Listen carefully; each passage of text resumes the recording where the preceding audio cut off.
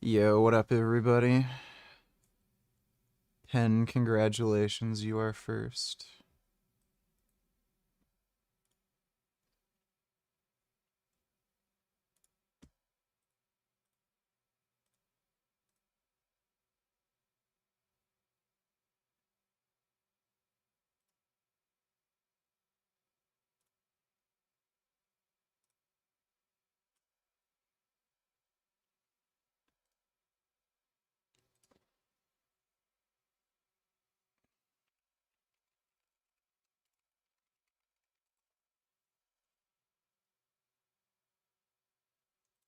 Okay, one of my most used pieces of equipment in the past year that I've gotten is this. This is the Bulletproof VTS, designed to turn pretty much any squat rack into a Smith machine, along with a bunch of other attachments. Let's get into a review.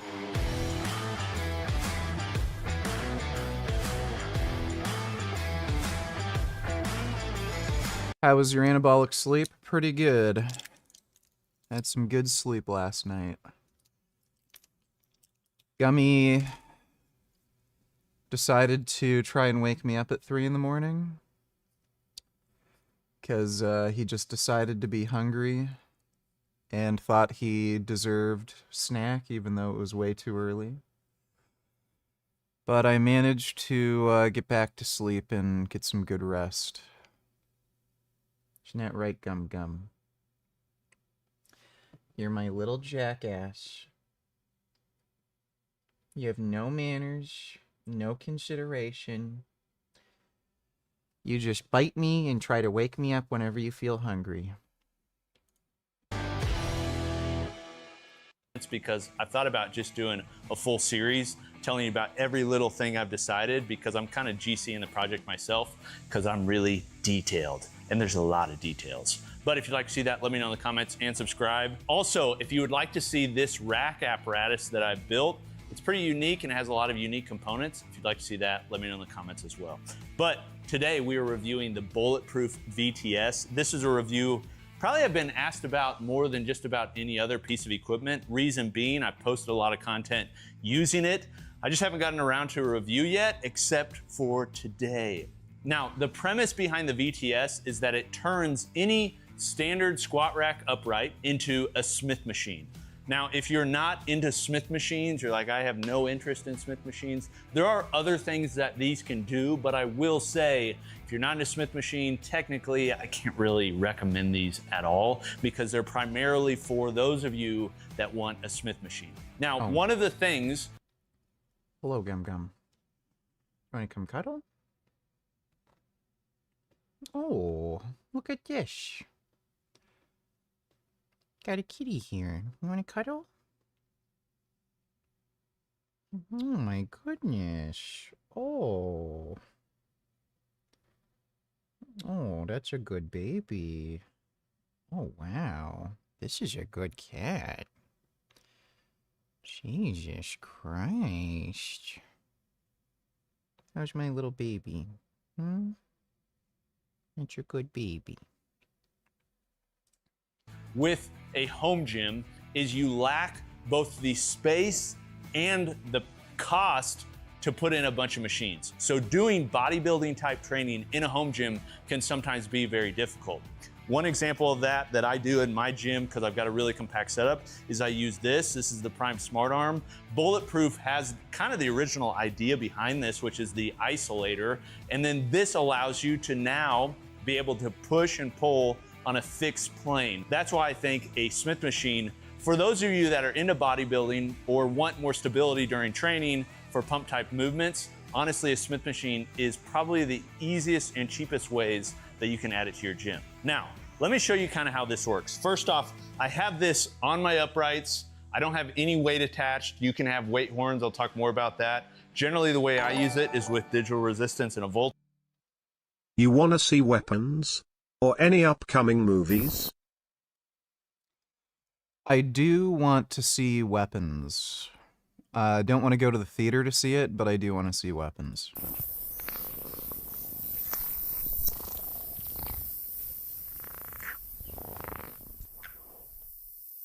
It's your baby otter. think that's AI, but otters do look like that. That's a nice otter. They're good. And this is a cat. It's a good cat. I was eating rice cakes, and he insisted that I give him a piece. Dude, it's so annoying. If I just want to relax and eat rice cakes, this cat will not leave me the fuck alone.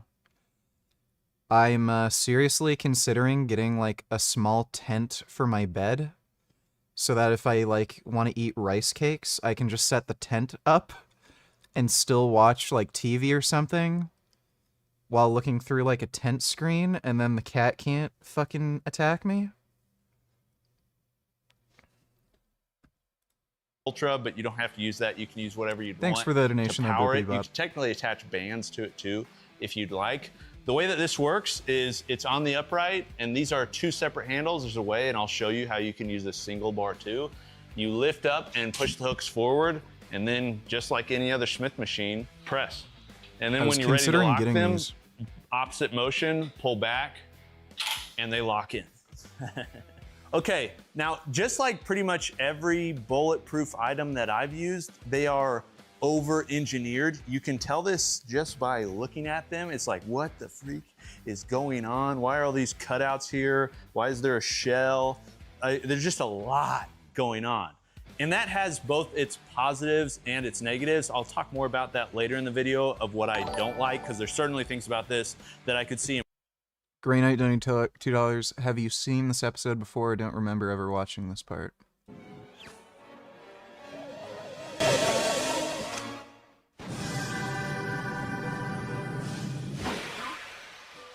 Greetings, friends. I am the dead Space Scott the Genie. This is your lucky day, my phenomenal, because I'm gonna grant you 3 magical wishes. It's pretty good, eh, for the morning? And special, today only, buy 3, get 1 free.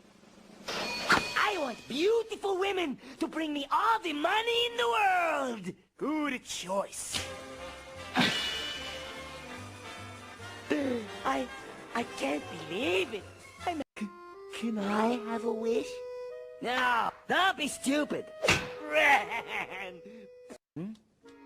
No one would ever have need of material possessions again. Occoli doccoli, che bello, ma figlio mio.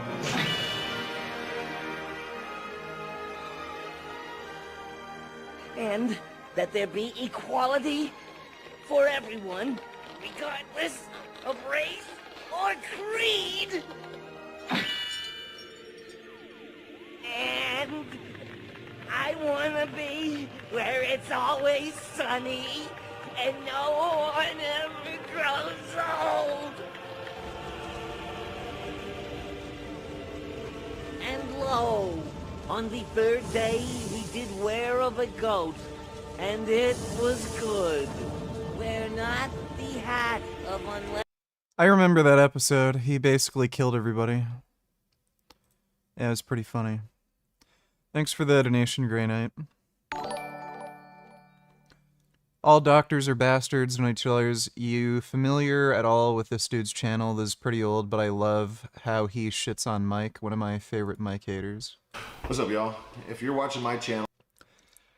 I think I've seen his channel before, and I've seen one of his videos about Mike.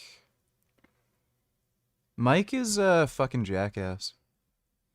Like, he used to be fine, but he just became a jackass. We can take a look at this. Thanks for the donation, dude. Chances are you know who Dr. Mike Israetel is. You're maybe even a fan of him. But if you don't know him, he is an exercise scientist with his PhD in sports physiology. So that does lend him some legit credentials, but does nothing to change the fact that... None of the... So, there's no way to actually go to school and learn how to train properly. It's not a thing.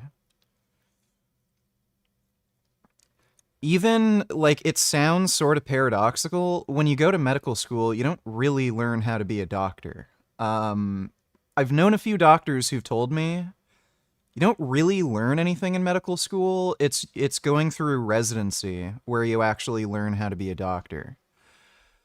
And then there's like experience and shit and like, you know, personal research that you do along the way. So like there's just no way to go to school and learn how to do shit. Like Mike's sports physiology PhD, whatever the fuck it is, doesn't mean shit. In my opinion, Dr. Mike Israetel is unequivocally the single most overrated individual in the entire sports and fitness industry today, and maybe ever. Now, most of what he talks about, I don't disagree with. I think he gets way too much credit for certain concepts that have been around forever, and I think he actually takes them too far and affects his training in a negative way. But I don't know why Mike gets so much credit for promoting higher volume and not training to failure. I mean, this is something that's been around since I first started. We did this in HST7. I mean, Lee Haney talked about stimulate, don't annihilate. Jake Cutler was a super high volume, never go to failure. This isn't groundbreaking or brand new. My main issue is that, well, Dr. Mike, he works out like a fucking asshole. You know, if you know anything about biomechanics, you can just look at him and you're just gonna be like, what the hell is going on? There's no tension on the muscles. He's using orientation strategies to hit this big range of motion that he desires, but he's not keeping tension on the muscles. He's working out in a way that causes his body to lose range of motion, lose functionality. I would say that's absolutely true with his bicep training. He does not have particularly impressive arms, and he trains biceps like a retard. That dumb exercise he came up with where you lay flat on a bench and do the dumbbell curls, I've tried that. It literally does not do fuck all. The only time I would even maybe consider doing something like that is maybe if you're, like, not even actually. Like, if you have to use very light weights for rehab or something, but even then, that's just a stupid exercise. There's like a sweet spot when it comes to range of motion. Range of motion definitely does affect tension on your muscle fibers. But if you have too much range of motion where you have to lower the weight too much, it ends up being a negative where you don't get any stimulus. So there's a sweet spot where you want like enough actual weight and you want enough range of motion, but he goes like to the extreme where it's all range of motion, no weight, and like again, he doesn't have particularly impressive arms. And also, I mean, he's going to look like a powerlifter the way he works out. He's not going to look like a bodybuilder. He's not going to have the separation, the details of a bodybuilder. Then my main two issues with his mechanics are, first of all, he's stuck in extension all the time. He stabilizes through spine extension. He turns every single movement into a little bit of an erector exercise with some spine extension.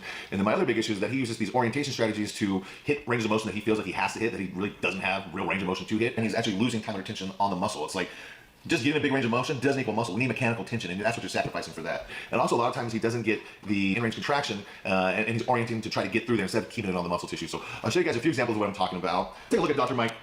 What a physique. This is what you can look like if you follow his strategies. And Yeah, by the way, this is the guy who says he's sub 10% body fat year round. Like, give me a fucking break, dude. You know, recently he went on fucking Dr. Mike's show again, I think, talking about the cosmetic surgery he had to get the liposuction and skin removed. He is still claiming his love handles store water. He was saying, no matter how much fat I lose, when the fat goes out of my love handles, they fill up with water, so it still looks like they're fat. Like, what the fuck is wrong with this guy? He just can't eat properly. He cannot follow a clean fucking diet and control his fucking calories. For whatever fucking reason. Some of it may have to do with his ADHD. And, like, the food he's eating helps calm his brain or something. Some of it, you know, some people just have a greater hunger drive, like hunger hormones affect them differently, but like the guy, it's all cope and can never admit he just fucks up. You're going to ruin my fucking relationships and finances with these sporadic streams, you fucking cunt. Steroid cunt. Just 'cause your expensive injectable drugs keep you wired and don't know what to do doesn't mean you can subject us to this. We have lives.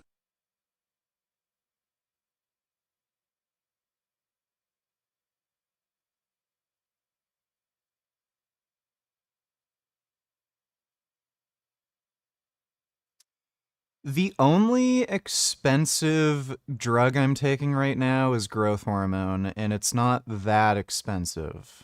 It's not like a ridiculous amount of money that I'm spending per month. I'm not taking super high doses. It's like what most people would consider a low moderate kind of performance enhancing dose. Otherwise, testosterone's extremely cheap. I'm only spending about like $50 a month on it right now. But thanks for the donation, Pizza. I wouldn't say the streams are sporadic. I told everybody that I don't have to train, and I'm just going to get up early and do a stream where I game and shit. I've been streaming every day, like around the same time. Shut up, fucking Pizza. I'm not being a dick, and then him and some other people, you might think that this is genetics, but this isn't. When you see this pooch belly, you see this really flared rib cage, you can tell that this is somebody who has really overactive abdominals, really tight paraspinals, really tight back muscles, erectors, really underactive pelvic floor. And so that's why all the times you see Dr. Mike, it looks like he's got this belly hanging out in front of him, even when he's at a lower body fat. It's not because he's super fat or even that he has insane amounts of visceral fat, but it's because his viscera is getting pushed forward because of where the pressure is coming from his overactive muscles, because of how he works out, how he's positioned himself. I've known someone who has like I think a lordotic spine. Yeah, lordosis. She had a stomach that kind of protruded, and it was due to her lordosis, and I think she had like pelvic tilt. But it's nothing like Mike Israetel. Mike Israetel's stomach bulges like that because he eats too much.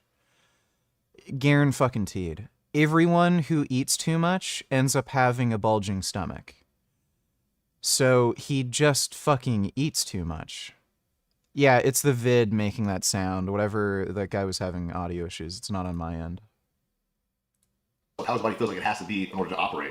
And so, I mean, this is somebody who does copious amounts of gear. You can even tell we got the little growth hormone horns on there. And what game you playing? We're going to play Battletoads, and I also want to play some racing games. Probably some BeamMG. This is not a physique that I really think I would be proud of if I had his level of education, his level of dedication. I mean, look, no pec development. And this is pretty common from people who use orientation strategies to work out their pecs. They're going to miss out details. Sometimes you can get some decent size, but you're going to miss the details. This is my bro science that I think Dr. Mike would hate, but whenever you don't get full contractions, you're going to miss out on details. Yeah, we want in-range stretching, that can help with size, but if we don't squeeze the shit out of it, you're going to miss out on some of those fine details that really matter in bodybuilding. All right, so let's check out some workout technique, and right away, I bet Dr. Mike is a super thrilled with this form. He thinks this is on point, but what I see is crazy neck. I'd actually sort of disagree with that. I've never really gotten good chest development from doing shit like cable flies or machine flies, where you can squeeze all the way in. And like I've seen some people like Scooby Fitness, what's his channel name? Scooby 1966. He had crazy fucking pecs. Like really fucking well-developed pec muscles, like Arnold Schwarzenegger. That guy was a natural up until like fairly recently, where he had to go on testosterone replacement therapy. And he pretty much only ever did dumbbell flies. Like that was his main go-to movement. And obviously with dumbbell flies, you can't squeeze, at the top because gravity and shit. So I kind of disagree with that. I think it's probably genetic. I don't know. Everyone's fucking different. Everybody has their theories. Like, you're gonna make gains with any fucking exercise at the end of the day, so whatever. Just kind of do what you want. Neck extension right away, back extension. Yeah, I'm enhanced now. Started taking steroids August 1st, so it's officially been 3 weeks exactly. Extension lumbar, not really having the range of motion in your hips to get that depth. I don't see any kind of mutation. I see your body just kind of rounding and shifting forward a little bit. And I mean, he's trained in a way that he's really taught his lower back. He's got to handle a fuck ton of load. Most of the people aren't able to get in I'm pretty sure Mike Israetel doesn't have any kids. that position with that amount of load without having some sort of issues or pain. And I mean, you can also see, like, he can't even reach the bar. He has no external rotation in his shoulders. And I mean, your mobility is really a direct result of the activities that you're doing. So when you work out like an asshole using shitty orientation strategies, you destroy your range of motion in your shoulders and in your hips. And you can see that super evident here. I mean, he's not even like close to the bar. He's very far in front of it. And I mean, look at that just extreme flare. Just fuck a stack. You know, who needs a stack? I guarantee if I were to actually like take Mike on a table. Yeah, that is weird. If you can't, like, he's not even that big. If you can't reach to grab the bar, that's pretty weird. Do some table tests. He would have a horrible straight leg raise, horrible internal rotation, nothing there, terrible external rotation. I mean, he would present with just such limitations that I honestly wouldn't even probably let him. Growth hormone does not extend your stomach. Plenty of bodybuilders in the 90s and 2000s were taking growth hormone. None of them had, or very few of them had distended stomachs, like, what's his name? Dorian Yates was on HGH. He didn't get any stomach distension until like later in his career when he started taking insulin. And he said when he took insulin and was eating more, that made his stomach bloat up. And it's probably from like visceral fat storage. He actually got a full body MRI scan to take a look at the size of his organs. All of his organs were normal size, and he was using HGH and other steroids for years. So it doesn't seem to actually increase the size of your stomach, like your intestines, other organs. Like Kevin Levrone, like all of these people, Flex Wheeler, none of them really had distended stomachs. And, like, again, Dave Palumbo, he had a distended stomach, but, like, again, that's from eating. Like, look at his stomach now. He does not have a big bloated stomach. He was just eating too much. And do much loading bilaterally for like a month or two. Everything would be unilateral. We'll be working on getting some relative motion back. So here we see a chest supported T-bar row where he is not using the chest support at all. He's using it to turn this into a back extension exercise. And if I saw somebody doing this at my gym, I would probably go over and try to offer advice and help them, because this is not what you want to do. Yeah, on I a don't T-bar know why row. you'd bother I mean, doing that. why are you making this a back extension movement? I mean, the whole point is to use the chest support. You know, you have unsupported, barbell rows, unsupported cable rows. The chest support is supposed to allow you to kind of keep that contact and keep the ribs from flaring, so you can get a little bit different back activation. And every single time you're just extending as you're pulling, you're missing out on shoulder extension. You're missing out on a lot of the lats, because you're not keeping these ribs controlled at all. I mean, not every single movement has to be a... I'm starting skateboarding again. It's been 10 years. It's going to be funny. I tried skateboarding when I think I would have been like around maybe 10, 11, 12 years old. Fuck skateboarding, dude. Falling on a skateboard fucking sucks. Like dick. I don't know why, but falling on a skateboard is so much more horrible than falling on rollerblades. And what made me quit was I fell on the skateboard and I hit my ankle on the ground, and my ankle swelled up like fucking crazy to a point where I couldn't put on my hockey skates and shit. And like I was just done. It's way too fucking hard, and it's so easy to fuck yourself up. I'd rather just rollerblade.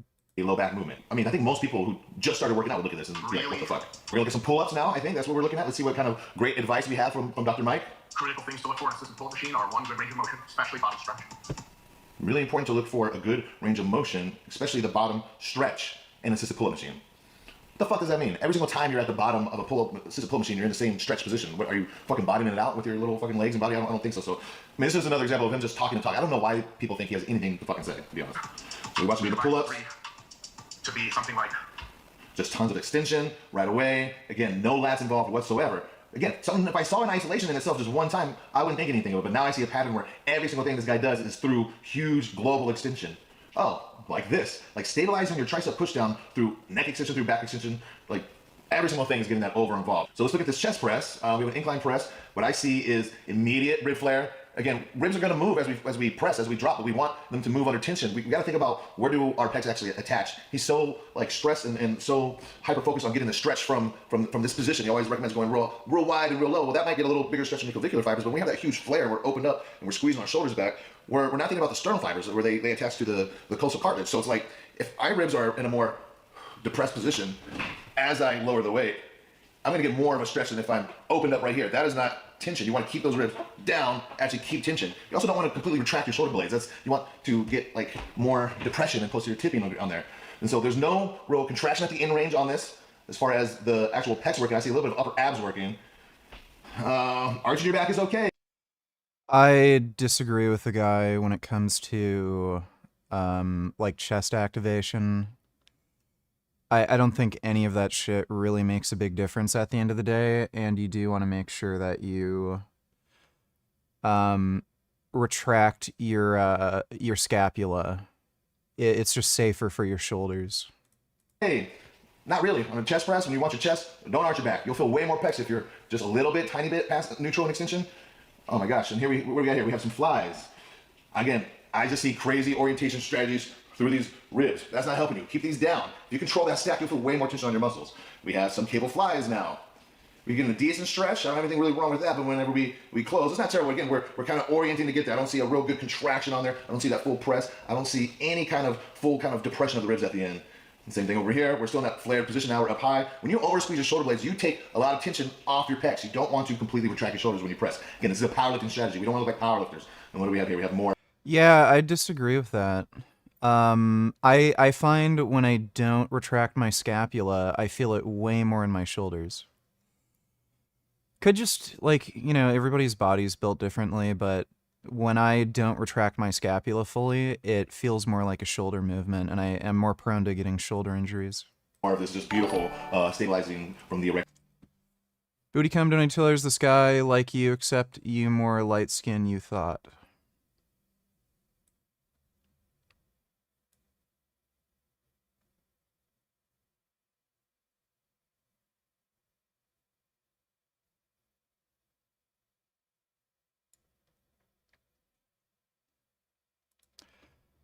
Well, I've never been stupid enough to do something like that, but thanks for the donation, Bootycom. In this tricep. So what a great back extension exercise. You might get a little bit of triceps with this too. Last exercise. The two really good cues to use are arch your back a little bit, pull your chest up, and also retract your shoulder. Don't arch your back and push your chest up, and don't retract your shoulder blades. Don't be like Dr. Mike. Pre-stretches your pecs and keep your shoulders tight. Pre-stretches your pecs. That's fucking stupid. You don't want to pre-stretch your pecs. You want to load them into that lengthened stretch position. It's the chest, the real bonus of the move. All right, we got leg curls. Again, you can see the pooch belly. You can see the crazy extension strategies. You can see the feet turned out because. Yeah, he does. That is really weird. I don't know if he has really severe lordosis and pelvic tilt. That's really fucking strange how every single exercise he's in like an extreme amount of thoracic extension. His hips are so done forward. Dude, his stomach is just bulging like fucking crazy. He needs to just stay on a diet. This excellent rotation strategy to hit the range of motion that he places his body in. You can see right here, super turned out duck feet. And again, this is a leg curl that he's turning into a back extension. And when you add extension on every movement, you miss in-range contraction on something like this. We're taking away from the upper hamstring development because we're using these fucking beastly erectors. I mean, he's got some erectors on him because he has to. Again, this is a squat. We're using big orientation strategies. There's no sort of relative motion happening in the hips. Not a huge zone isolation, but again, it's how you do. One thing is how he does everything. When we're looking at these lunges, you can really see some of his lack of mobility. I mean, he looks like a big toddler walking. But you see that collapsed arch on the left foot? That's because we're missing internal rotation there. You can see the missing internal. Bootycum, $20. Yes, Drillington, I am a thought. Thanks for the donation, Bootycum. Alright, well, thanks for the donation, Bootycum. Cum Blur, just $20. What gaming/office chairs do you use and recommend? Do not get a gaming chair. They're a complete waste of fucking money, and they're horribly uncomfortable. If you're gonna get any kind of chair, I would look at just a good, what do you call them? Just like a good, comfortable office chair. Ideally, if you have the space and can, like, use them, get a recliner. I'm using a recliner right now. Bro, that thick-ass padding, having a leg support, like a leg rest, and, like, being able to just lean back as far as you want, just god tier. So it's my job to sit on my ass, watch videos, play video games for hours on end. This is by far the best chair I've ever fucking used. Like, nothing comes close. So don't get a gaming chair. They're all fucking, like, they're just a scam. They're over fucking priced. They're less comfortable than a good office chair. But god tier comfort, if you have the space for it and you can, like, put it somewhere and whatever, yeah, get a recliner. I would say if you're gonna get a recliner to use as a like, you know, office or, you know, gaming chair sort of thing like I use, you probably also want to get a height adjustable desk that's electric, so you can adjust it like up and down. And then you can just adjust the height of the desk however you need to, depending on how you're using the chair. So if you're reclined backwards, you might want the desk a little higher, and if you're just sitting perfectly upright, you might want it a little lower. But yeah, that's just God to your comfort. So just find a recliner that is just like faux leather or something. Thanks for the donation though, Cumbler. Just hope that helps. Bro, can you make videos on how your strength, physique and health change as your enhanced journey progresses? Well, yeah, I am. I'm gonna make a video, might make it later today if I have time, where I just talk about why I went on steroids, what I'm experiencing from them, you know, both physical and mental health changes, side effects, stuff like that I've experienced so far. And yeah, I'm gonna like just like I'm gonna start doing more regular vlogs and shit, or I'm gonna just talk about, you know, the drugs I'm on, dieting, training, you know, stuff like that, just periodically.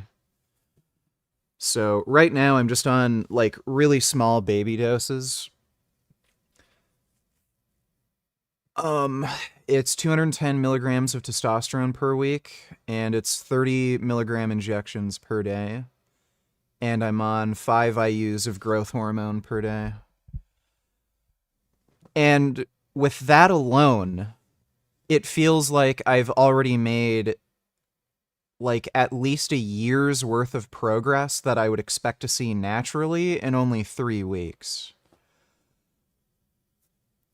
So in only 3 weeks, it feels like I've made about a year's worth of progress, at least in terms of physique development. I'm not at absolute peak strength because I'm dieting right now. But if you just look at the last workout live stream I did, like, bro, my arms are up by at least 0.1 inches. Before steroids, 3 weeks ago, I measured them. They were exactly 18. Now they're 18.1 inches. They are, like, my arms are clearly bigger. I would say the muscle that looks the most enhanced right now is my back. It looks way thicker than before. I have way more back thickness.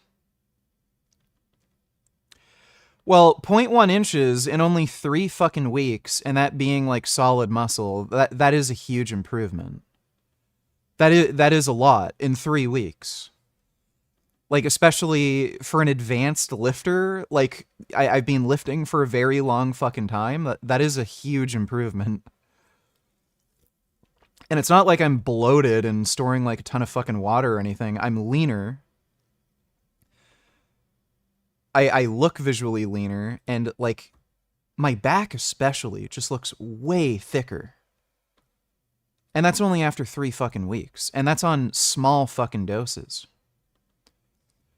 So once I get a little more serious with the gear use, and add in like shit like Masteron, dihydroboldenone, and maybe like push higher doses of growth hormone, like, yeah, I'm gonna blow the fuck up.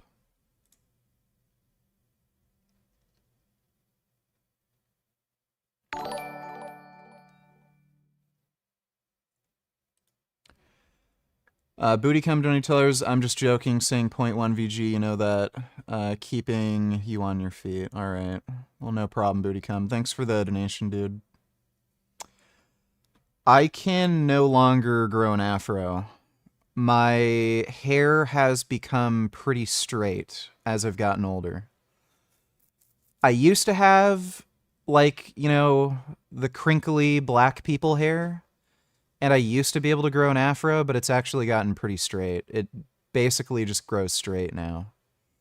So I can't grow an afro.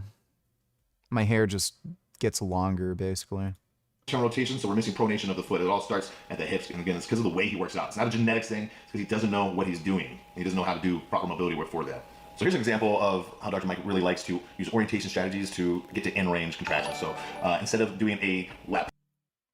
Thanks for answering my question. Hopefully you can be a really cool case study of what happens when an advanced natural hops on. Like, there's plenty of people who've done it. I'm not the first, but, yeah. I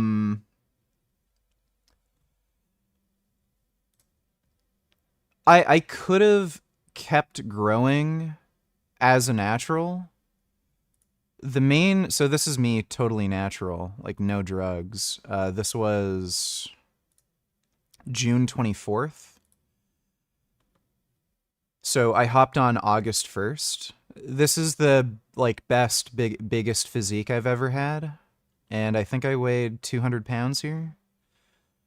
I could have kept growing. The issue is the amount of fucking effort and injury risk and like slow progress and health risks that I'd have to take to get any bigger. It's just not really worth it. So like that crazy bulk I went on to bench 410, it's like I can't fucking do that again. It's just retarded. I didn't necessarily have to bulk that extreme, but like again, even adding like an extra 20 pounds of body fat, is that really healthier than just going on steroids? Like probably not. And again, lifting those kinds of weights without any kind of hormonal support to help with like recovery, it's just way too risky, and like the gains are much slower, so it's just stupid. So I wanted to keep making, you know, consistent progress, lift relatively safe, and stay healthy, and just made sense to hop on. Thanks for the donation, though, Rain Cypher. Pull over, getting your lats, kind of keeping control, keeping your ribs from going crazy. He's just using every single muscle group he can to try to get... Do you mostly do alternate dumbbell curls now instead of straight barbell? I do straight barbell curls. I do straight barbell curls day 2 when I train my biceps, and I do alternating dumbbell curls day 1 when I train my biceps. I just do a mix of exercises, but chin-ups and alternating dumbbell curls are my 2 favorite bicep movements. I found that I've grown the most with alternating dumbbell curls. Get to that in range. So when I see someone doing this, and I mean, oh, he does look pretty cute with his little feet, Dalen. Stephen Miller Chad donated $2. Fuck Fuentes. Stephen Miller is the most base guy in government, and Fuentes mad because he's a Jew. That you've seen out here in recent days, all of these elderly white hippies, they're not part of the city and never have been. And by the way, most of the citizens who live in Washington, D.C. are black. This is not a city that has had any safety for its black citizens for generations. And President Trump is the one who is fixing that with the support of the Metropolitan Police Department, the support of the National Guard, and our federal law enforcement officers. So we're going to ignore these stupid white hippies. The reason why you see so many older white people, particularly white women, is because they're all retired and they're looking for money. And there's people like George Soros or foreign interests like the Chinese Communist Party who are paying to give these people money to protest. They all need to go home and take a nap because they're all... Yeah, Nick Fuentes is fucking crazy. We all know that. Thoughts? Let me see.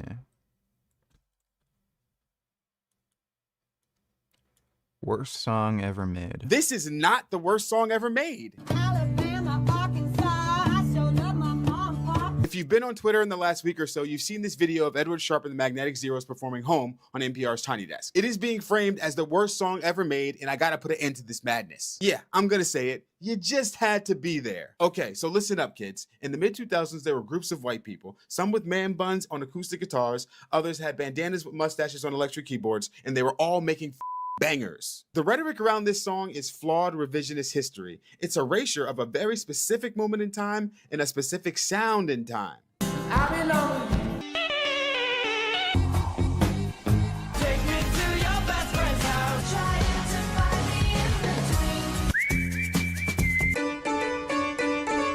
They all cousins. So let's take a step back, take some time to revisit this era. Also, I know y'all are just online saying whatever because people.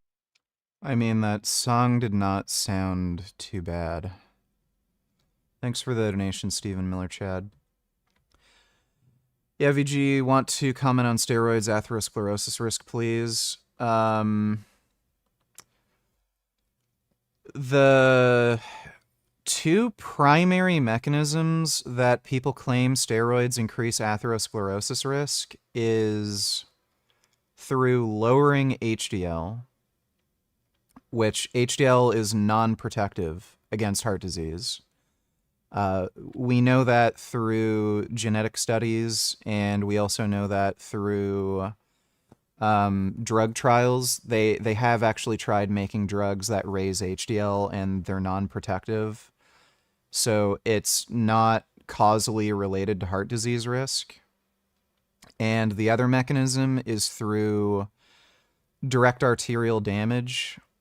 There's some downstream hormonal things that happen when you take steroids that can increase inflammation and can damage your arterial, like your arteries, cause inflammation, inhibit arterial function. That, at best, has a weak association with heart disease, at best. And it doesn't seem to actually accelerate atherosclerosis risk. That was an old theory that doesn't have any evidence in support of it, because now we know that LDL cholesterol just passively travels through your arterial bed. So whether your arteries are healthy or not, like whether they're inflamed or not, cholesterol just passively travels through, and then, you know, it ends up developing into atherosclerosis. So the reason why there's so many dudes who end up developing atherosclerosis when on steroids, it's primarily just due to diet and lifestyle.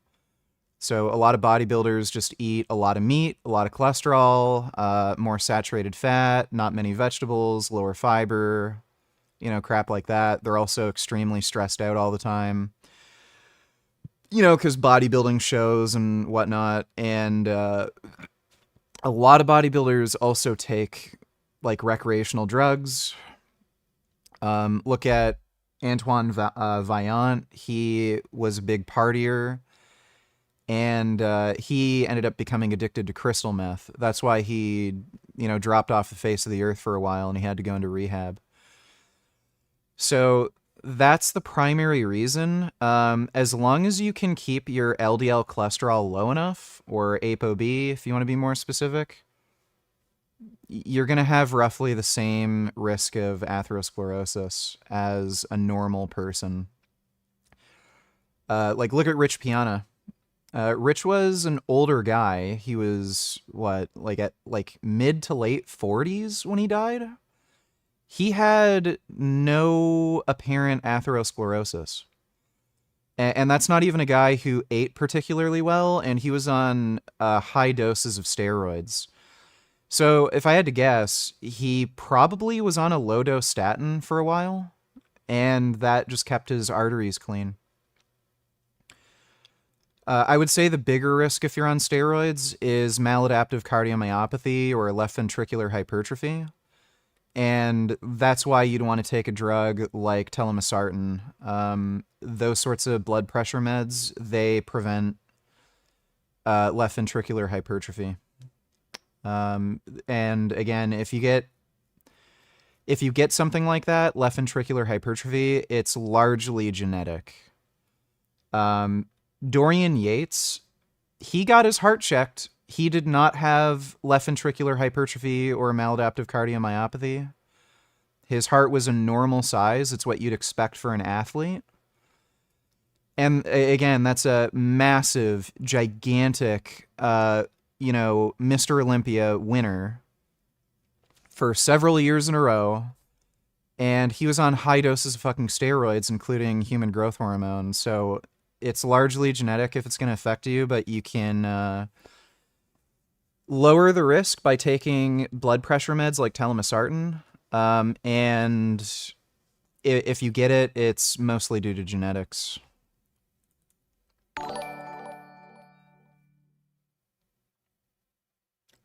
Blur just donated $2. I have a height adjustable desk, even though it's manual, not electrical. I'd get an electric one. You can get electric ones for pretty cheap now. They used to be $1 billion, but IKEA sells one that's really good. I use the IKEA electrical adjustable desk, and it has a pretty good weight tolerance. I think it's close to 100 pounds. So you can put a bunch of monitors, computer on it, shit like that, and it'll handle it just fine. Do you think these types of ergonomic office chairs are comfortable and healthy for prolonged sessions? Have you ever tried one?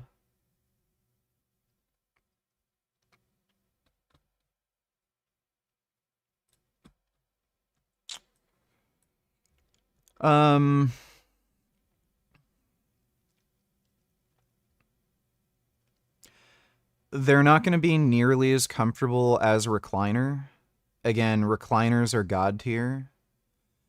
But they are better than gaming desks. I can guarantee you. You're going to be more comfortable with something like this. I was an idiot. I bought gaming chairs. I've never actually used chairs like this. But these are, in fact, better for you. I would look on like Reddit forums and shit and see what sort of office chairs people prefer and like just do some research. I wouldn't trust things like Amazon reviews where, everyone's saying, oh my God, this is the most comfortable chair. Amazon reviews are a combination of people who are fucking retarded, who don't know what they're talking about. And that is like the first product of its kind they've ever bought, and they don't know how to compare it to anything else. Or they're just bots, and they're people who are just claiming it's AI or somebody just lying and pretending who works for the company. Thanks for the donation though, Cumbler, just hope that helps. I just found my new favorite sport to bet on. Partial uts. Amazing. Because you've got that difficult.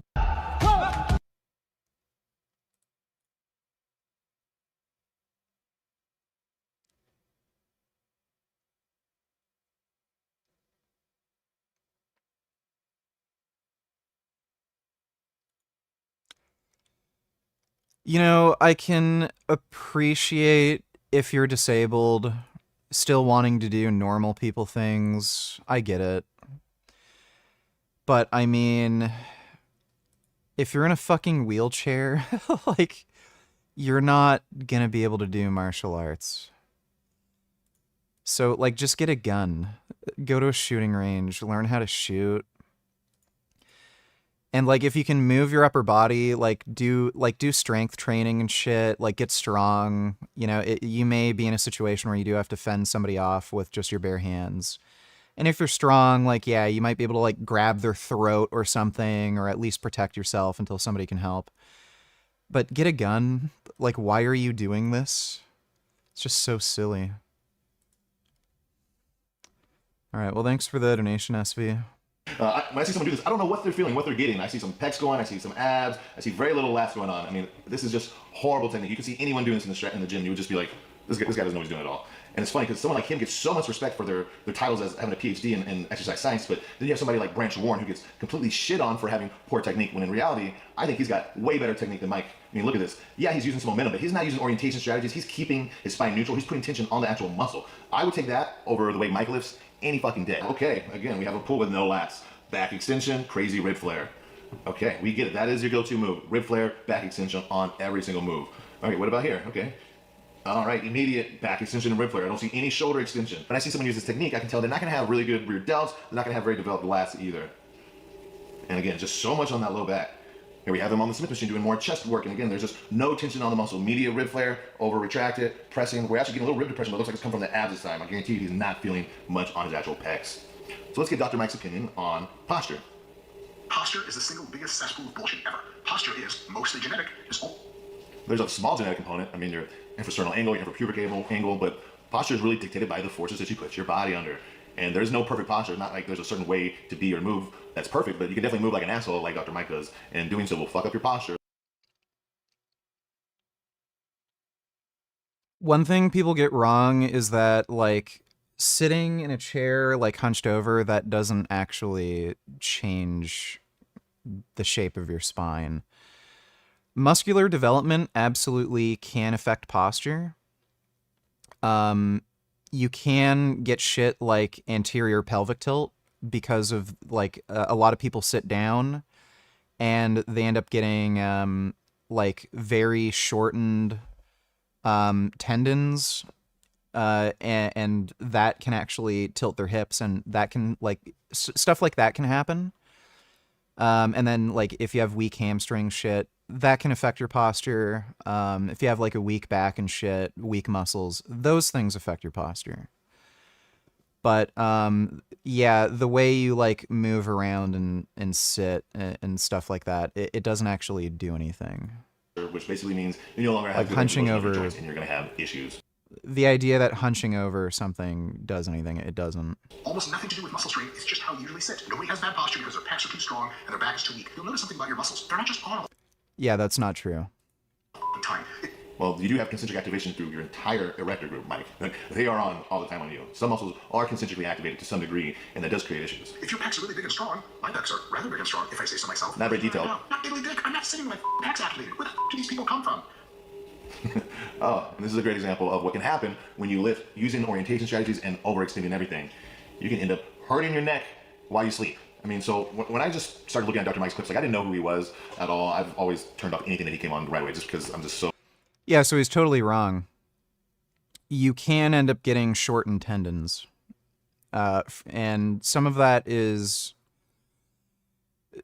can be due to muscular imbalance and not stretching and stuff like that. And it, like, if you only train your chest and shoulders and you never train your back, you may actually end up having, like, your shoulders roll forward. So, like, turned off by him. I don't know why. But I typed in Dr. Mike injury. After seeing the way he worked out, I knew this guy had to have some kind of injuries in his history. And just based off of what I know, seeing someone with his setup, his strategies, I can tell he's going to mitigate some of the issues that would come from having, like, the achy knees, shoulders, elbows, and that kind of thing by just, like, changing the volume and kind of backing off. Again, someone like him really recommends not going to failure. That's because his body can't handle going to failure. It's in a fucked up position because of the way he works out. And also, every single rep this guy does looks like he's at failure. His first rep looks like what someone should look like an absolute failure. So I don't know where he's going to go if he hits failure. He's going to have to just move through spaces. He's already oriented his whole everything. But anyway, I was curious to see if he had any kind of injuries in his neck or back. Of all of the porn stars, is Riley Reid your favorite? Probably. It's not just the way she looks. I just really like her attitude. She just seems like kind of happy and enjoying herself when she's fucking, so I kind of like that. She also has a really nice butthole, and she does anal, so that's good. She's kind of a freak, so I'm into that. There's one Asian porn star I really like, Japanese chick.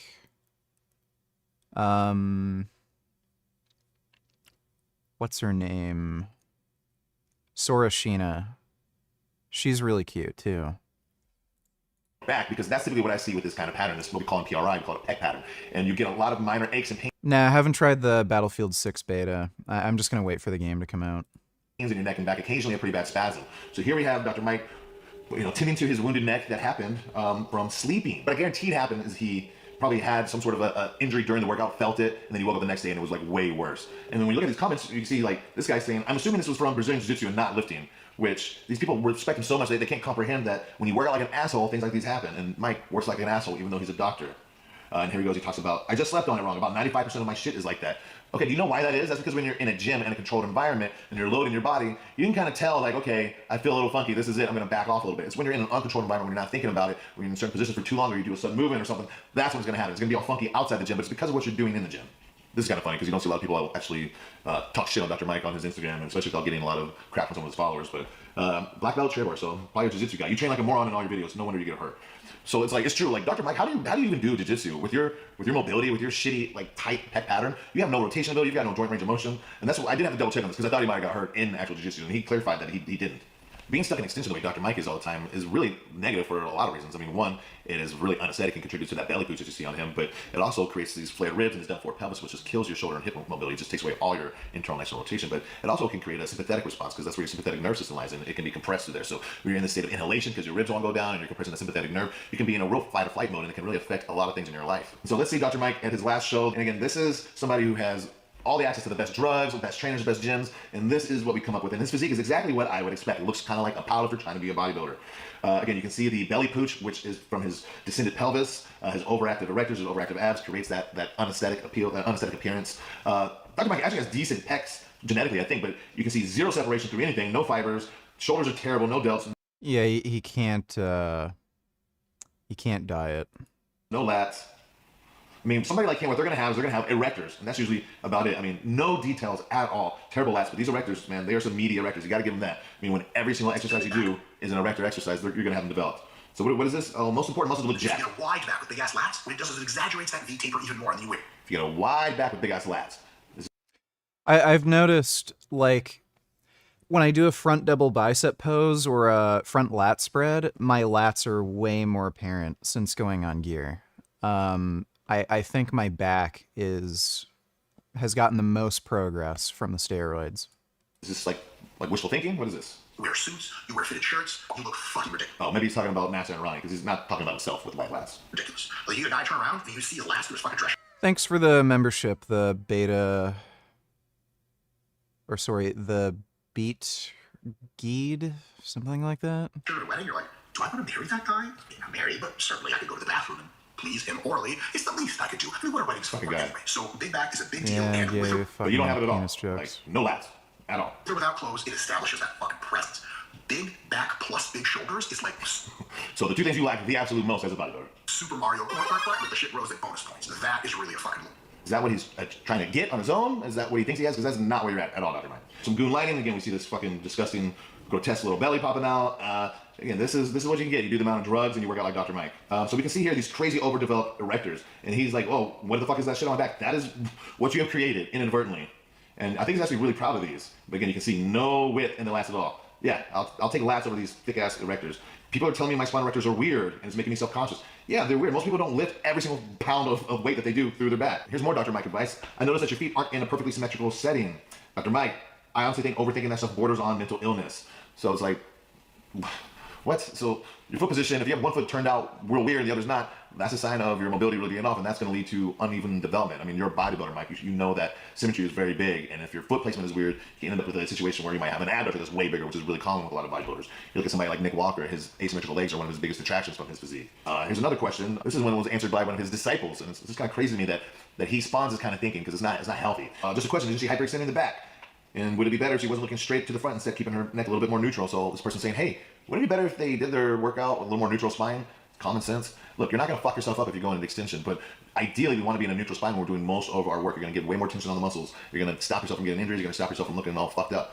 He has some disciple of his spouting some bullshit about why it's actually good to do all your movements with extension, hyperextension in your back, basically. I do like what this guy had to say. I don't think hyperextension per se is dangerous, but I see clinically a lot of patients with anterololesthesis type injuries in combo with rotational injuries since erectors take up so much slack for a lot of people. So what he's saying is people that are really stuck in their back, it increases their incidence of vertebrae slips. That is a type of spondylolisthesis, and it is is associated with athletes that have a lot of force generated while they're going into a global extension. And also a lot of people have rotational issues that are overextended because, like I mentioned before, when you're extended, you don't have rotation. Rotation is an expression with spinal flexion. Okay, so this is a really good point. And I like that there are people that are actually on here that do call them out. Okay, so at this point you might be saying, but John, Dr. Mike has a PhD. You know, I just have a bachelor's in finance. I'm a PRI practitioner.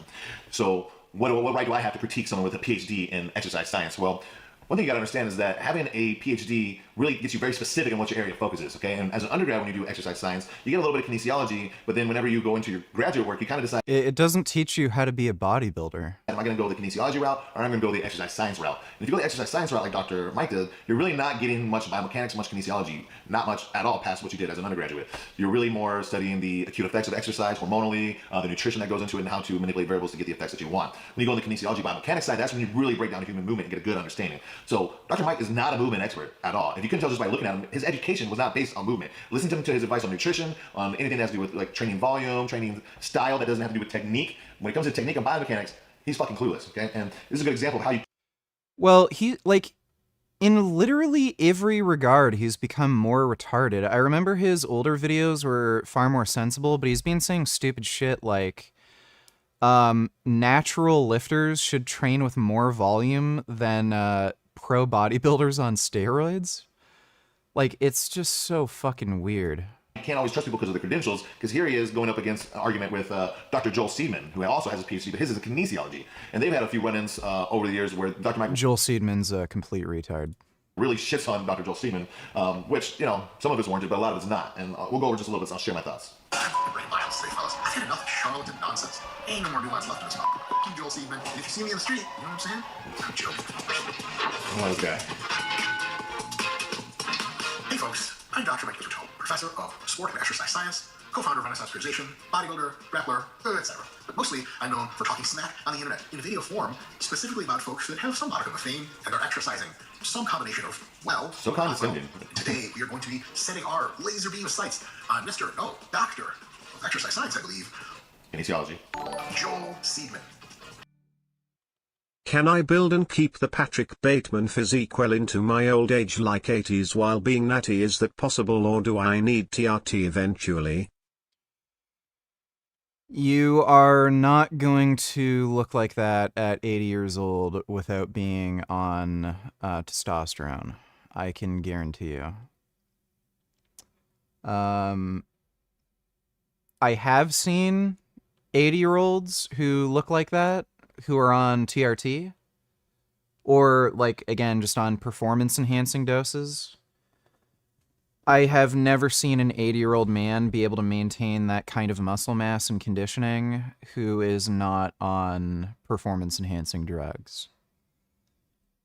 So you can try, but I've seen far more people who are elderly like that, who are that jacked on steroids. I have never seen anybody, not one single person, ever look like that at 80 without being on steroids.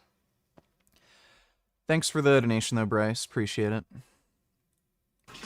Am I going to compete? Yeah, I might. Let's do it. When we look at all areas of kinesiology, already entry.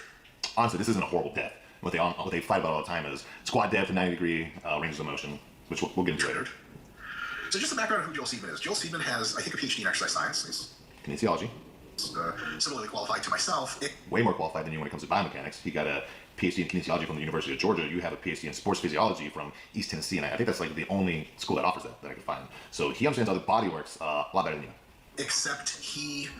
Now, I know, and everybody knows, that Joel's a little bit full of shit, just a little bit. I mean, he even admits it, but he does say how the crazy shit that you see on Instagram is only like 2% of what he actually does.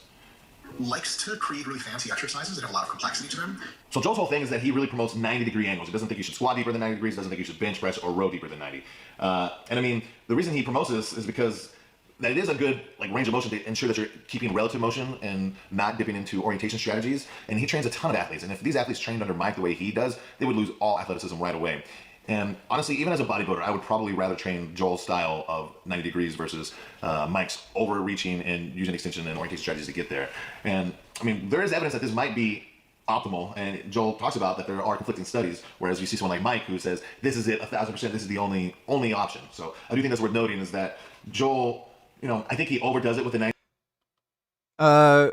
Like, I think the range of motion thing is a little overrated. As long as you're able to put enough tension across the muscle, it doesn't really matter. And again, I think there's a sweet spot where you can kind of maximize both, where you can use a lot of weight and also have good range of motion. But if you go too hard in either direction, you know, they both have their own downsides. 90 degrees, but I do think that that is a little injuries and lifting. So technique variance, I think, is a very small component of injury variance. I think the largest component is probably the total volume load you're exposing the lifter to, and also the ramping of volume load. This is so stupid. So Dr. Mike's saying that the reason people get injured is because they do too much volume, not because of a variance in their technique, not because they're using shitty technique. It's not like you can use perfect form, then all of a sudden you're like, oh, that rep was too much volume, now I'm fucked up. What happens is you get to a point where you compensate, where you use an orientation strategy, and your body can't handle that. You're never going to hurt yourself using perfect technique, okay? It's because you're having some sort of an extension, some sort of a lateral shift. Something is making you move funky. You've overdone it, but it's because of the technique. It's because the technique went. It's not because of the amount of volume, because you could have, you know, very low volume and just lose your technique right away because it's too much of a load, or you could have a very manageable load but just have so much volume that you no longer keep your form. But it always comes down to form and technique. For example, is much more likely to injure some. THX The only thing I am scared about on jumping on testcypionate is hair loss and acne. My natty T levels already bother my skin with acne and hair loss. I am dutasteride hair loss stabilized. I don't want to be bald, man. My androgen receptor is too sensitive. Acne, I don't think acne is really triggered by DHT. I think it has more to do with estrogen. But yeah, I mean, here's the thing. If you are already losing your hair, I can guarantee you with nearly 100% certainty, you're going to end up losing your hair anyway. So things like finasteride, dutasteride, whatever, it's only really going to slow hair loss, like vast majority of cases. Dudes who were going bald and then they end up taking finasteride and shit, they only slow it down. So if you're going to go bald anyway, like what do you care about more, gains or keeping your hair for maybe an extra 10 years? I don't know. To each their own. If you're worried about other things like acne, like that would bother me more. You know, if you don't want to take that risk and you're also not too concerned with like making as much progress in the gym as possible, then like, yeah, don't bother. It could also be the case that if you go on steroids and you inject every day with a long ester, you might actually have better skin. It could be the case that your natural hormone levels are fluctuating a little too much, and if you went on testosterone, you'd keep your levels at a consistent, baseline, and your skin would actually clear up. You never know, but, it's up to you. There's no right or wrong answer, really. I've thought about, like, that was a concern, the hair loss thing for me. I'm not prone to acne, but the hair loss was a concern for me. And I gave it a lot of thought, and, I figured I care more about physical perfection than I do about keeping my hair. So I'm willing to run that risk. There's a lot of dudes who are still attractive bald. Most women I've talked to don't really seem to care too much about hair. Like, most dudes don't have beautiful hair, Like, if you're, like, some Swedish guy with, like, beautiful blonde locks and girls always say, oh my god, your hair is so pretty, like, yeah, sure. The hair's working for you, but I don't have hair like that. My hair is kind of just on my head, I don't think it really affects my appearance all that substantially. So if I lose it, like, whatever, I'll just shave my head. I don't think it's too big of a deal. I actually used to shave my head for swimming for a while, and I kind of just liked not having hair. So I used to shave my head bald.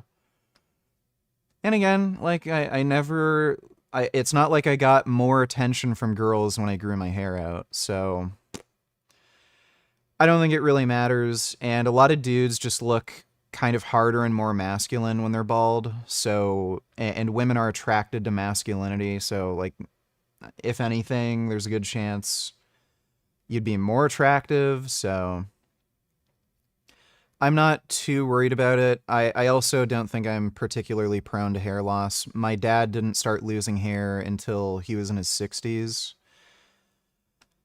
And I'm also pretty sure I'm a low DHT converter. I've noticed after hopping on testosterone, my penile sensitivity increased a lot. So that's a sign that I might have had like relatively low DHT levels or maybe low DHT sensitivity. So I don't think I'm particularly prone to hair loss. I'm sure if you took if anybody took enough steroids, they could induce hair loss, but I don't think I'm particularly prone to it. But thanks for the donation, Bryce. Appreciate it. Somebody also think probably the biggest factor outside of on-load do they train? Do you regret not hopping on sooner? Do you think people in their 20s should consider tea?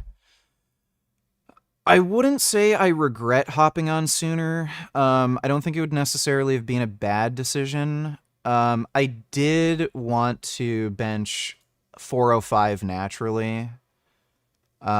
Just to kind of prove like you can be vegan, natural, and be strong. So I did want to get through that. I also know a lot more about steroids now and how to take them safely compared to, years ago. So if you could either look at things from a glass half full or half empty mindset, like the half empty mindset would be like, oh, I could have gone on steroids before and I would have made so much more gains and shit. But like conversely, I could have gone on steroids earlier, not known what the fuck I was doing, gotten a bunch of side effects and had a bad experience and fucked up my health. So, I think I made the right decision hopping on now. What about gynecomastia? That's fairly easy to manage, at least if you're on lower kind of simpler protocols. So you can just take Arimidex or Novadex.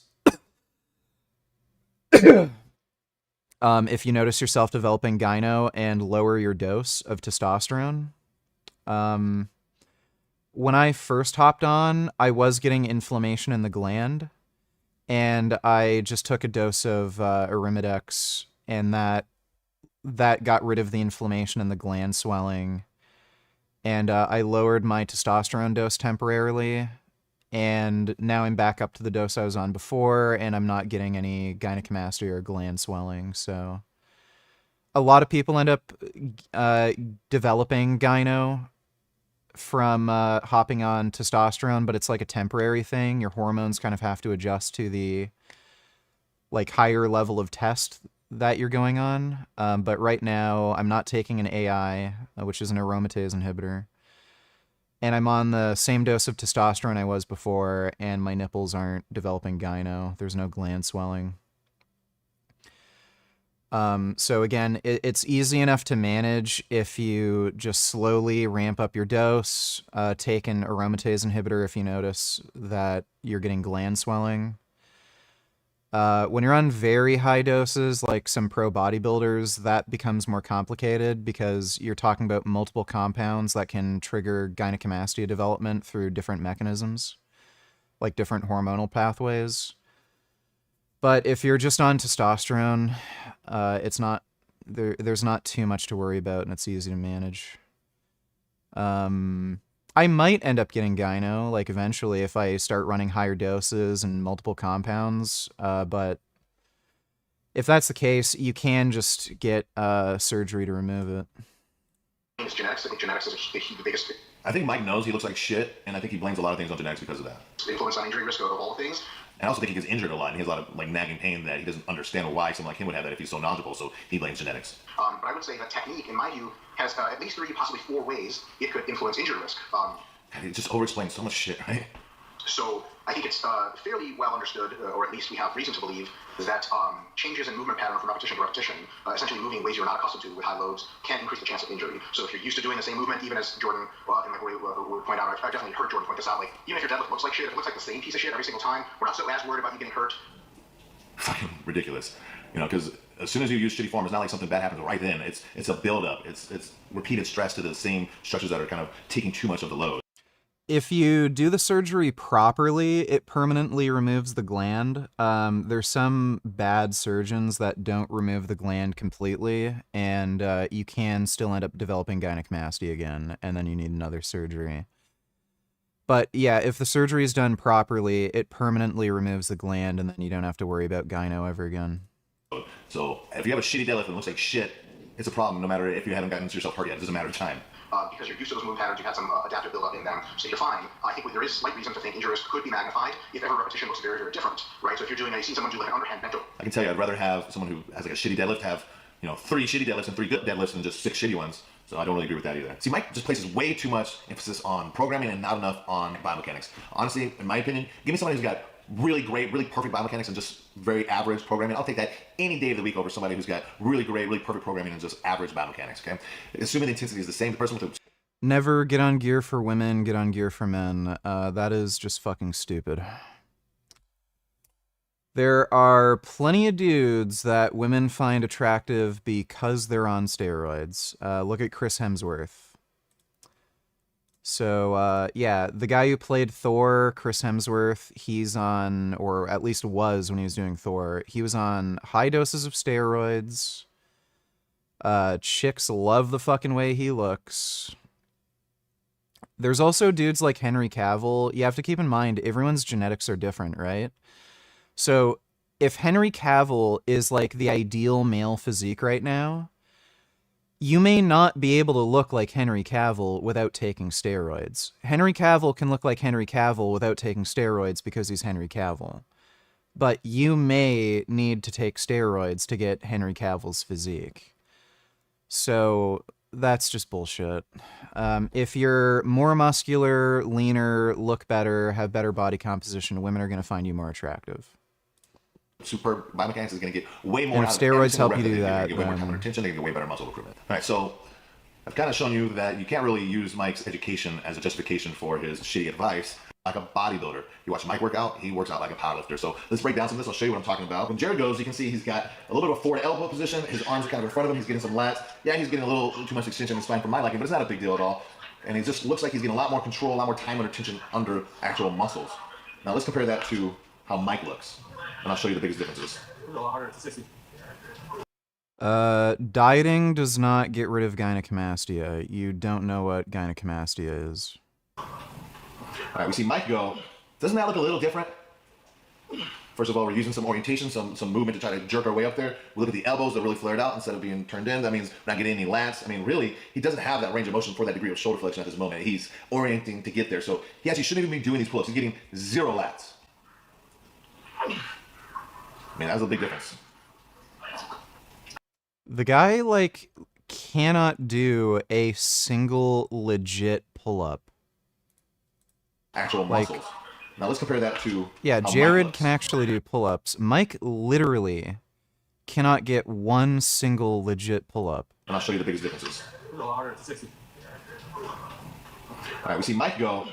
Yeah, like immediately starts kipping when he, on his first rep. He actually shouldn't even be doing these pull-ups. He's getting... And 4 sets of pull-ups done. Assisted pull-up time, do another 4 Assisted pull-ups, you can see the same thing. Overextending his back. He's basically turned this into like a high row of some kind. You know what I feel like, fellas? Not your lats. In my testicles. Fuck. Then when you watch Jared go, again, you see a lot more forward position, a lot more shoulder extension. He's getting some lats engaged. And he's not nearly as oriented as Mike is. Okay, here we have Dr. Mike critiquing a girl's lifting technique. He's looking directly down into the ground, and she's rounding her upper back. I mean, rounding her upper back. Are you fucking kidding me? Lean beef patty's ass is just great. We don't want to look directly down into the ground necessarily, but you want your head neutral. You don't want to be looking directly up the way you promote on everything. Her back. What I would like to see is her arch her upper back. Oh, surprise, surprise.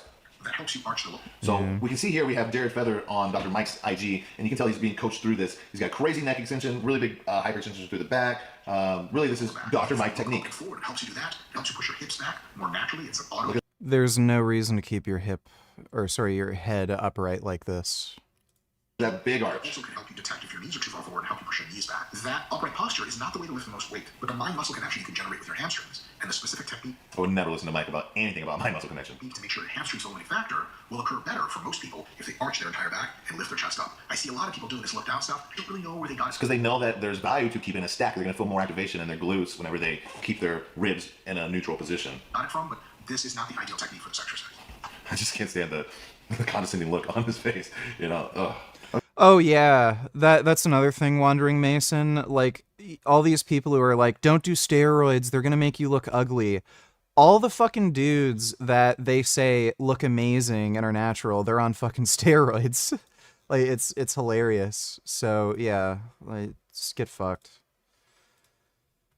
So they make you look better. It's undeniable. Okay, so that was Jared Feather on Dr. Mike's Instagram. Let's look at Jared Feather on his own Instagram doing the same exact exercise. Oh, look, a lot different looking. In fact, he's almost looking at the ground the same exact way the girl was that Mike was critiquing. We don't see this crazy hyperextension. We don't see the neck super extended. This looks a lot better. And it's because Jared intuitively knows that when you keep a neutral spine, you're going to put more tension on the muscles. He can connect his muscles in a way that Dr. Mike obviously can't. Going on there. That's just super flared ribs and just pressing with retracted shoulder blades. I'm not seeing any protraction really occur. They do similar movements and have similar programming. Good mornings. Well, just one more example so we can see Dr. Mike hitting this crazy super big extension, just really kind of arching the back, sticking that ass out there. Just putting as much on that low back as possible. And then we see Jared, very neutral spine, much different. A very appropriate amount of extension in the back, putting a lot more on the hand. Yeah, Mike definitely has some weird issue going on. Like, in literally every exercise, he's in hyperextension. Hamstrings and glutes. I don't recommend going into such extreme extension right away, but when you go heavy, your back's going to go in extension, your spine's going to go into extension. It's up right away, so that's why.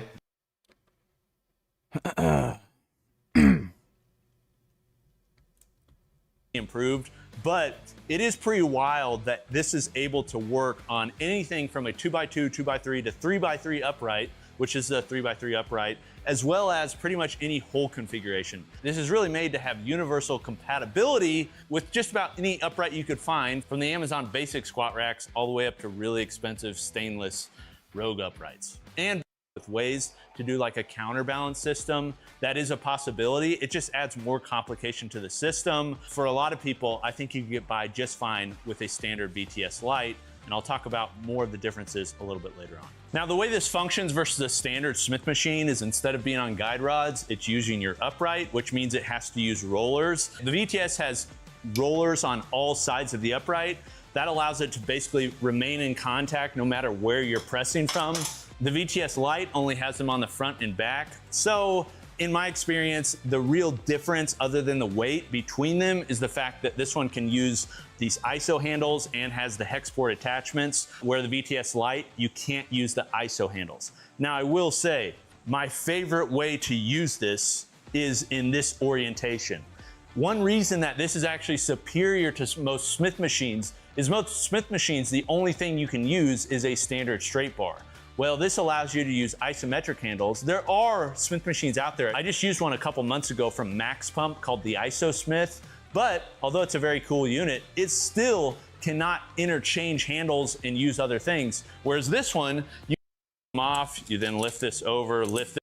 Set up your workout the night before or your previous workout, and then it's ready to go. This is an incline setup, so you already can't bring the bar as far as you can on a typical flat bench. But you'll see the bar doesn't even touch my chest. I actually really like this bar from Titan. I'm telling you, this feels incredible. The fact that I can have a seal row bar on here, which I don't know of a Smith machine that has a seal row bar. So you can basically get as deep a stretch as you want. I also have attached to the VTS. You see how you're able to just lock it right back. The ISO arm, beyond power, this. Yeah, I might end up getting these, just so I can have a Smith machine. Well, it's not a glorified Smith machine. Like, that's the point, is that you don't have to buy a Smith machine. You just buy these, and then you can have a Smith machine. What do you mean overpriced glorified Smith machine? I think these are like $400 or $500. Try finding a Smith machine for $400 or $500. 5 billion pounds. Unlock. What do you say to someone that says steroids can make you dumb? Well, I mean, they can. Look at Mike Israetel, but I'm not going to be an idiot who does the fucking steroids he's taking, like fucking Tren. Would just 20 milligrams cypionate and 2.5 milligrams dutasteride be relatively safe on hair? 2.5 milligrams dutasteride is strongest dose that's also safe according to studies and inhibits 80% scalp AHT conversion. Would 20 milligrams cypionate put me around 1000 N/DL? Can I stay there forever? Most people who take 20 milligrams cypionate per day are going to have tests closer to 1500. But I wouldn't be able to tell you. Everyone's different, dude. There's no one size fits all with how these drugs affect you and what side effects you get. So, it really depends. There's not really any way to know if that's going to be harsh on your hair until you actually do it. So I wouldn't be able to tell you. Thanks for the donation, though, Salty Splatoon. Impress. One thing you notice about the ISO handles, first off, you have to take your upright apart and you have to slide this over the top of the upright. You can take, there's this back shroud. You can take it off, but then you'll notice there's actually a lot of components that are welded just to make this ultra strong because it's able designed to hold a lot of freaking weight.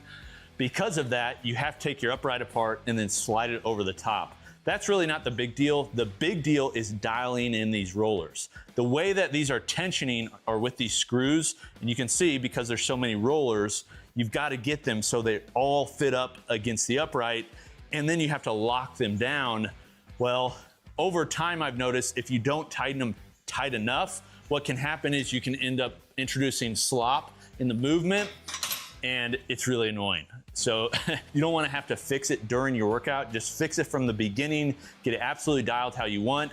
The other thing I'd say is don't over tighten them. One thing I found is I actually over tightened this side and I didn't tighten that one enough. That one had play in it the first time I used it. This one was so tight, it was actually harder to get it up and down the upright. You want it to be snug, but not too snug. And so you have to make sure you just get these, the welds, just some of the components, the powder coating. It's not awful, it's just, if there was one thing about Bulletproof's equipment that I think could be improved, the engineering is amazing. Now, one of the selling points behind the VTS is the fact that it's future compatible with all these accessories. And will I personally keep using these? Absolutely. Honestly, I said in the intro, one of my most used pieces of equipment, not talking about resistance, but over the past year, I use this for all sorts of things, from RDLs, deadlifts. I've used it, I've attached a foam roller for neck training. I've used it for presses, obviously, for rows, attached Vultras up top and done lat pull downs with it. There's just a ton of things I use these for. There would be a lot of things I'd get rid of before I got rid of these. VTS Lite. If you're gonna use digital resistance and not use weight, you can just go with the VTS Lite too. You're just gonna have to use a single bar. If you wanna just future-proof compatibility and you're not worried about the weight of them. Yeah, I might get those. Those look sick.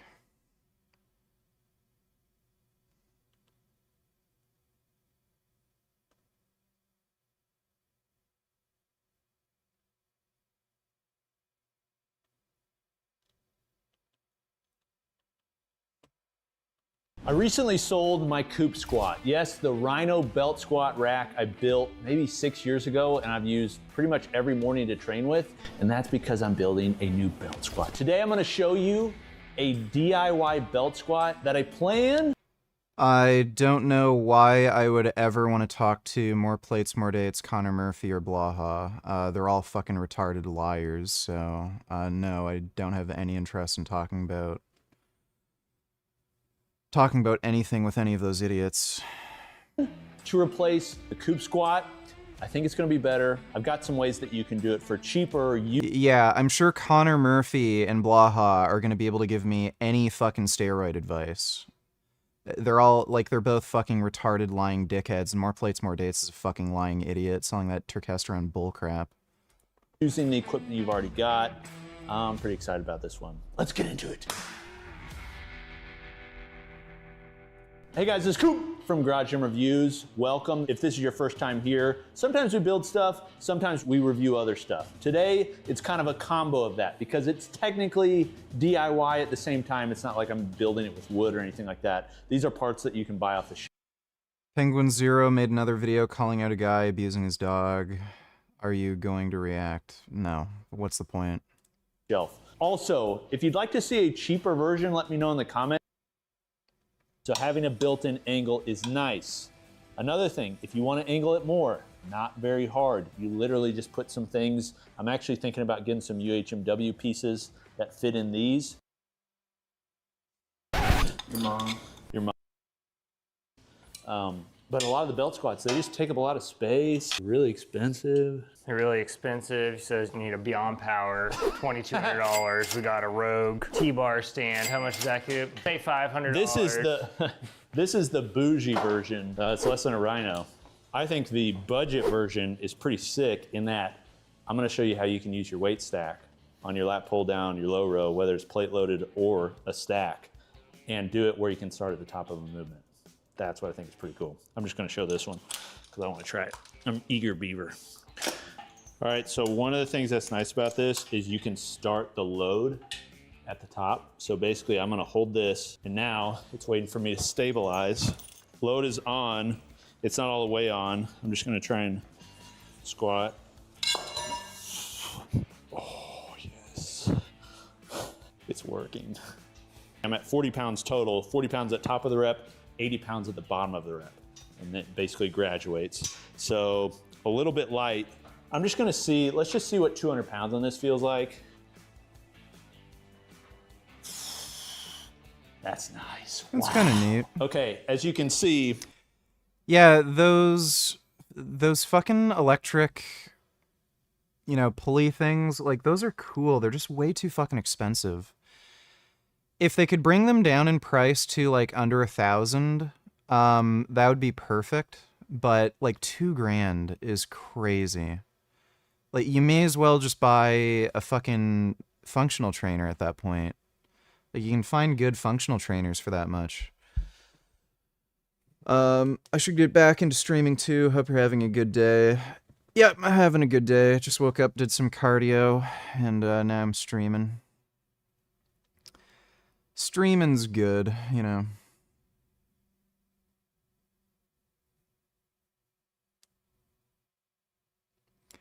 Have you seen the M3 barbell? I saw one on Mirafit. I don't know what that is.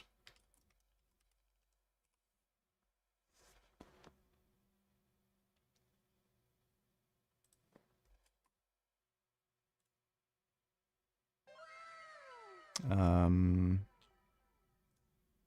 wait, fuck. Hello everyone, it is Toby. In this garage gym, it has been... I pulled on that bar, I got a 200... What's special about this bar? I'm happy with the barbell I have right now. I'm not going to bother getting any new ones. Like the video if you like butts. I do like butts. That's not heavy enough. We must go heavier. And for a lot of you, you'll be able to squat that too. For reference, probably right now, I'm probably around a 405 back squat. Max all time is 465. Sam, how are we gonna double the load? Well, that's easy. Okay, we're gonna try this pulley. This is how it's gonna work. I'm gonna route that cable through this pulley. This pulley is gonna be attached to my belt squat belt. Pulley's gonna go through this, through the machine, the Voltra, and then attach on the other side. I'm doing this on the Voltra. This isn't exclusive to the Voltra. This can work on any cable machine. That sounds like far too much effort. One-time gig was moderator in VG chat. Anybody remember that? Don't be jealous, guys. I do remember that. That was really good. You did a good job, gig. If you give it another attachment point, you can double the felt load. They're making a mount called an adaptive bar mount that uses, it's just hand tightened so you can move it really quickly. I use a climbing carabiner. Let me know in the comments because I'll probably pick. It says 65 right now, which double that, 120. That's 100 pounds right there. And it feels every bit as the 200 pounds felt before. Dang.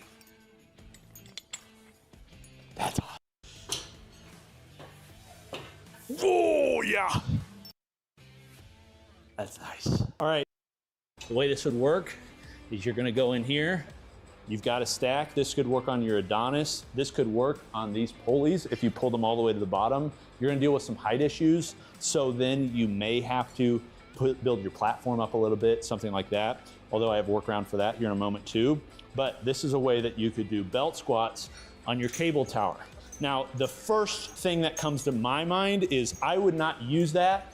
The reason being, I'd have to start with the weight at the bottom. Anybody who belt squatted, getting out of the hole can be really hard. So basically, you'd have to get in here like this, attach this, you know, like, which I know people do this, but it's not ideal, and I don't even know if I'd call it safe. It's just, so you get in here like this, then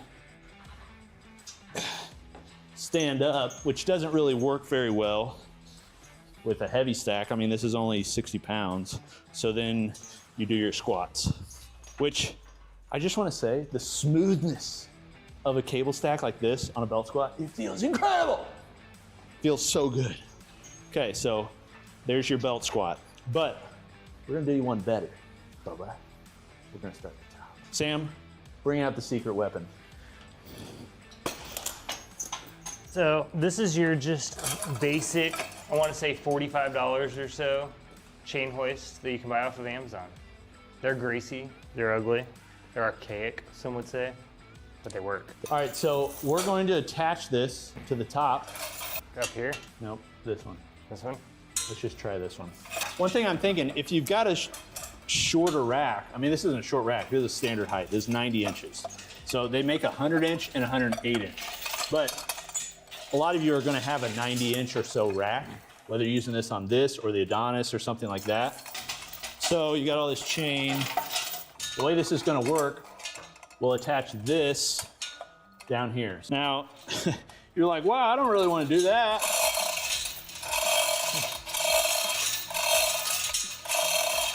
I don't either, but a couple things.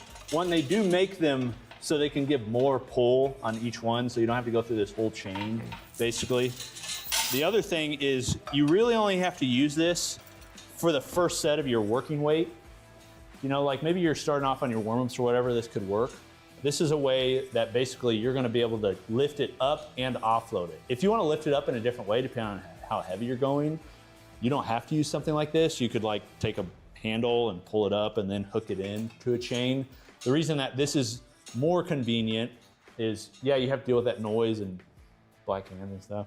But once you attach it, you can then offload it to your belt at the top of rep and then start it. So I'll show you how that works. So we're basically gonna attach this in here. Need a carabiner. Another option too is a motorized cable hoist. Right. And you can get those for like 60, 80 That bucks is off of Amazon as ridiculous. well. Yep, with a button. Just a button. Yep. Way too A lot much easier. fucking effort for something stupid like but that. let's just go heavy just so we can show it. So we'll go, let's go 200. The reason I angled it is so that this isn't in the way. If you put it here, it may be in your headspace. So it's just a little bit nicer to get out of the way.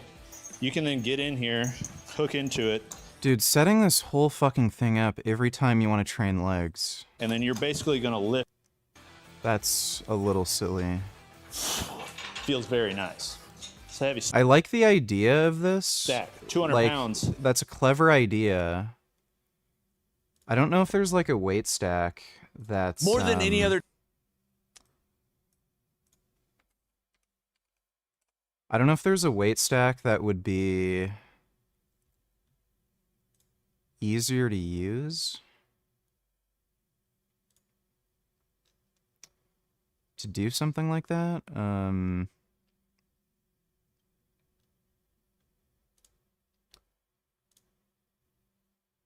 Yeah, they have a plate-loaded only version of this.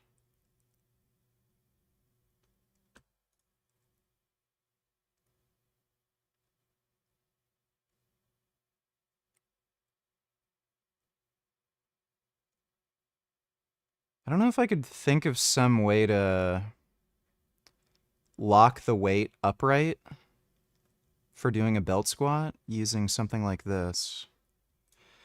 Because what, this is 850 CAD. What was the thing? Fuck, I should have left that one tab open. They're lighter. Not that. Hey guys, it's Did he leave a link to it?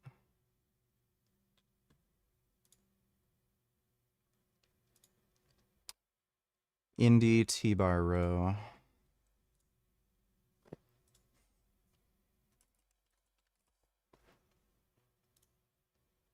Yeah, so 700 plus, so you're at like 1500.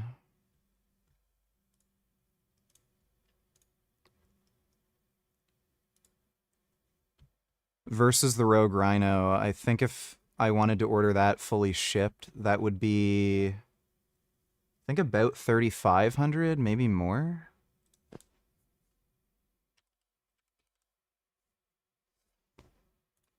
No, even more. Yeah, that would be close to 5 grand.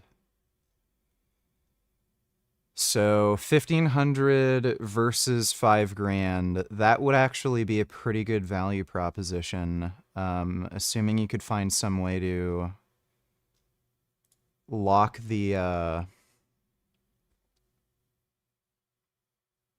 lock this thing upright for when you're doing the squats.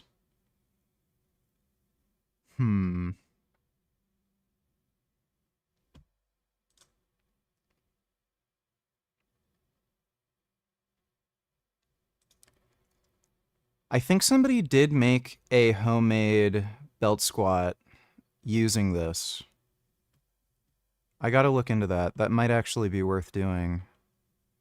So get that cable tower and this. That'd be way fucking cheaper than a Rogue Rhino. their T-bar row, and I'm gonna make some modifications to it. They've started to include the parts. Look at that. Oh, Coop, if you were here to build the last 2 Rogue. I've already talked about Penguin Zero being a retarded hypocrite. Like, again, everyone saw the video, everyone knows. What's the point of rehashing the same thing all over again? He's a lying dipshit. That video series went viral, everyone saw it. So it's like, I already know the guy's a liar, so what's the point in putting the effort into it? Time in his master IM 3000 really well. It's definitely one of those allows you to have a Smithy machine that I'm most looking forward to. Standalone machine is by far the Temple of Gains quad send. The quad send leg press hack squat is just extremely well thought through.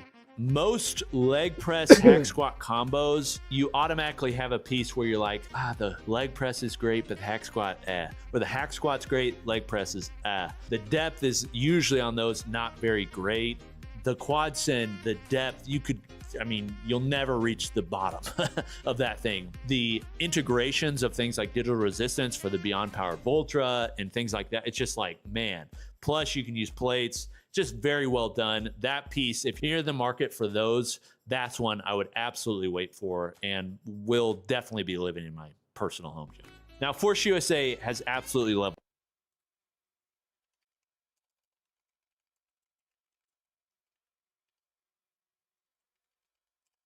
What do they call it? Quad send?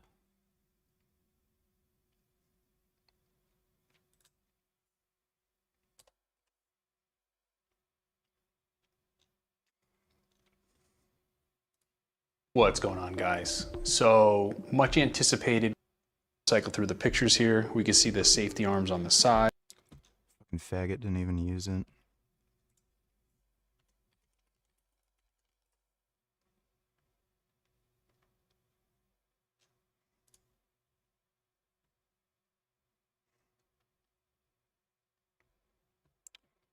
Oh, perfect. We're currently only shipping within the US. Oh, standard shipping. Okay, so you can order from Canada. Never mind.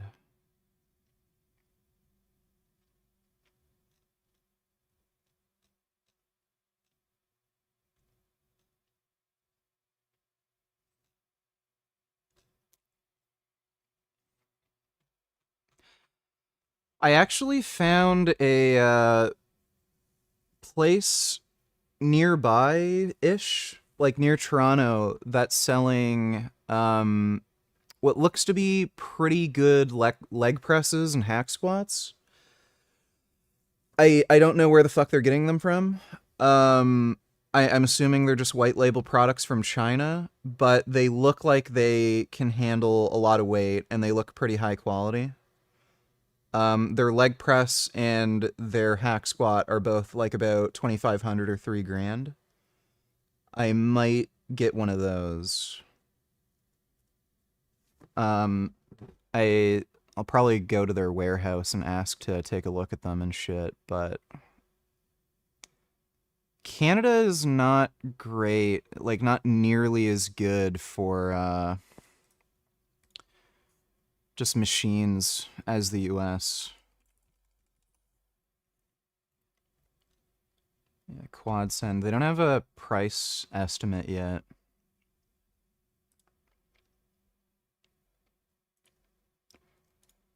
This thing looks fucking dope. It's probably going to be expensive, but it looks fucking dope. I don't really have an issue with a lack of space in the basement.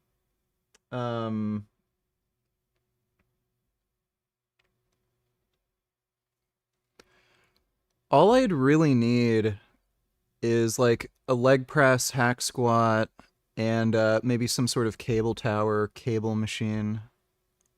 And then I don't think I'd really ever bother getting any other new equipment. And there's plenty of space for all of that, so I don't need a hack squat leg press combo. So it might just be worth getting a hack press and a leg press separately, if they're both better.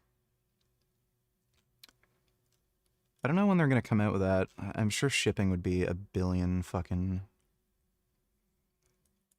11 gauge steel, thick reinforcement, over 700 pounds of beastly stability. So the machine's 700 pounds.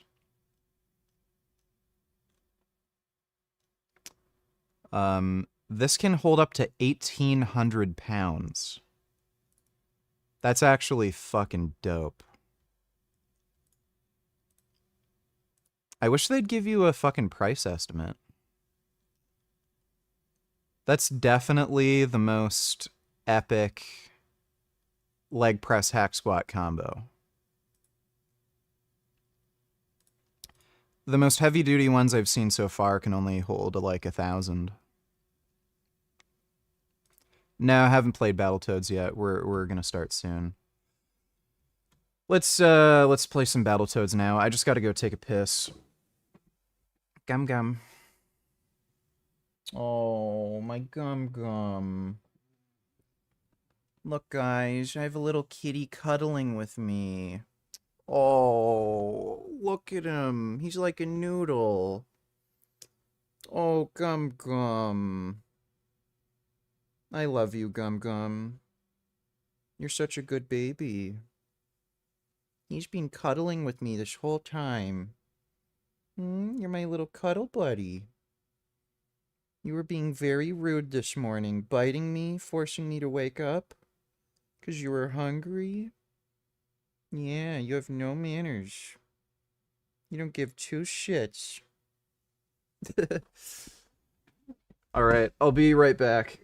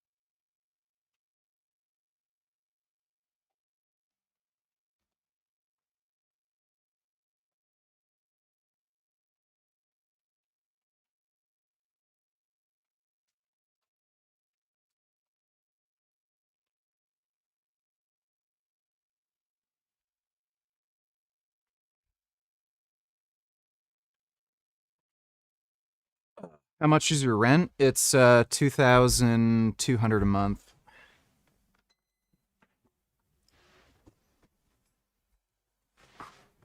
Ugh.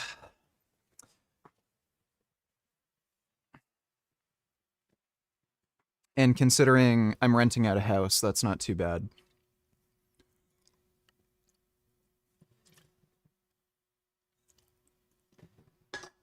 And I've got a full garage.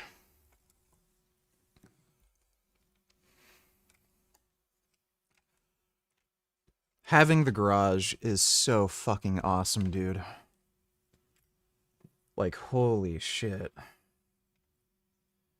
I remember I had to, like, change a tire and change the oil the middle of winter. That was fucking horrendous.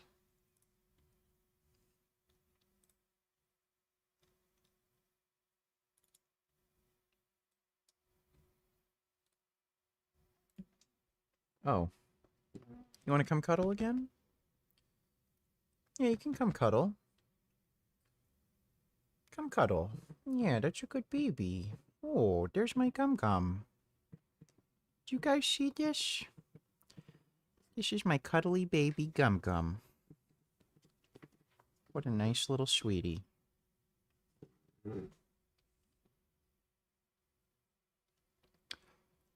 I want to have a shouse. Have you heard of them?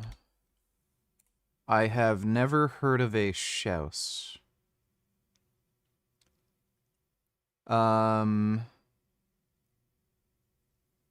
Garage stream when? I've actually already done a garage stream.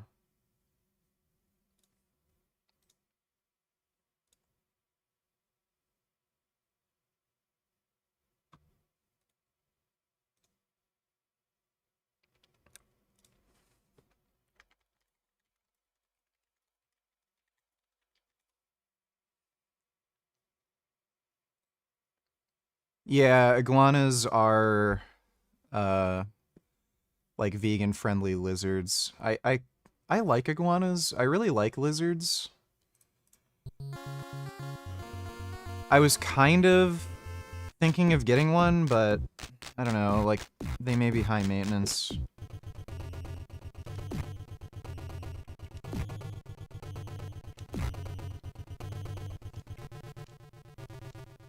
Ah, fucking, oh jeez, this is gonna be rough.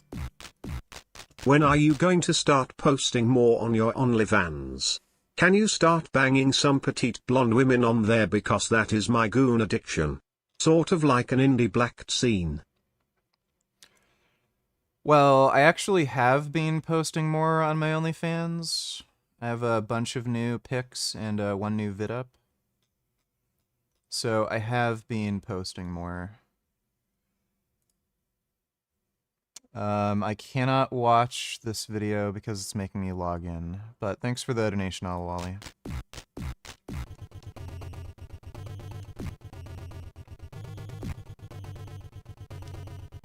Fuck! Oh my god. Yeah, there's like inertia.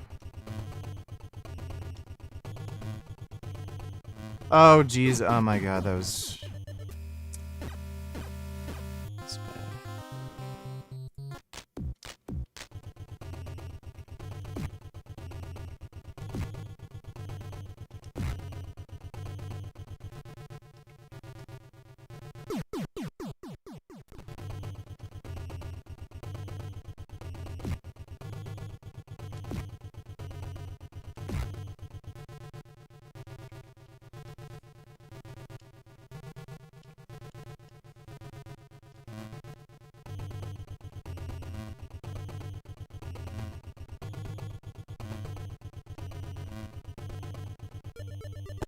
Fuck! Oh my god. Oh my god!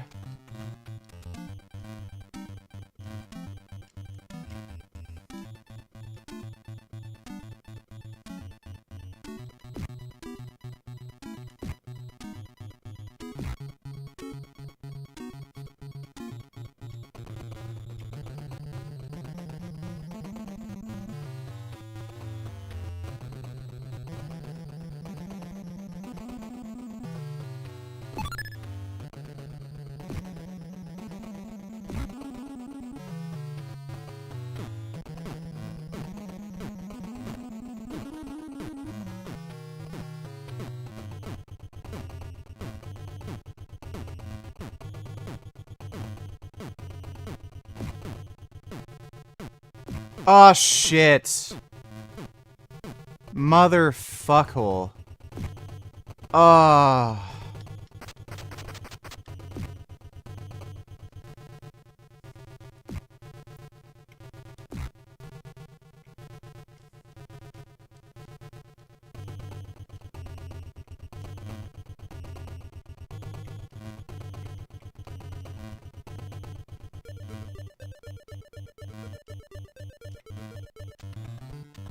Shit.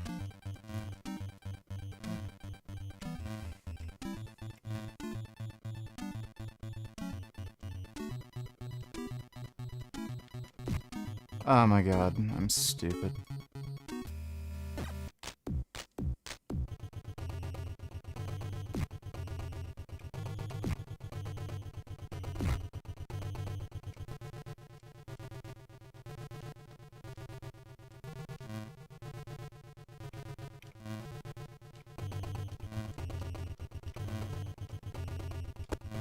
Oh, what?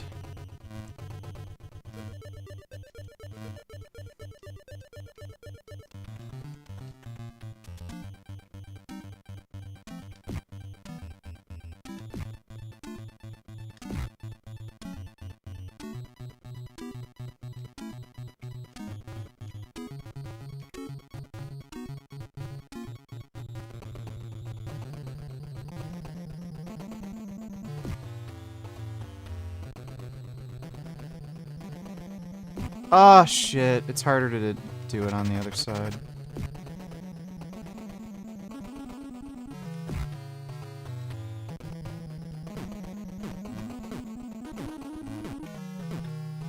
Damn it! Oh, you bitch. Cocksucker.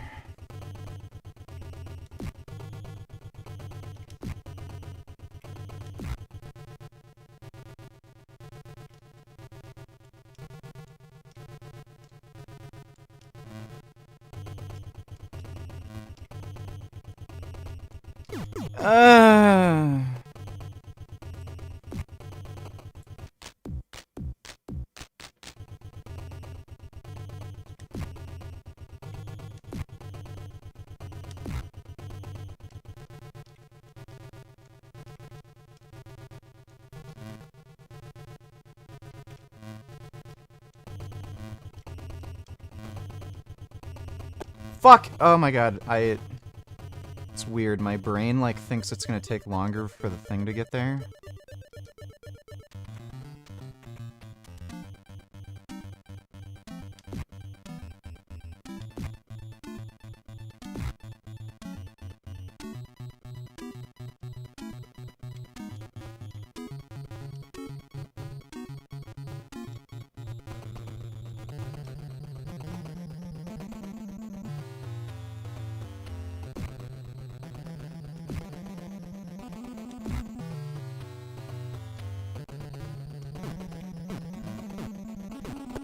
Ah, shit.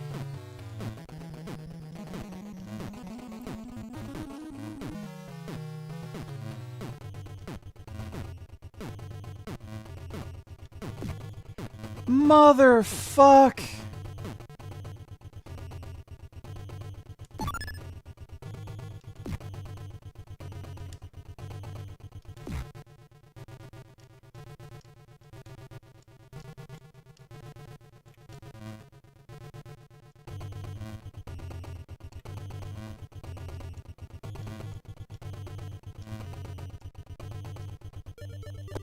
Damn it, I don't know why. I always think it's gonna take longer for it to...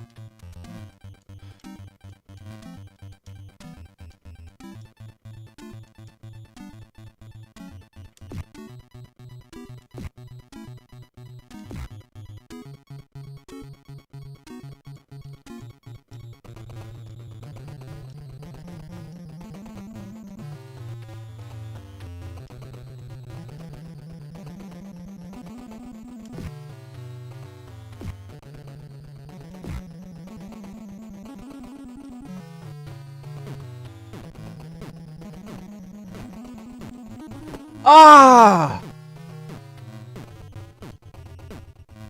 What a fuckhole.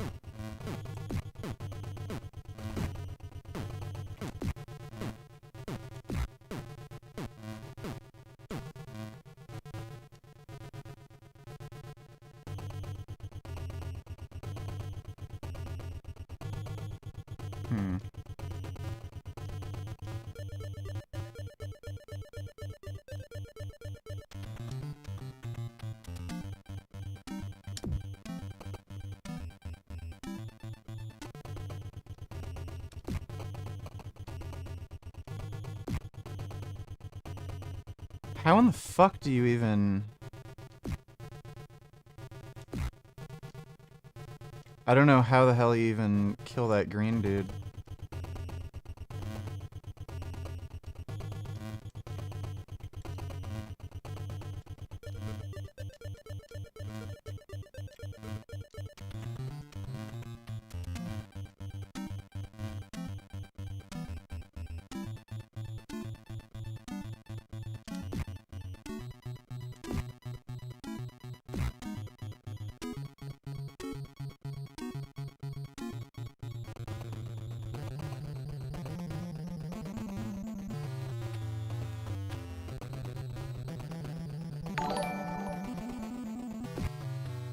I can't believe how ridiculous this game would be without save states. Whoever designed this game could not have been sentient. Just some soulless automaton. Or they were a person who has never seen grass in their life. It's fucking diabolical, dude. No! Ah! Yeah, this game is fucking ridiculously hard. This is by far the hardest game I've ever played. Yeah, nothing really compares to this. I don't even... oh my god.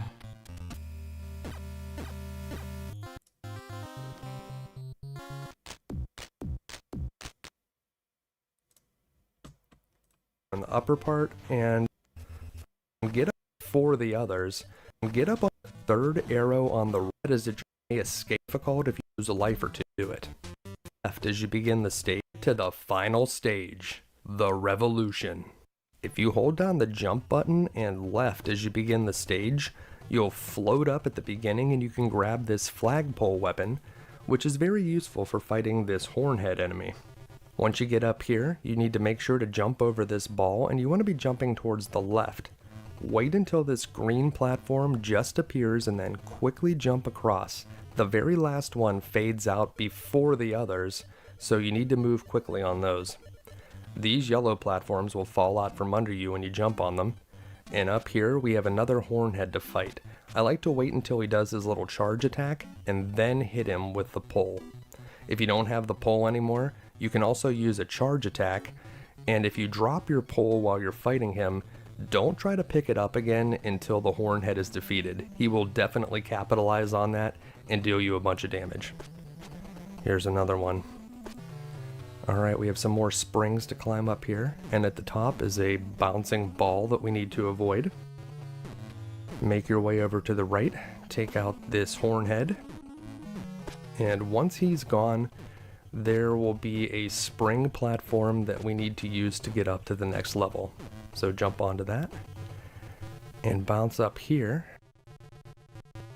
This enemy is called a swell cheeks. It's like a weird green cloud. Now if you hang out up on top of this second spring and just start mashing the B button, you should be able to take out that one with your stick. This hornhead is a good bit more dangerous. The red one will open his mouth, and if you would do like a charge attack or get too close to the open mouth, he can actually suck you in, and that's instant death. There are very few checkpoints in this stage, so you certainly don't want to die here. This swell cheeks can easily be taken out by moving to the left and hitting him from behind, but this second one you just want to avoid. Quickly get onto the brown platform and move up. Wait when you get to the top so that you don't get hit by the attacks from the two swell cheeks that are shooting down at you. Over here we'll fight another green swell cheeks. He's kind of the boss of this area. You can try to do a charge attack or just mash the stick attack when it gets near you, and if you don't have the stick, just use punches whenever he's flying around the bottom like that. But whenever he gets up in the air, I like to try to hit him from behind. That's a good way to deal some extra damage without having to worry about getting killed by this guy. Once he's defeated, get up onto the spring.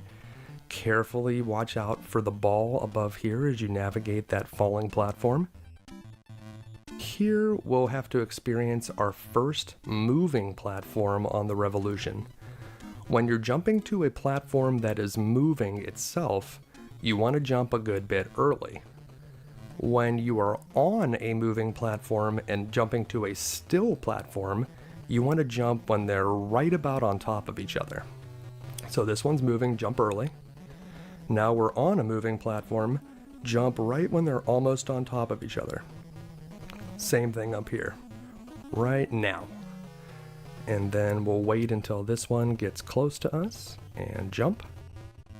Here we need to clear this spiky ball, so wait until a good time and get up there. You need to get to the flagpole as quickly as possible so that this storm cloud doesn't blow you off the tower.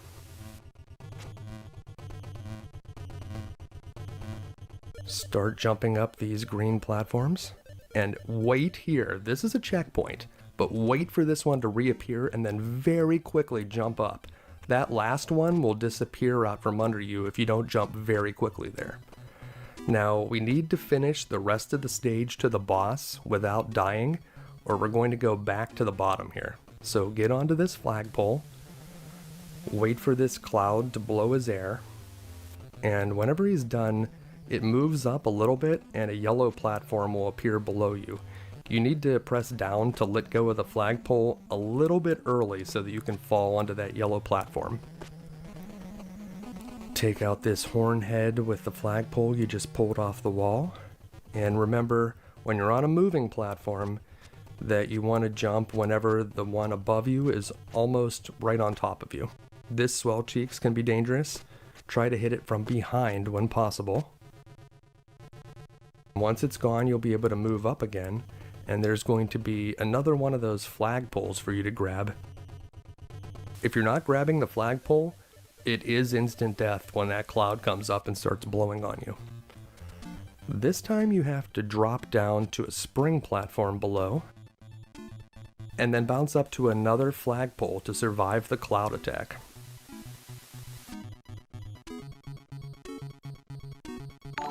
This time, you're going to need to drop back to the spring that you were on before, and then you'll find another spring on the other side that you can jump to get up to the next section.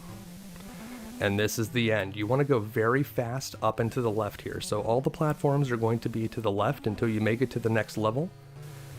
Here, this next one's left, but then there's one to the right, and that one drops out from under. And if you go fast enough, you'll avoid that yellow swell cheeks, and it'll be time to fight the Dark Queen. The Dark Queen is very difficult, but I do have good news for you. If you die up here and you still have continues left, you'll actually continue at the Dark Queen. So she's almost like the 13th level. What you want to do is try to avoid her when she's in the tornado form, and then you want to get behind her and do charge attacks from behind. You can also catch her in the air once you get her with one charge attack, but you can see if you attack her from the front, she'll get you with a knee attack and you'll be knocked down. Try to avoid her whenever she's in the tornado, and try to get her from behind, but whenever she's like revving up the tornado and you don't see the yellow part of it yet, she's vulnerable then, and she's certainly vulnerable when she stops spinning. So whatever way she's facing when she stops spinning, try to get behind. Dude, this game is insane. Let's see, Dodo donated $3. We did not see any combatants in the hospital. We did not treat any obvious combatants. Like I mentioned, it's not like they're wearing a vest that says, you know, Hamas. Was there ever a... How would he know? They don't wear uniforms. So, like, how could he claim that? We've seen combat footage posted both by Israel and by Hamas. They wear normal, plain clothes. So if they're injured in combat and they get transported to a hospital, they'll look like a normal fucking person. Like, a dead giveaway is they've, like, been shot. Like, so if they're an adult male or fighting age male and they've been shot, you can bet in all likelihood they're Hamas members. Like, what a fucking idiot. So, yeah, there we go. Another fucking retarded-ass liar, just like that, who was that Green Beret dude who I'm really even still questioning whether or not he's actually a Green Beret, who was lying, Guerrera or something. That guy was a liar. This guy's a fucking liar. The doctors that the New York Times interviewed about the, like, bullets to the head kids, they're all fucking liars. They're all fucking liars. Moment where you feared for your own life? Because the IDF has been able to just slaughter people with impunity. I mean, American citizens in the West Bank, which of course Hamas doesn't govern, have... Hamas is in the West Bank. Oh my god. They're laying IEDs in the fucking West Bank all the fucking time. That's why armored vehicles have to tear up the fucking road in the West Bank all the time. It's because Hamas operates from the fucking West Bank, and they try to kill Israeli soldiers and just normal Israelis. Jesus Christ, what a dumb bitch. Like, what the fuck? Why do you think the Palestinian Authority is working with Israel in combined, like they're basically doing combined operations essentially so that they can deal with Hamas terrorists? Like, they're such fucking liars. Have been killed by Israeli settlers with impunity. So was there ever a thought in your mind that this might be it for me? I remember getting there was a 7-year-old child who had a shrapnel injury to his There we go. So, think of the children. abdomen, had 2 surgeries already into his abdomen in a matter of a week. And when I got there, he was yellow as a crayon. I don't think I deserve the praise. I think this is an obligation to us as physicians and nurses, healthcare workers. The few American doctors here are doing what they can to help Palestinian medical staff. A photo above Zainab's cot reads, Zainab, the images of... Gross, baby. One thing that has given me a little bit of hope in this entire nightmare that... Whatever, we get the idea. They're fucking liars. They're just completely and utterly full of shit. Bro, Young Turks can just suck my dick. It's just disgusting that they can post that, you know? Oh my god.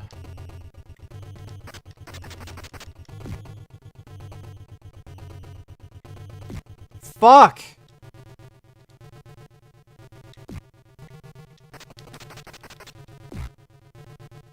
Just epic bullshitters. Can you? Oh no.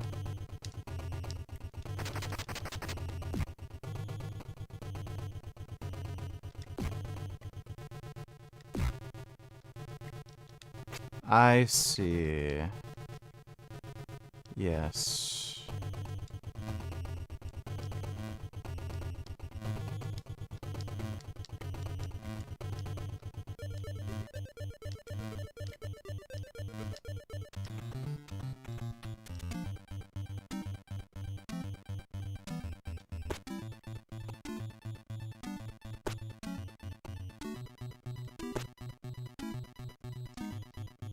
It makes it a tad easier.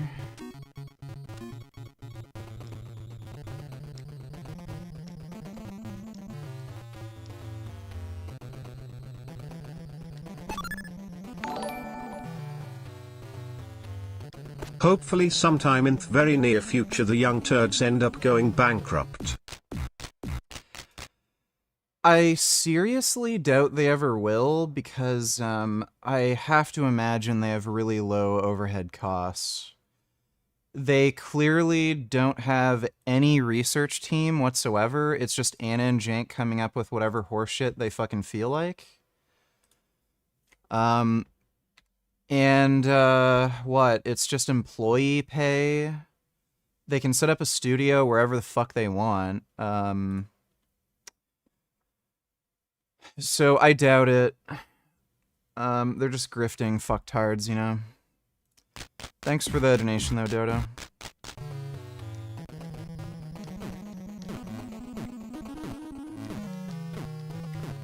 Thank fuck. Alright, we did pretty well there. Damn it! Oh my god, I can't believe I fucked up so bad. Oh, I thought he was dead! Don't lie, the steroids weren't to get bigger, you started them to get better at Battletoads. Well, yeah, partly. Thanks for the donation, non-wib.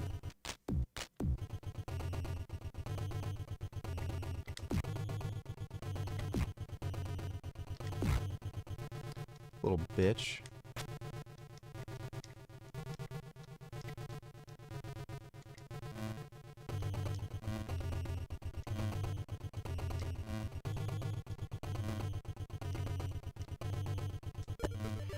Fuck!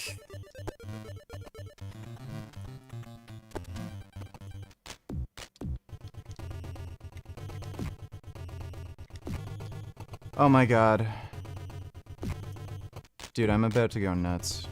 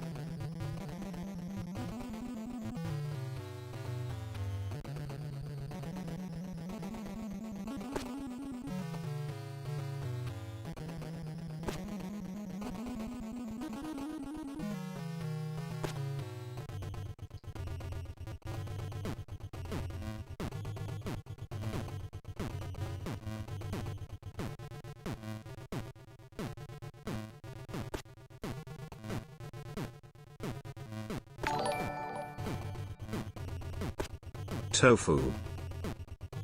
Ah.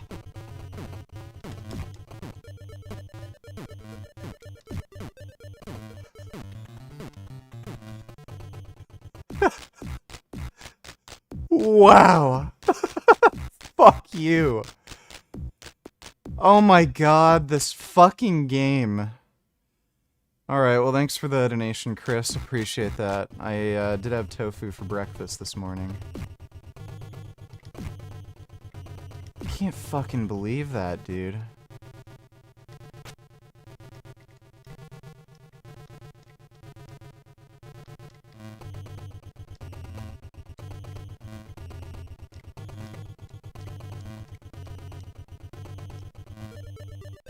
Oh!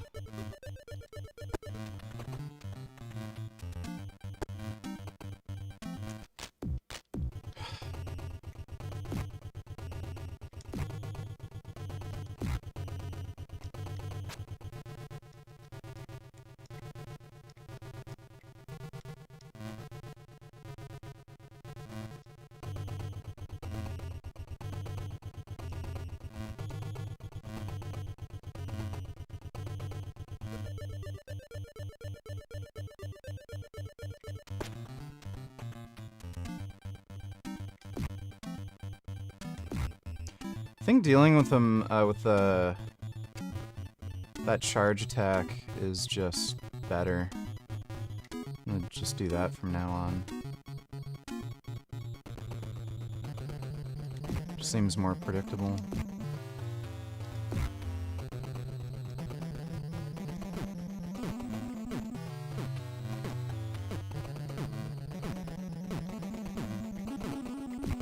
Damn it!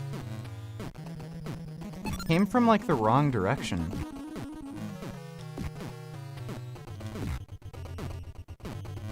Fucking bitch ass.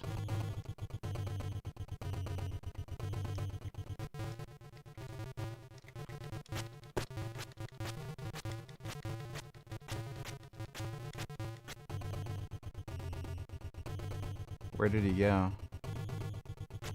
Oh, there he is.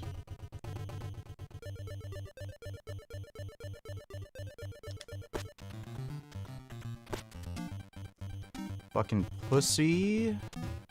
Alright, this is the furthest we've gotten so far.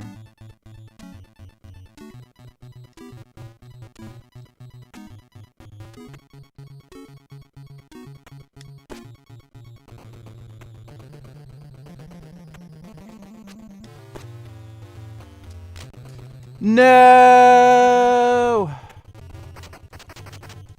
Well...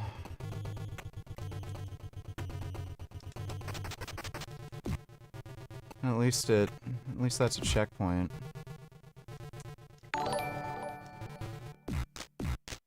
I like making sandwiches with the tofurkey slices.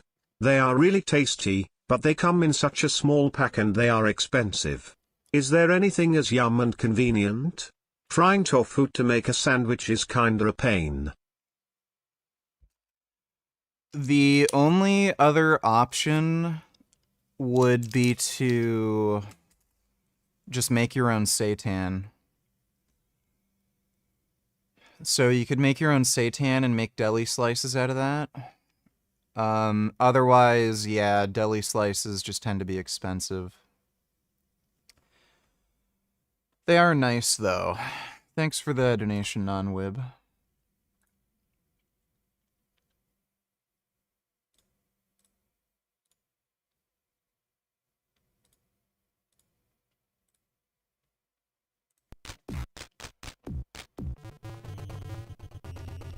Oh.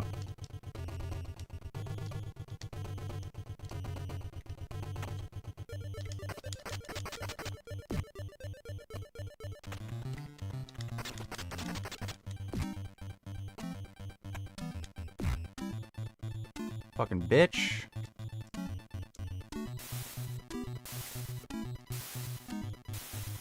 No!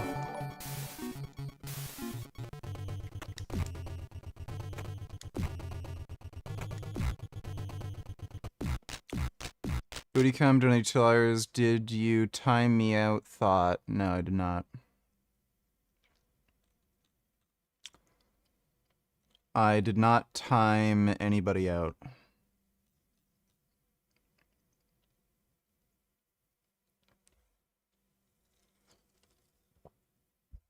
What do you see yourself doing in 20 years for work? If you ask me that question again, I'm banning you indefinitely. Stupid fucking question to ask. You're a fucking retard.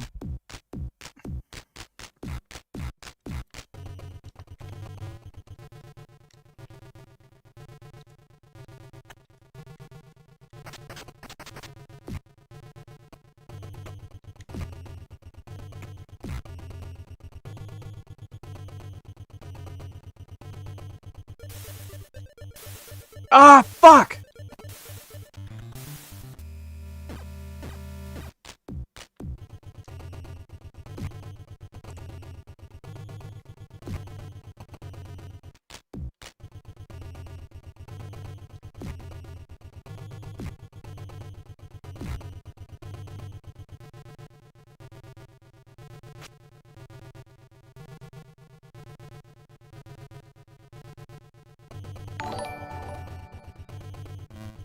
Attention chat.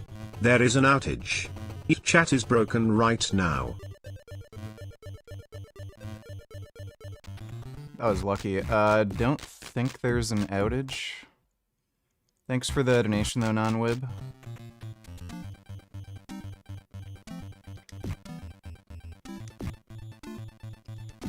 It's a stupid fucking question because it assumes that I won't be able to do YouTube or something.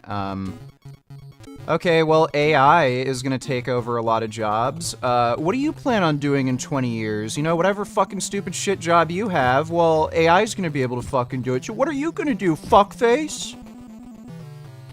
Oh, you have a fucking career that you built up over years? What are you gonna do when you can't do that anymore? Like, fuck you.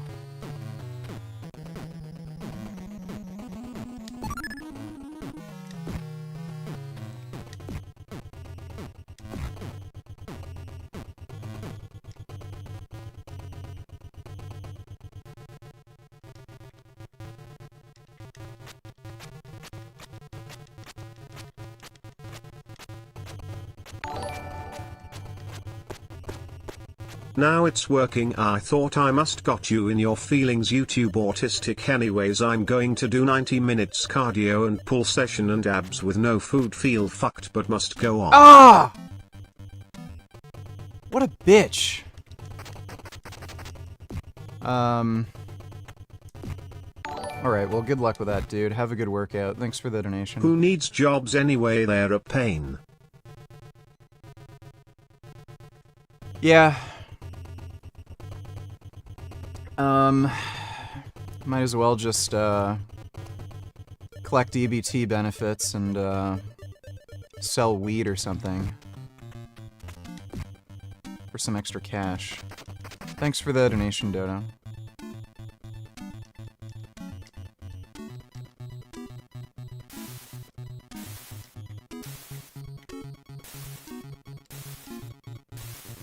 Fuck yeah, bitch! That's what I'm fucking talking about. Damn it! Okay, I don't know how to deal with this guy, Okay, the charge attacks do work, it seems. No!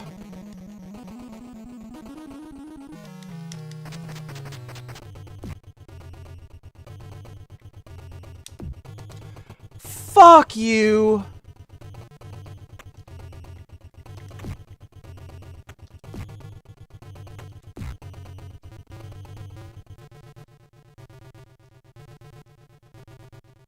We're getting closer.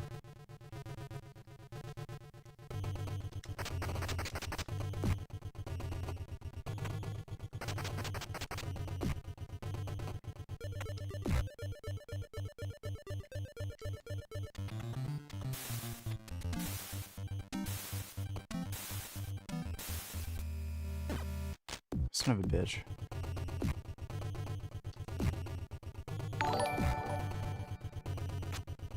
That is if you don't get arrested for selling weed, that is. I honestly don't know if anybody gets... Fuck! I don't know if anybody gets arrested for selling weed anymore. I know, like, I don't even know if anybody sells weed. At least here. Because they legalized it, so I don't know if the cops really care, and I don't know if anybody's even buying it from any growers, because you can get it cheaper just at a store. So you might want to just stick with... Ah, fuck! You might want to just stick with fentanyl.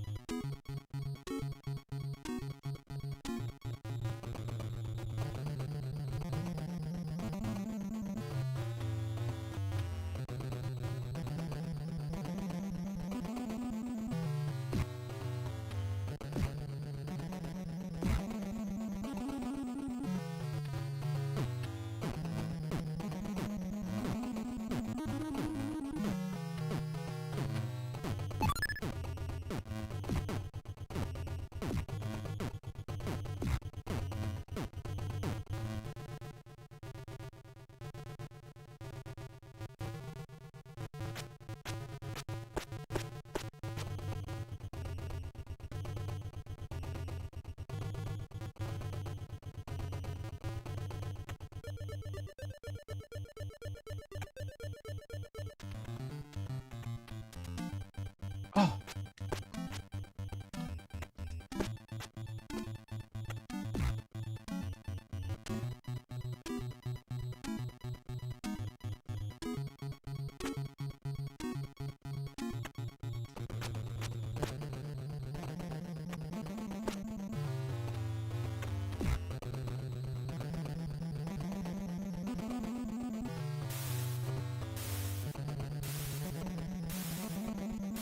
Okay, I'm stupid. I shouldn't have done that.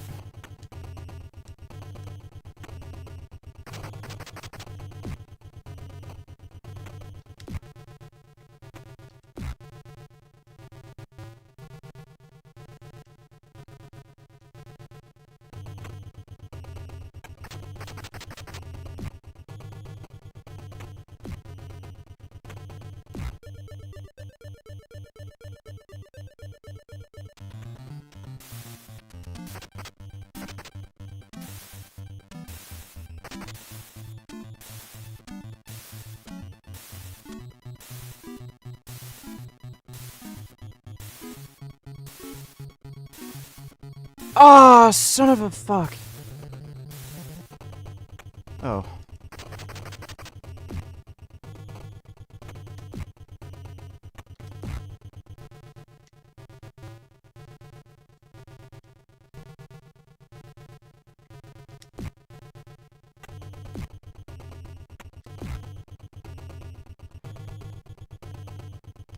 Saggy Pants just asked your 5-year plan. Make money, fuck bitches. Fuck, damn it, I should have gone the other direction.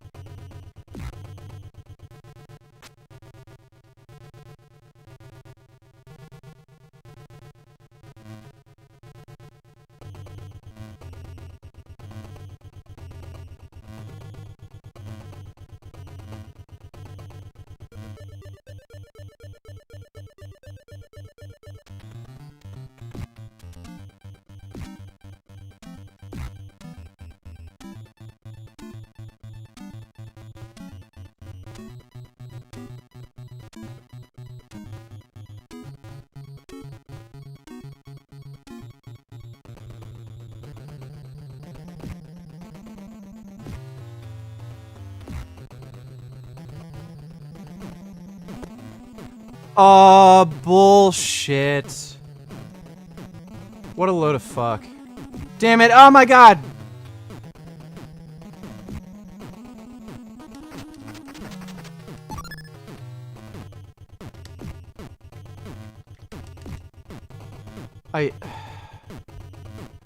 We might as well just start over. I missed the fucking checkpoint.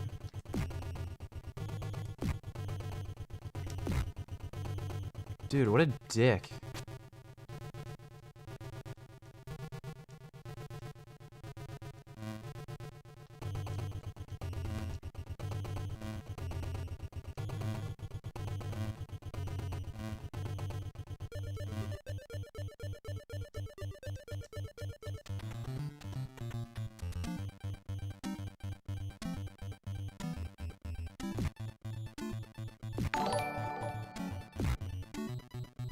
I gerted on a photo of your mom.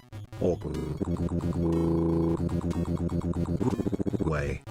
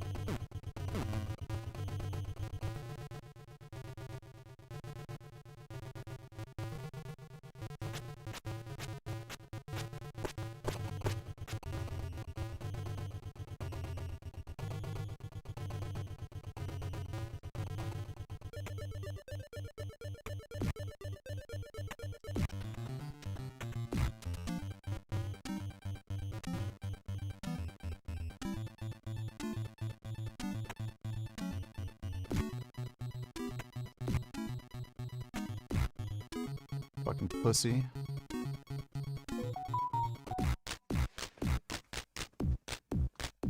Oh, what are these fucking notifications on my phone?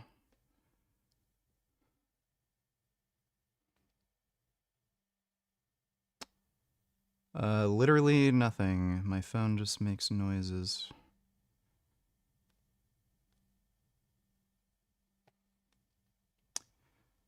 I should have an Amazon delivery coming today.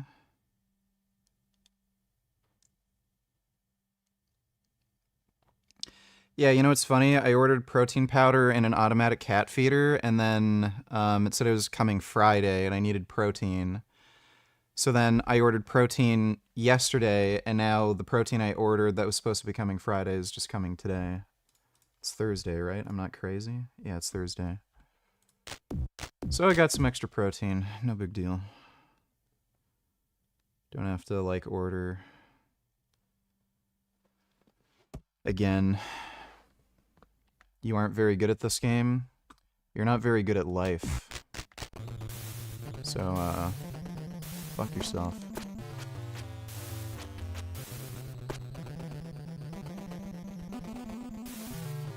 No! Fuck you! Oh, how could it do this to me?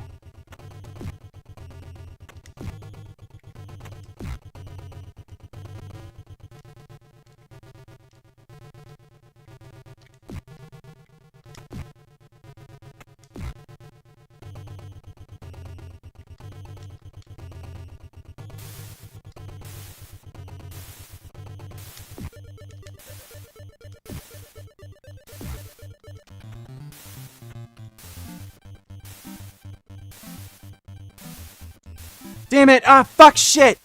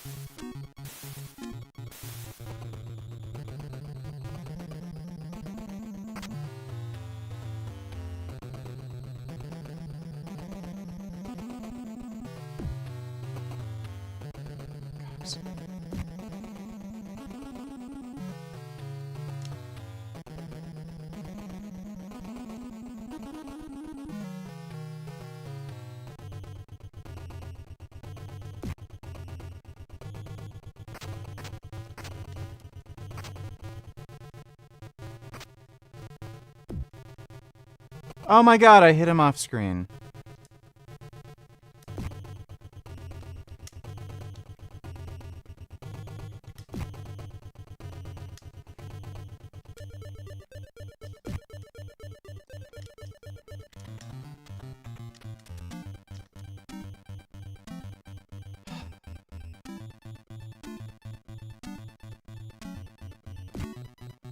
When are you going to die? Fuck!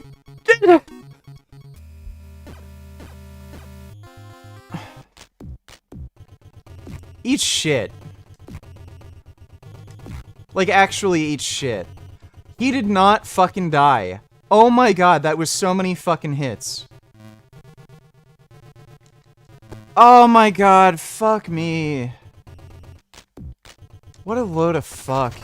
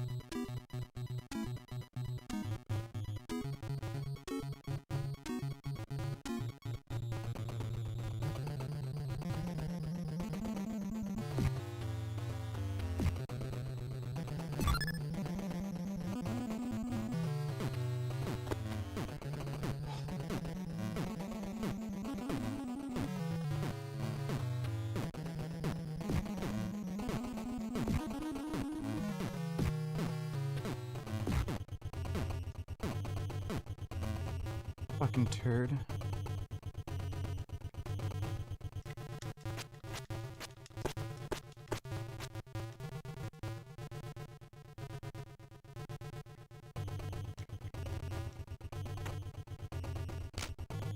Oh!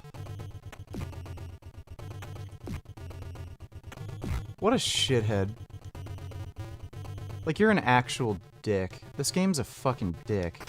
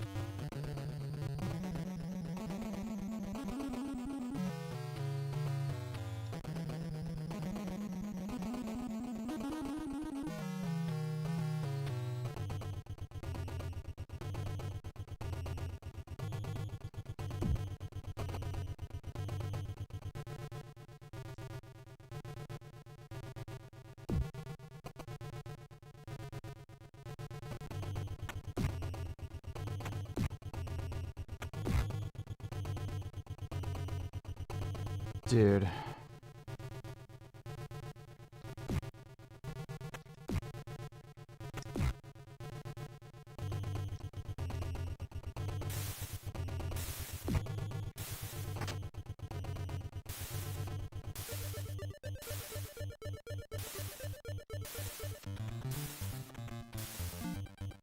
Great. I'm gonna need a break. Well, we got further than last time, but I need a fucking break. That's brutal. That's rough. And this is like, yeah. It makes you just a little different. It's like a different drop. Yeah. I'll drink like a big bottle before I even go out. I used to work security. I've literally seen the difference, bro. I've literally seen the fucking difference. Like, And people drinking different alcohols? Swear to God, bro. Yeah. Like, people who drink, like, it's usually black guys who drink, like, Hennessy or whiskey for whatever reason. Yeah. And not that they're always getting in scraps, but I just feel like it's a lot more, like, posturing and, like, yo, it's like, where's tequila? It's like, usually, like, the bodybuilders are drinking more, like, tequila vodka, and then... You think there will be regulations on AI? Well, there sort of already are, but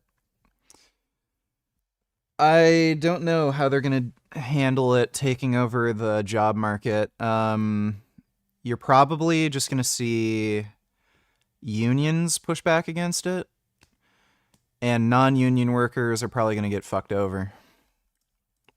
Because, you know, like alcohol, like there's different ones that are like some are stimulants and some are depressants. So Is this one more of a stimulant then? What would you say? I'd say it makes me rowdy, so I'd say it would be for sure. Just makes me feel good. Yeah. Like, Can you Google that? Google that. I want to see which one that is. It's Crown.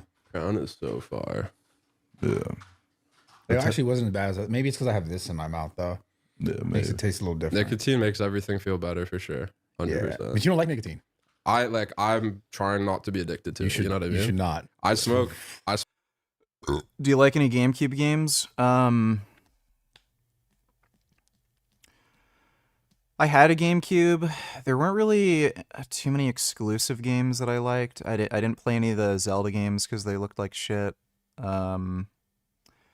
Never liked Mario. I liked Rogue Squadron for the GameCube. And I did like Pikmin. That was the one exclusive I liked. I think Rogue Squadron was an exclusive too, wasn't it? So yeah, there was a few. GameCube sucked.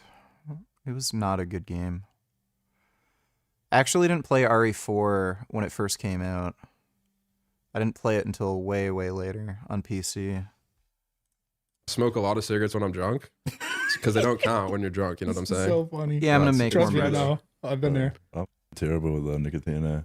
I'll smoke like an entire pack on a night out, and if I have any cigarettes on me, I'll wake up and I'll smoke it. Really? And then like I'll like constantly vape, and then like You put anything in front of this guy, just does it. Any sort of food, any sort of like drug. Like, Is your blood anything. work good?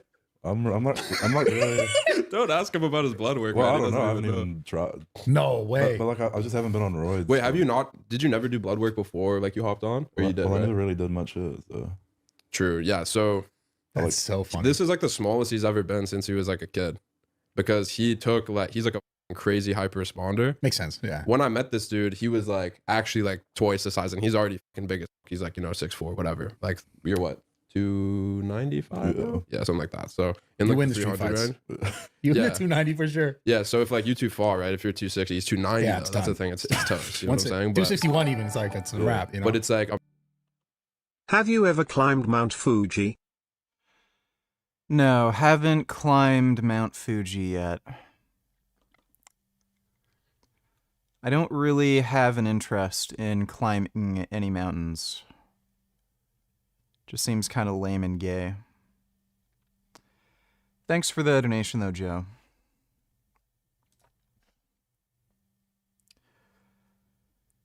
I gotta go to Walmart, get some tank tops. Might go tomorrow, maybe later today. I don't know. imagine being 320 and like lean and like strong. Like I wouldn't say like shredded, but like if Mortal Kombat Shaolin Monks was dope. They should make another game like that. I don't know why they don't. he came down like 5% more, he would have like abs. You know what I mean? Yeah, That's like it's I had like insane. a 2-pack. That was about it.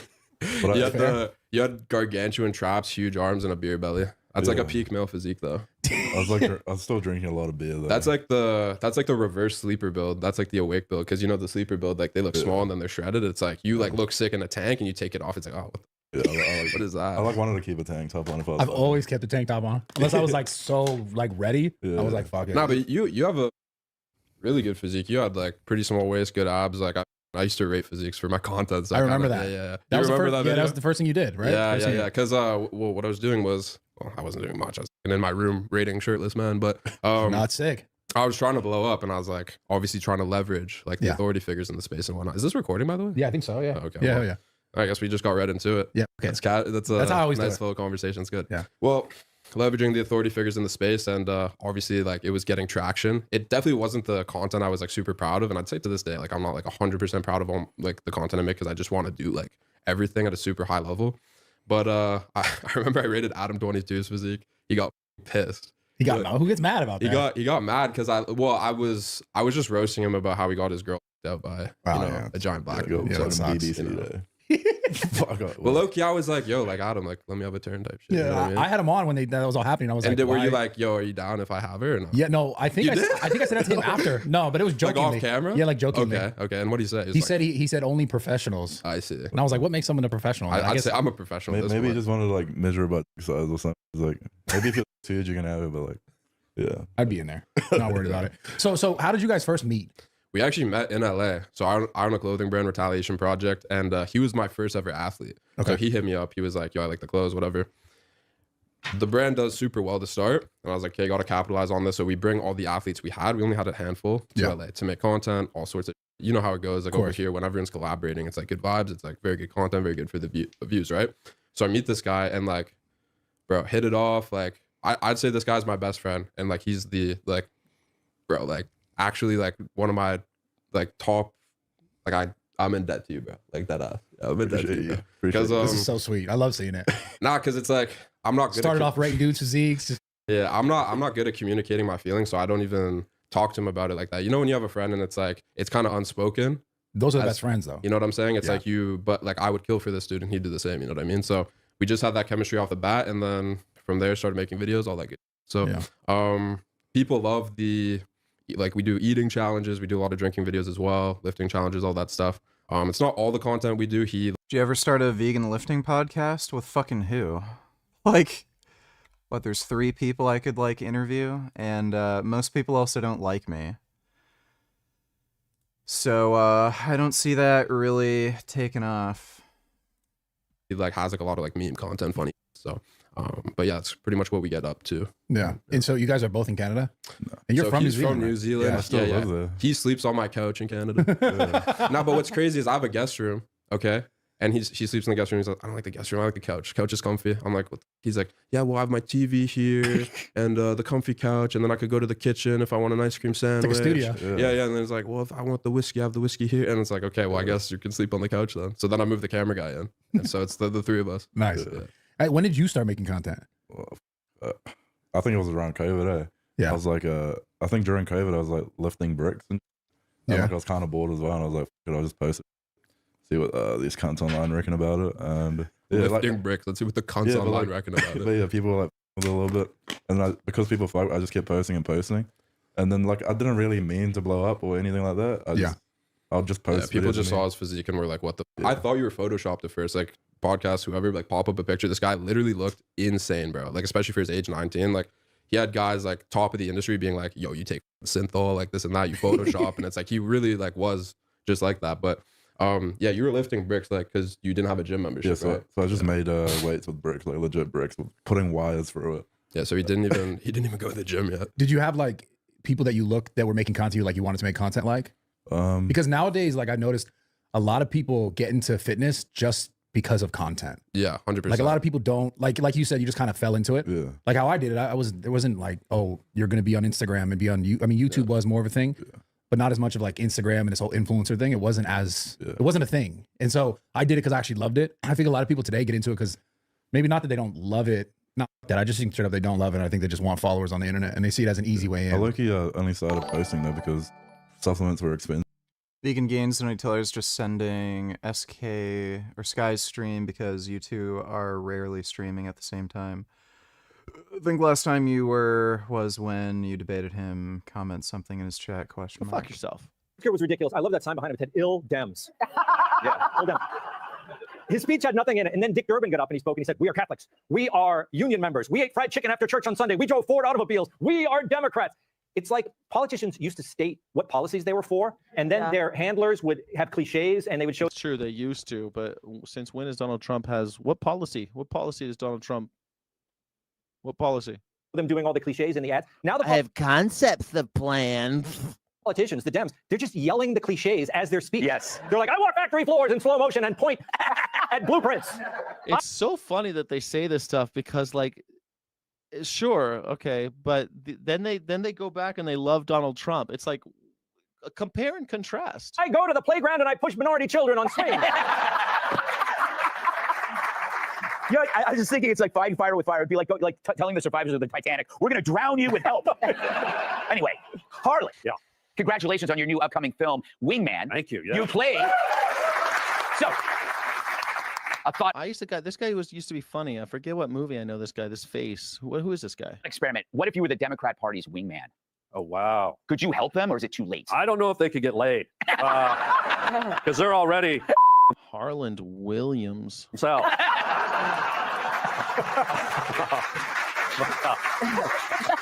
You live in California, so I live in Cali, and Gavin Newsom. It's just hard to take anything this guy says. Leave. You don't like it. Leave. Seriously, he's just so oily, so greasy.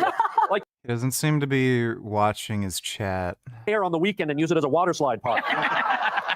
I love it. You want to make fun of Gavin Newsom's hair? Have you seen Donald Trump's hair? Have you seen it? You making fun of Gavin Newsom's hair? I mean, you ever heard of glass houses? Don't throw stones in glass houses. I mean, Donald Trump wears 1.5 inches of foundation on his face every morning before he leaves the house. He cakes it on with a putty knife.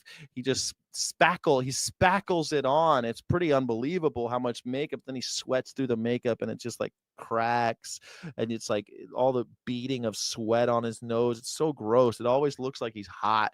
Like Donald Trump's always so hot, and he's always saying America's hot again. America's hot again. He's so hot. People said America is dead, but it's hot. I think he means the weather. All right. Well, thanks for the donation, Vegan Gains. And I just wanted to get like a supplement sponsor. So I was like, yo, if I can get sponsored, it means I'll get like free protein, free pre-workout, like I don't know, just anything that I can get my hands on. Yeah. And so that would like cut costs because at the time I was at university, and so like I did it for that reason, and it just ended up like being a career. Dude, That is shocking that this guy was in university.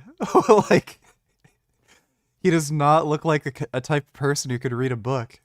I only got this deep into fitness for No club, offense. I'm not gonna lie. Because it's like, but it's real. No, but I wanted to leverage like the hype the gym was getting. And it took a while though. That's the thing. Yeah. And then I actually got more into it because I enjoyed making the content. Yeah. Like I found like the science of bodybuilding like so interesting. Yeah. And so I just like fell down that rabbit hole more and more and more. But I mean, I always worked out. I played basketball, but and so I did like sports stuff, but it wasn't like bodybuilding. But to this day, I'm not like huge or anything. I kind of just talk it online. So, but yeah, I mean, we're in the digital renaissance as far as like you can really make something of yourself just from your phone. Like you've seen this time and time again with like the people you have on the podcast, and it's like they all say the same thing. It's like you just gotta post, bro. Like you literally just have to post, and like whether it's fitness or whatever, like if you believe you can have an impact on somebody, or even like to a smaller degree, like the way to go viral online is you have to have people emit an emotion. You know what I'm saying? So it's like whether that's hate, you're still going to go viral, whether that's like disgust, whether that's they're attracted to you, whether that's whatever. Like that's the key component. And so I knew I could do that in multiple different ways. And I was like, hey, well, I'm not going to build generational wealth with my psychology degree. It's like not going to happen. Yeah. But with social media, I can use that as a launch pad and start other businesses. You know what I'm saying? So my whole idea with like the fitness industry was to make money 100%. Yeah. Do I have a favorite novel?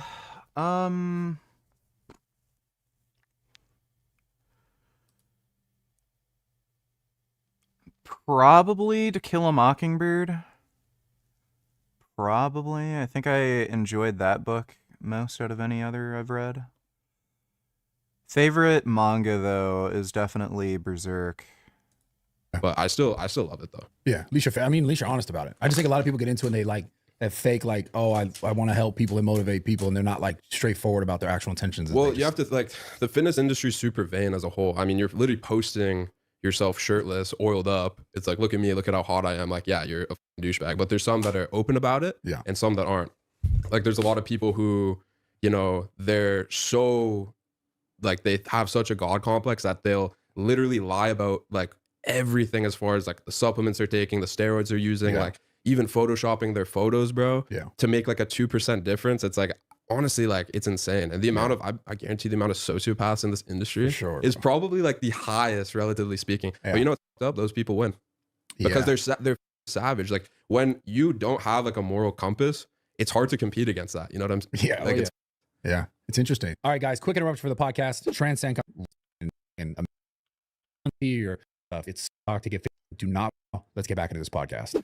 Yeah, the guy's fucking right. Like, look at Greg Doucette. He'll sell like bullshit fucking supplements to everybody. These other fucking cocksuckers like Will Tennyson, Jesse James West. They'll do collabs with like some of the most scumbag fucking lying cocksuckers on the planet, like Liver King.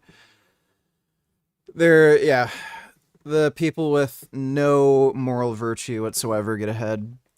So when you started, for example, did you start out the gates taking gear? And did you start out the gates taking gear? No, because a lot of kids now is like they like they're in the gym for like 3 months and they're like, I need to be on steroids. I was natural for like 6 years. Yeah, but yeah, like when I was natural, like I was killing it really. Like I was 16, benching like 315 for like 6, and then by the time I was 18, I Wait, how old were you? 16. And then when I was 18, I benched like 440 naturally. And then when I was 19, I was like, I can't be doing this natty shit. I'm just gonna. What made you think that though? Because I just wanted to see where my physique could go and like where my strength could go. But with that being said, bro, you didn't even take a lot of. That's the thing, because you haven't seen your potential. Because like the cycle he told me he did, I was like, are you retarded? Like that's nothing. What is the cycle? He did like an Alex Eubank cycle. He took like a little bit of Rad 140 and like did Rad 140 for 3 months, and which is so bad for your liver and kidney, by the way. But like, well, it was only 3 months. Okay, yeah, it's fine. Well, I mean, the drinking and all the other stuff is not good either. But no, that I do it off cycle though. Yeah, we drink like off cycle. So like when that's why our physique's like, we used to be huge. Like I'll speak for myself. Like I was like pretty jacked, I'd say. And then as we started to do more drinking content, which is like what people really, I find like enjoyed, like the shorts and the TikToks always did well because we were just doing like fun challenges. And I was literally doing like Mr. Beastification of content as far as like fitness, just making it like super like dopamine centric, like fast cuts, like and like low key brain rot. But where people like were like, yo, these guys are actually human beings is when they saw us like drinking and like partying and shit. But yeah, that's obviously the worst thing you can do for your physique. Yeah. So stupid. But you know, how do you balance it? In order to not, Well, to be honest, I never like took a lot of. Yeah. So first cycle was like 400 tests. I took I took like a bunch of different stuff to see what would happen, but I didn't take it. I didn't take it all at once. Okay. You know what I'm saying? So it's Okay, like I was already so autistic, bro. I'd like write it in like a little like notebook type, and I'd be like, yo, this is like hard, and then I felt like a mad scientist, so I'd take like 400 tests. That was the base for the cycle, and then I took Anadrol, and I was like, okay, bench went up like 25 pounds this week. This is crazy. Like that's what Anadrol does. Yeah, I know you like Anadrol. I've actually never ever. I've done it. I've never done it to like an extent. All those things for me, like D-ball and Anadrol, whenever I took them, I felt too much. Like it was too much for me. And I'm super sensitive. So why wouldn't you take more then? Because so it wasn't too much like, oh, this is good. Oh, you were like overstimulated. Type yeah, shit? like mentally it was too much. Okay. Yeah, so Anadrol, Winstrol, Anavar. I took Halo. That was. Did you ever try Halo? No, just trying. Oh yeah, his trend story is funny. So I was meant to hop back on cycle, and I bought a bit of trend, and we brought this kid from Norway who's like 6'6", claim natural, like big as fuck. His name's Gorilla. Shout out Gorilla. He's a good guy. Yeah, But so Shan's like, yo, I've been off cycle. Like I need to compete with this guy, and I was like, well, I could give you a bit of the trend I bought. So I inject him. And the dude, like his personality, he's so laid back, he's so chill. He's literally like the chill guy, man, bro. This guy starts like trend raging. He's out on the town. We get asked for pictures all the time. This guy's like, Q, like I don't want to take a picture with your dog. Like literally, like, oh my god. Oh, that's hilarious. Drunk dad raging. I was afraid he's gonna like beat my or something, bro. It's crazy, but yeah. Bro, because I don't even take much. And the thing, he's like a hyper responder to everything, bro. And the oh my god, thing is, you got all the bad side effects and 0% of the gains because you can't make gains in 5 days, bro. Yeah, it took like 0.5. Yeah, I don't even know how much that is. For 5 days, or you tried it for longer? Nah, he took 2 shots of like half an ml, so that would have been like literally like 100 trend. Yeah, so that's Trent like Ace. Yeah, Trent Yeah. Ace. Yeah. Oh, that's funny. Like after I saw that, I was like, okay, I'm not doing this. Like I don't know. So you've never tried it? I've never tried it. I already have gyno, bro. I already have like hair loss. I already have no nuts anymore, just from like the little bit I've done. So, you know, I'm cool to stay away from the trend. If I ever did a show, 100% though, 100%. That's gonna be like I'm gonna run 1,000 trend. Would you ever really compete? Would either of you ever really compete? It's hard to say because it's such a commitment. And like you've dieted a million times, and like you also used to coach, correct? Yeah. So you've seen all these people. It's like I feel like there's a certain level of body fat where you look great, and like you even look really good on Instagram too. And if you know mess with like the lighting a little bit, you look like 6%, let's say, right? So let's say that level is 10% of looking like peak on Instagram. There comes a point where it's like you're now show lean and your brain just doesn't work. Yeah. Right. So as a content creator, it's like, am I willing to sacrifice my business to like look kind of good? But then since I'm in the fitness industry, that look does sell. You know what I'm saying? So it's like I could maybe capitalize off more views, but again, my content's not really based around my physique at all. Yeah. So it doesn't really matter. Yeah, no, for me, I don't think I would. I just can't be, man. 16 weeks of dieting is. The dieting to steer you away. Bro, what I'm you so should do, bad. but what you should do is get like you could be like a strong man, bro. I don't know if you look at his hand.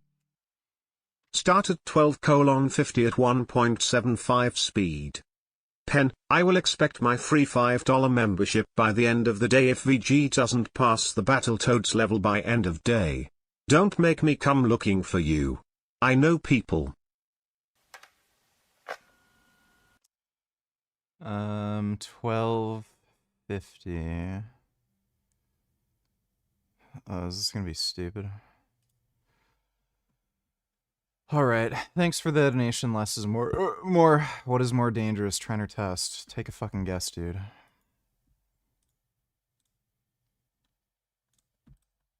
Couldn't have missed. First is the alleged noose, which was made either from bed sheets or bits of clothing. The facts are a bit murky there. In either case, the material given to the prisoners for clothing and sheets is designed in a manner to prevent just this Epstein situation from happening. Also, as far as I can tell online, the color of uniform for the Manhattan Metropolitan Correctional Center is blue, not orange. At least that's what all the MCC prisoners.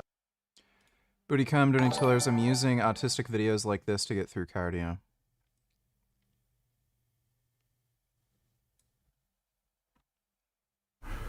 Three.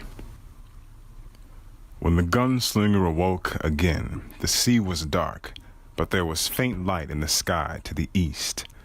Morning was on its way. He sat up, and waves of dizziness almost overcame him. He bent his head and waited. When the faintness had passed, he looked at his hand. It was infected, all right. A telltale red swelling that spread up the palm and to the wrist. It stopped there, but already he could see the faint beginnings of other red lines, which would lead eventually to his heart and kill him. He felt hot, feverish. I need medicine, he thought, but there is no medicine here. Had he come this far just to die then? He would not. And if he were to die in spite of his determination, he would die on his way to the tower. How remarkable you are, gunslinger, the man in black tittered inside his head. How indomitable, how romantic in your stupid obsession. Fuck you, he croaked and drank. Not much water. I don't know why he uploaded that, but okay. Thanks for the donation, Bootycam.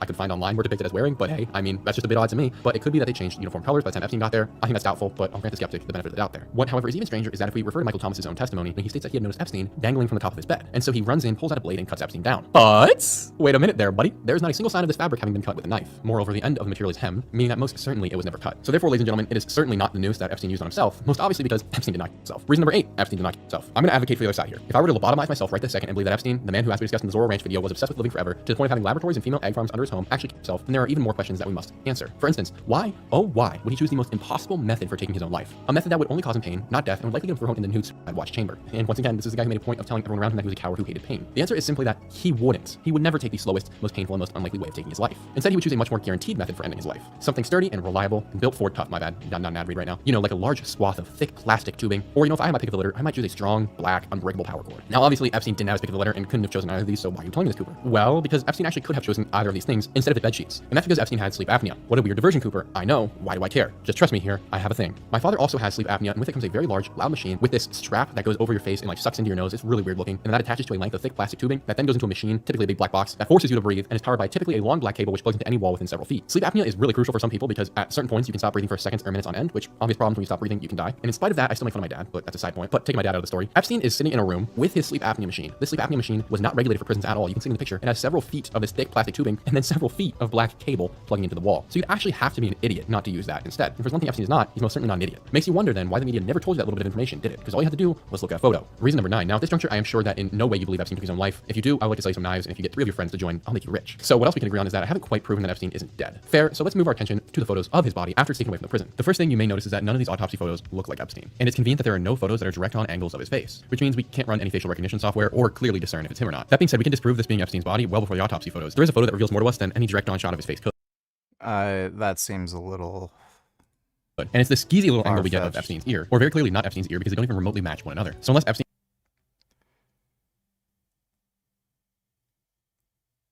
I mean...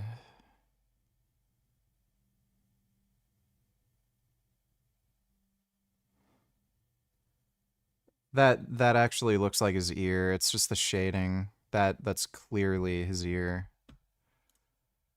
It's just the shadows. Like, that's obviously him.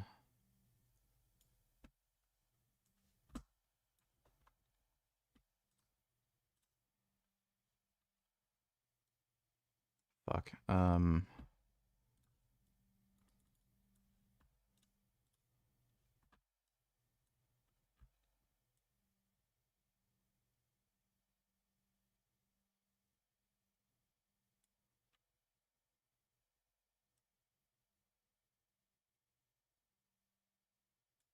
Like, it's the exact same shape. It's just the shading. Like the shadow. Epstein got new ears while in prison. This is not his body, which leads us to wonder whose it is then. I've seen and read many theories, including a body double for who this could be, which is possible considering Epstein's countless millions of dollars he poured into his foray into human cloning, which, no joke, check out the Zorro Ranch video if you haven't seen that. My personal theory, though, is that this body looks a ton Okay, yeah, this is... like the brother of Hillary Clinton, named Tony Rodham, who died just a handful of weeks prior to Epstein. And here's a photo of what he looks like. And buddy, he's fat as fuck. That's obviously not him. no, I'm not lying to you. The man on screen is not Jeffrey Epstein. That's actually Hillary's brother, and you're not mistaken thinking that they could practically be twins. In fact, here's a side profile of him playing golf with Bill Clinton. The resemblance is uncanny. And the ears too, based on No, that guy's way too fat. what I've seen, seem to show a lot of similarities with that of the body on the gurney, but it's hard to tell because photos of Tony are not exactly bountiful. It is interesting though that Tony's nose most certainly has more of a hook shape like the body on the gurney, which Epstein's most certainly does not. However, that is not nearly the only thing about this photo that makes it so suspicious, not by a long It's the same shape. He literally shows the profile. He has a hook nose. shot. Indeed, the more compelling argument is about the photo itself, and more specifically, who took it. Let's pause and ask ourselves. No one at this point outside of a few prison staff knows Epstein's dead, supposedly, and no one has spoken about the matter outside of the prison system. So how then did a photographer manage to be at the exact right place at the exact right moment to get a photo of the now deceased, allegedly world's most high-profile criminal ever, in the split second he's taken from the ambulance into the hospital? How? I mean, 1,000 things would have had to go correct. He would have had to know which prison Epstein was coming. He would have had to have known when they were going to take him out. He had to have known that he had died. He had to have known which hospital they were going to take Epstein to, and at what time. There were so many things that just make the chance of this happening zero. And no, there wasn't a tip-off either. It wasn't leaked to the press, and no one was made aware that Epstein was going to be there. And this is the only photographer who shows up to see Epstein. So I can't believe that. And therefore, So here's the issue. There's way too many people involved for a cover-up to run that deep where they literally replace the body with somebody else. It's not possible. So, like, there's a plausibility that it wasn't a suicide, but completely and utterly implausible that they swapped his body out. Like, no fucking chance. It's obviously him. Decide to look into who this photographer is. After all, he does seem to have the most fortunate timing ever and the best. Yeah, so this guy's a little crazy. Thanks for the donation, though. Less is more. Hands. He's the most giant, enormous hands I've ever seen in my life. Makes my dick tiny, man. It's bad. but yeah. Yeah, it's comedy. So the dieting's hardest for you? Yeah, like I've always struggled with the diet, bro. I think it's because I've always been like a fat cunt at heart. Yeah. Like, you know, like I was always a fat kid, bro. So like when I did get kind of lean, I was like what? I was like probably like 17% body fat. Yeah. And that was probably like the leanest I got. But like I was still struggling like really hard to like, you know, not binge and shit. Yeah, it's so hard, bro. That's the hardest thing. The dieting's the hardest part. But you got those Islander genes, bro. I think I struggle with the weight because I am half Islander. Yeah. With keeping the weight off. Oh yeah, like keeping the weight off. Yeah. Yeah. What's the most calories? Because I saw some crazy videos about eating. What's the most calories you think you've eaten in a day? I think You've I crushed had like 20K, 25K before. Yeah, I have, but like yeah, just like. But like of what? It's just like and like KFC, ice cream sandwiches, like probably the things that would probably make you die.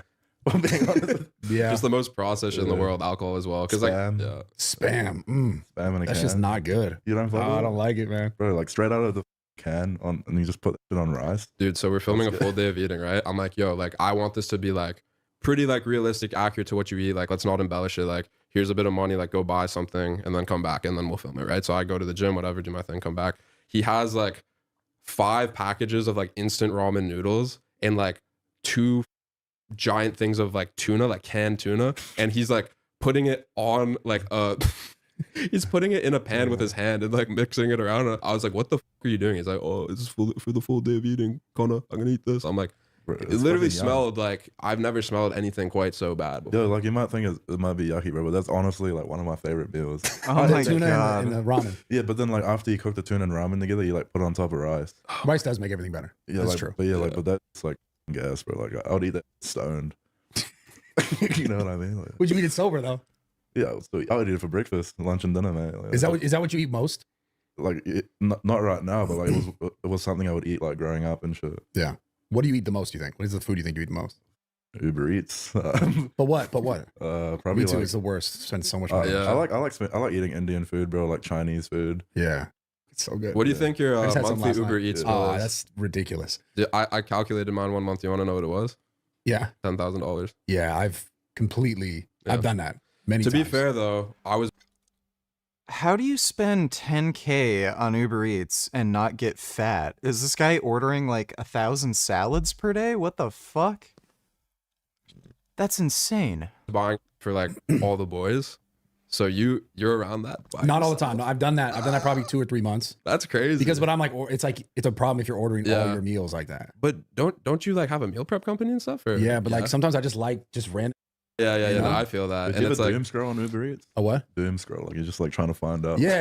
Like That's late what at I be night, it's the doing. worst That's too. what I When be you're doing, when it's and when like the Doom stuff that's like scrolling on decently Uber good to eat is like closed. Yeah. I'm just scrolling. I'm like, I gotta pick something because I can't go to bed hungry. Like, and it's stupid because I have shit in my fridge I can go eat, but for some reason I just like. Yeah.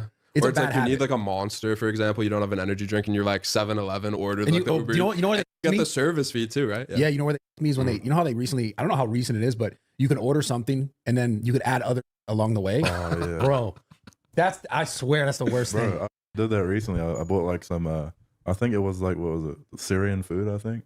Because I was like, I'm never f***ing Syrian food, so I bought some. And I saw the ad on. It was like a liquor shop. And I ended up buying like 2 bottles of wine. But what? Were you drinking wine by yourself? Yeah. Like, Yeah, let me tell you the most scene. This is like on video. Oh, red too. or white wine? Hold on. oh, red. Okay, cool. This This so I is- get horny, you know what I mean? Yeah. Yeah, no, ever since I showed Buddy wine night with chicks, bro, he's been like, yo, I gotta like make them wine and like we'll drink the wine. We'll like that's his like big plan. That's how you get the girls? Yeah, why not, man? You know, everything he's learned from me, man. But you just slide in chicks' DMs or what? No, usually I just meet them in person. Like I don't really do like dating apps. So like, yeah. If I see a chick in town, I'll say what up, and I'll get the contacts, and I'll set something up. Just show them the followers. Just be like, yeah, I'm valid. You know what I mean? Like, it actually works every time. You ever do that? Crazy. You ever do that shit? I never really. I think. But yo, I feel like it wouldn't work here though because like that's like everyone here. You know what I mean? Yeah. It's like I feel like I have a pretty cool car. Like I have a C8, and then I'm like over here, and I'm like looking at the cars. I'm like yeah, I'm poor, bro. It's a weird. I go to Miami. I feel like I'm in a GTA lobby, bro. But that's how it's like. That's crazy. But Miami, it's though. just bull. It's all like half the people rent that. It's all flexing. True. I've never seen a girl in Miami without fake tits. Like, why is that? Like, I feel like I like smaller tits. Yeah, smaller tits. When will I make my podcast tour? I don't know if that's gonna happen, man. Oh, I have a sleepy kitty here. Oh, look at this noodle. Look at him. Oh my goodness. Oh, he's so tired. Why are you so tired? Oh my god. You are a sleepy boy. Oh, I love you, Gum Gum. It's nice hanging out with you. Oh, it's so nice having a kitty. You are so silly. Oh my god. He's literally a noodle. Oh, I love you so much, baby. Yeah. That's your good cuddle kitty. Yeah. I like try to fit it all in my mouth. I did that the other night. No, I get that. I suck the Yeah, if it's like a little in my droopy. mouth. If it's a little droopy. Yeah, but if it's too firm, you can't do it. Yeah, no. So you're like more like an ass guy then, or you like the small tits specifically? I like the fat, but with the small tit combo. You know what I mean? Yeah. That honestly is the best. Yeah, it is the best. I feel like I actually don't have like a that type. Do you too. have a type though? Because you were saying Yeah, nice big round ass, small tits. It's pretty hot. I know for a fact you like tall girls and you like kind of jack girls too. I don't really have a type. Sometimes I like them chunky. Sometimes I want them skinny.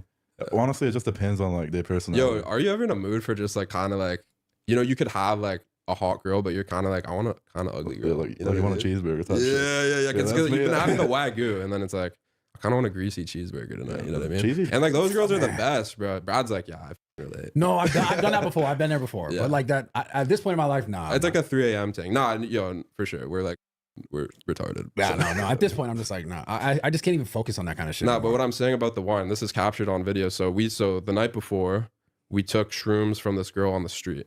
Okay. Sketchy. We have the craziest shroom strip. I think we took he took a handful of shrooms and like it's the strongest strain, like the mushrooms with like the long thingy. Yeah. He gave me like 4 of them. So I don't know how much that is in grams because we didn't weigh it, right? And I'm not like super experienced with shrooms. Like I used to microdose to go to the gym. That's fire. Did you ever do that? Yeah, a lot. Sick. Yeah. He just had a handful. We start tripping. I like have this whole like existential crisis. Then we like recognize that like we're best friends. We're gonna make it to the top. Like we have this whole conversation. I love it. I also realize I have to hit legs because like I'm fucking because I'm. It took shrooms to get you to know that. I'm under the covers and like I like reveal my legs and then he goes and I'm like what? Wait, He's like, hold on. I gotta take this back. You were under the covers and he's laying next to you. What's going on here? No. We're in the basement. Okay. We're at our boys' bin and there's like 2 mattresses and I sleep in shorts, right? So I pulled down the covers. He's like, I'm like, yo, no way you're talking about my print right now. No, I'm playing. But anyway, pulled down my pants and like my legs are like mad small. New data, and even Israeli scholars confirms that Israel is committing a genocide. Oh, yeah, that's great. Guardian revealed Israel military zone data indicates civilian death rate of 83%. What the fuck does that even mean? Isn't there like 2.5 million people in Gaza? Like, what do they mean? Classified lists 8,900 named fighters is dead, or probably dead in May, as overall death toll reached 53,000. So are they saying 83% of the deaths are civilians? That's fairly normal, dude. The majority of the deaths in World War II were civilian deaths. Like, yeah, when you're talking about dense urban areas where civilians can't get evacuated, that's not abnormal. You just have to provide proof of indiscriminate killing, which they don't. You have to factor in ratio of civilian to militants, how likely it is to kill a civilian versus a militant, and like that's how you come up with a militant to civilian casualty ratio. But yeah, none of it, like whoever wrote that doesn't know what the fuck they're talking about. Thanks for the donation, dumbass. At the time, and I'm just like, what? He's like, you gotta hit legs, and I was like, that week I hit legs 6 times. What? That's like the I most swear to God, Jim Bro revelation while on mushrooms. But fuck too, bro. That's my we second couldn't time. we couldn't sleep. This is how it relates to the wine. See, it's all connected, Brad. Yeah, You yeah. understand? It's Yeah. all connected. Anyway, we can't sleep. It's like 7 a.m. Everyone's upstairs. Like they're letting us stay because we're filming a video. You know what I mean? So they're trying to help us out with the vision and everything because we're gonna go film the street party the next day. But we couldn't sleep. We're being like super noisy. Shen's just like, yo, let's just start getting up now because we're meant to go out and film it. But he's like, yo, let's just get up now. I'm like, what's like open? What was it, 7-Eleven or some convenience store? Some convenience store. We just start firing wine at like 7 a.m. and get super. We had like a 24-hour like bender, bro. Why 7 a.m.? What's going on after 7 a.m. besides people going to work? No, that's the thing, right? Okay, so it was like a university homecoming. And so in Canada, there's these homecomings and it's like you party all day. So like the second you wake up, you party, right? Okay. So yeah, we were meant to go out at like noon, but we went up. Did you make it? Really? Because like 7, 8, 9, 10, I'm like, bro. I mean, bro, yeah, we made it. We made it because like we were partying that night. This is like a complicated story. We were partying that night and then we took the shrooms and then we're start partying in the morning. We made it to the night, but we had some help. Did you see what happened to Togi? Almost died or something. Yeah. He was in Like actually? like Yeah. no, dead ass. No, when was that? Right. Pull that up. I genuinely wish him the best, bro. He almost died, bro. And I like saw that and I was like, Yeah, that's him. Oh, what? This is recent? yeah. Oh, I didn't know that. Hold on, I'm gonna hit him up real quick. Yeah, just be like, all good, bro. No, but that dude's like, I feel like he can't die. I feel like he's immortal. I don't know. I had this friend in high Nah, school. bro. I had this friend in high school and he was like on like every drug like all the time. And we're like 14, 15. I used to call him a cockroach because he just do so much like, and he'd be high at school, but he just wouldn't die. It's Dude, crazy. I just, it's crazy because I never really got into drugs like that. Yeah. No, I was always into it's- performance enhancing drugs. It's but never, good. It's good that you didn't. But the thing is, a lot of bodybuilders do. Yeah. And like, I'm sure you've seen that. And it's because like the endorphins. And like, if you're taking anabolics, I feel like now granted, we're not, but if you are taking anabolics, the reaction you do get from drugs you're taking is just on another level. Cause like your hormones are high, your testosterone, your Yeah. sex drive. It's like, and like everything, like I feel like somewhat revolves around sex when it comes to drugs, because like that's the pairing that makes your serotonin, your dopamine like go absolutely Yeah. nuts. You know what I Yeah. mean? So really common for bodybuilders to do a lot of, you know, drugs for that reason. But yeah, we honestly genuinely have to cut that shit out. Like it's, we maybe. gotta lock in. Maybe like soon. Like we should cut it out. Like, nah, like I mean, you should not do that. yeah, Yeah. yeah. Yeah, like, Because you can't be like, you can't drink and smoke and Yeah. do drugs. Shrooms like, are fire though. Yeah. Shrooms are great. fire. Shrooms are great. But I like, love shrooms. but you don't want to mix it with all that other too. Mm. You know, you kind of want to Have like you? separate it. Have you or no? I haven't, no, because Okay. I've always known not to. Right. You don't want to, honestly. You know, I'm pretty bad, man. Like that night that we did do shrooms, I was just looking for weed, and then somebody was like, "I've got shrooms," and I was like, "Yeah, give it." And that was like my second time ever doing it, and the first time. And you was took a like, lot? Yeah. Yeah, that's the thing. Bro, I had a good time. He's man. he's a human vacuum cleaner, man. It's Like, There's just crazy. people like that. Yeah. People are just different when it comes to like how the drugs affect them, for Yeah, sure. I Which is had a interesting though, good because you're time. hyper responding to the steroids, but you think because like for He me, hyper responds to everything, bro. but that's what I'm saying. Like I do as well, and that's why like I would stay away from certain drugs because I was like, I don't want to feel this much. Did you hyper respond to gear as well? For sure. Imagine that's crazy because you could have pushed it even more though. Because but it was weird because like I told you, I always had the less was always more for me, and I always avoided doing too much because I would get to a point where I'm just afraid of ending up like that. I was afraid like, yo, I'm gonna die. And that's like a So I testament to avoided your longevity and whatnot. Because like, bro, like you've maintained a good physique for so long, and It's a long and time. also like consistently making content. I feel like when you have all these other variables that like they can give you a boost, but it's like up like this and then crashes down. You know what I mean? So well, the more things you rely on to like keep you going in whatever direction you're trying to go in, is like Facts. it's just You didn't even read the whole thing.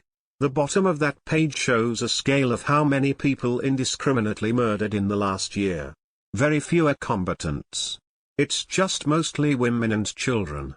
Stop trying to justify a massacre. Genocide is never normal. So they're relying on Hamas figures, so the Hamas health ministry that literally overinflates child and female deaths. And what's the evidence they were indiscriminately killed? Like, you're a fucking retard. Thanks for the donation, dumbass. Don't care about like any fucking gay ass articles you sent me. It's not. If it's not of you, No, that's why naturally, I'm it's not worried good. about Togi, like because of the Adderall. Like that's crazy. I actually like was low-key like super worried, even though like I don't think we like really like each other. We low-key have beef. I can explain that if you want, but like What's the fucking- beef with Togi? Nah, so he it's actually not that serious, but he was talking shit about my clothing brand after he said he like loved it. I have like the DMs. So what had happened was he signed, because this was when he was making needle porn. I mean, he was injecting himself. I call it needle porn. Oh, but, for, like, on content. yeah, on content. And I was like, this dude does not give a fuck. And what did I just say about people with like finicky morals? Like they're hard to beat, because it's like you can't top that. Like anything like you can think of that's fucked up to get views, he'll do it, right? So I saw that in him, and I was like, I also thought he was like kind of a nice guy because we had some mutual friends. So I was like, I hit him up. I was like, why don't you join my brand sponsorship? He's like, I kind of want to go to, I'm considering like a lot of these different options. I was like, what do you want to join? He asked me for a certain amount of money. I was like, boom, done. Send him the contract, sends it back. He's like, cool, super excited to join, whatever. This is like before he had followers. And like, I'm only bringing it up now because like he's more relevant than me, but back then I was more relevant than him. So now I'm choosing my time to talk about it. Whatever. Yeah. But where was I? Oh, right. Sends it back. Everything's smooth. And like a few days later, he's like, I'm going to sign with. This was my, like, as a business owner, this was my up. I like got pissed because I like will die by my word. Like, as you can tell, I feel like I'm pretty like open about it. Like, I didn't like that he like gave me that commitment and then just turned it. You know what I mean? And it's like, not like, I have a small brand, bro. It's not like a, like we did, for me, it's a lot. Like we made 3 million in 18 months, whatever. It's like a cool story. Started from posting JPEGs. Our first drop, we didn't even have any clothes. I literally just sold JPEGs, and then I used the money to buy the clothes later. It's called a pre-order, by the way. It's not a scam. Anyway, yeah. So I was pissed. He gave me his word type, and then I kind of went off on him. Like I was being stupid. Like on the phone? No. I was just texting him. I was like, oh, I'm gonna sue you. Like I was just making it up. I was being retarded, and then he's like, okay.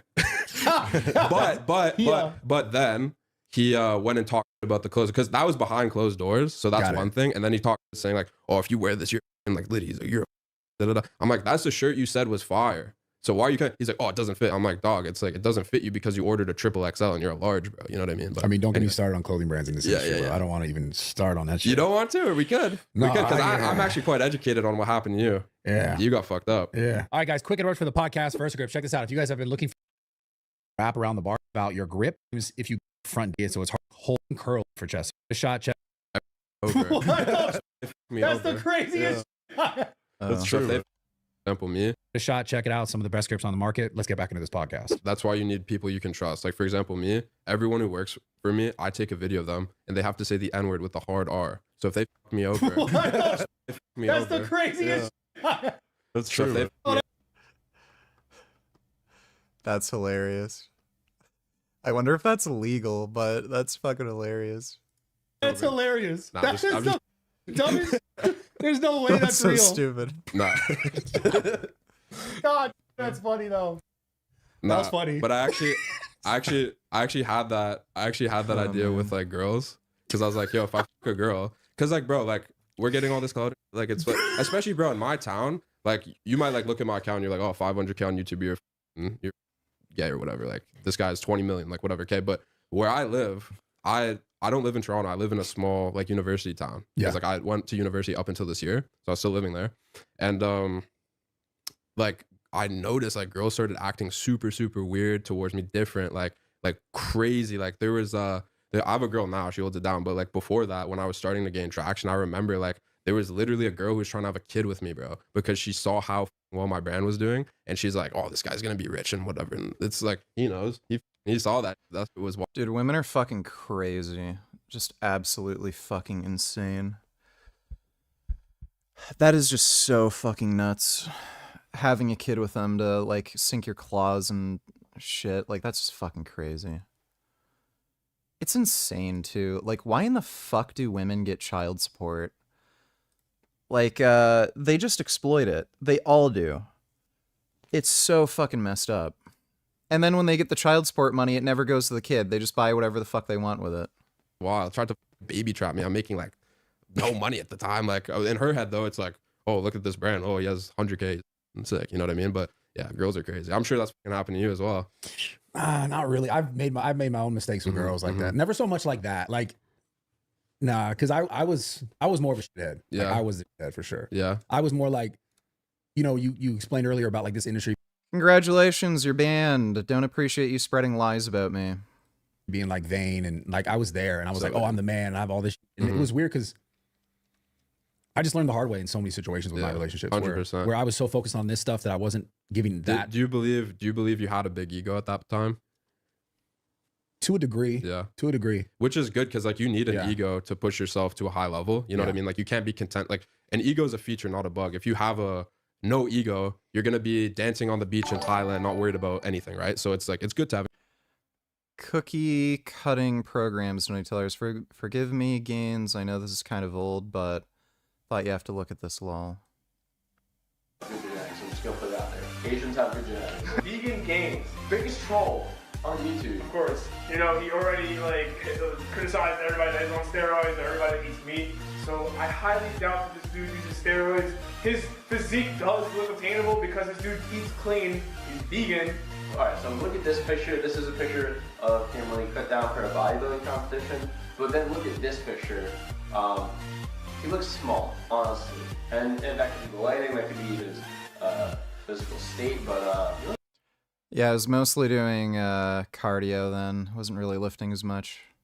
small, honestly. Lastly, Philippines, obviously natural. Yeah. Turk Flex, is this faggot on Turkesterone? He hasn't uploaded in forever. Weird. Bro, forgot you debated Connor Murphy. Yeah, I know. I debated him. Someone wrote in the comments, Battle of the Foreheads, lol. Thanks for the donation, dude. R donated $2. Did you know there are 3 new Frank shorts? I was not aware. We can take a look. Thanks for the donation, R. Soul Child donated $2. What is this? Estimated civilian death rate in select conflicts. Yeah, it's not particularly high, all things considered, especially since, like, again, that's one of the most dense urban areas on the planet, so... many genocide scholars, lawyers, human rights activists, including Israeli academics, campaigns, Israel's committing a genocide. Yeah, it's because they're faggots. They're all making shit up, and not like they literally don't know what the fuck they're talking about. None of these people have any military experience, and they're just gay retards, and they're suffering from like the Jewish version of white guilt. Just stupid. Thanks for the donation, dumbass. So again, oh, the civilian death rate in Afghanistan was so much lower. Well, Afghanistan isn't a fucking dense urban area, is it? Fucktard. And they're able to like evacuate civilians. People were able to leave. So completely different set of circumstances. Like again, none of these fucktards ever take that into account, so they just make shit up. Let me see. Rank Tufano.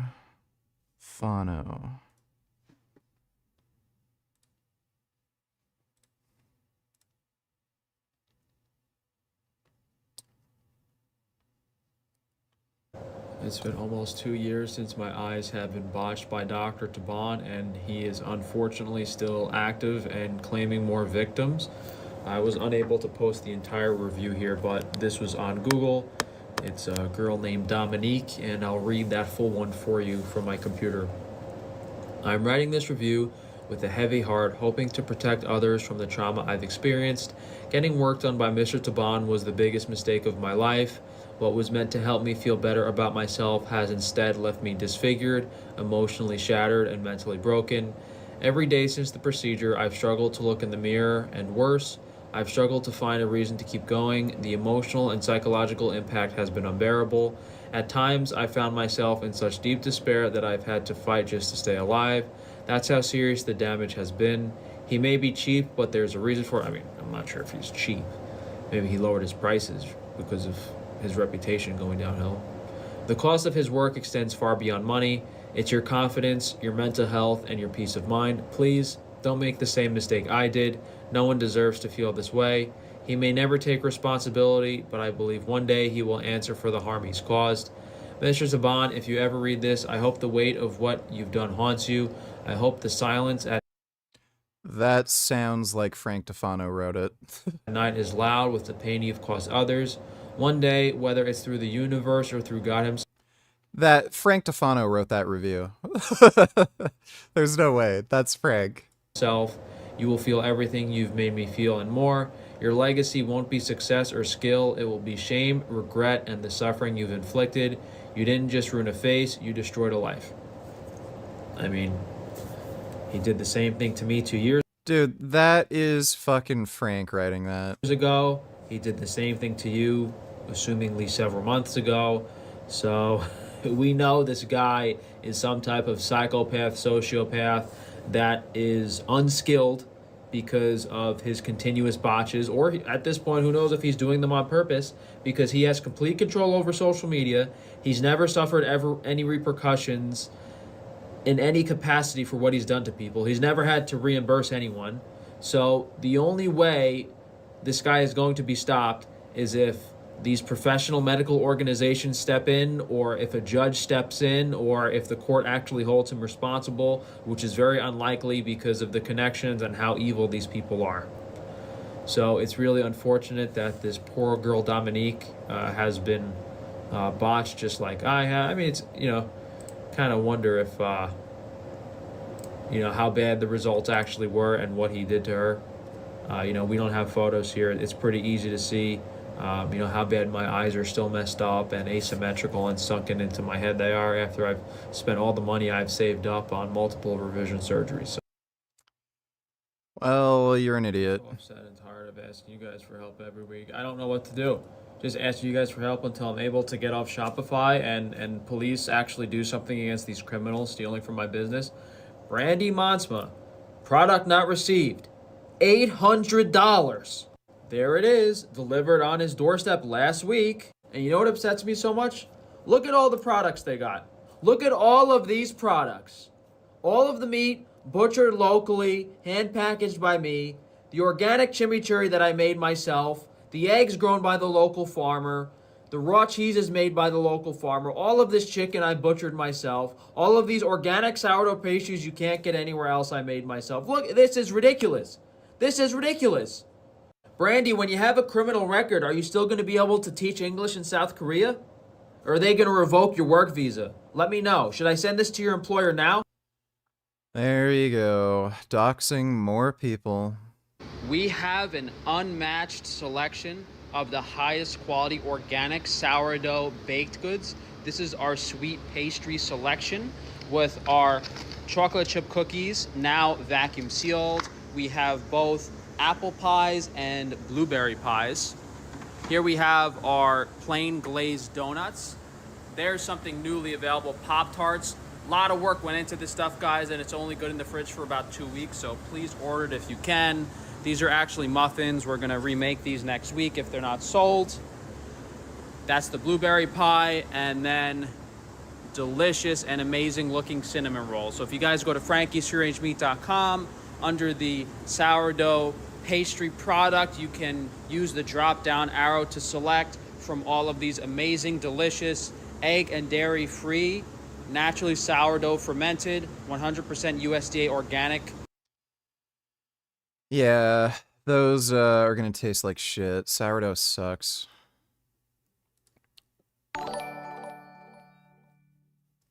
Nick Fuentes gives fatherly advice to his son Nathan. Generational run, you're on Red Pill, Destiny's son Lowell. I don't know. I don't want to get mixed up in that, because you know what happens when you got kids is when you're 14 years old, okay, people got to lay off this guy. He's 14 years old. People are on his Twitter. Oh, he's a Nazi. He's this, he's that. He's on a show. Look, he's 14 years old. And I'm not saying that to belittle him. He seems like a very intelligent young guy and seems very precocious. Dude, being 14 is no fucking excuse. Just some bullshit. So I'm not belittling him. When you're 14, I still believe you're a young man, but people should really be considerate and not treat it like a big spectacle. Him going out there and saying what he's saying, you know, there's clearly some family thing. He's griping about his mom, about his dad on his Twitter, on his Discord. Obviously, he's saying he's a groiper. He's saying he likes Hitler. His dad is like a famous leftist. Like, there's a personal dimension to it as well. So you just got to wonder what is best for him as a young man. And I would say it about myself. I'd say it about him. It's not a good idea for a 14-year-old to be on the internet doing polemical stuff. I'm going to be honest with you. I just don't think it's a good idea. Well, you know, he's not really wrong. Thanks for the donation, retard. Can we react to Ryan Macbeth next stream? Upload a new video after coming back from Israel? Sure. Oh, my kitty. How come you're so sleepy? You're very sleepy today. Very cuddly and very sleepy. My goodness. You know I love you? Yeah, you're such a good baby. Look at this kitty. You're so sleepy. My goodness, what a sleepy peepee. Oh, yes. It's my sleepy peepee baby. Oh, you know I love you. You're so handsome. Yeah, you're so handsome. Love you so much. My little handsome baby. Oh, look at that yawn. He is the best kitty. Just the right amount of annoying. You want kitties to be just a little annoying.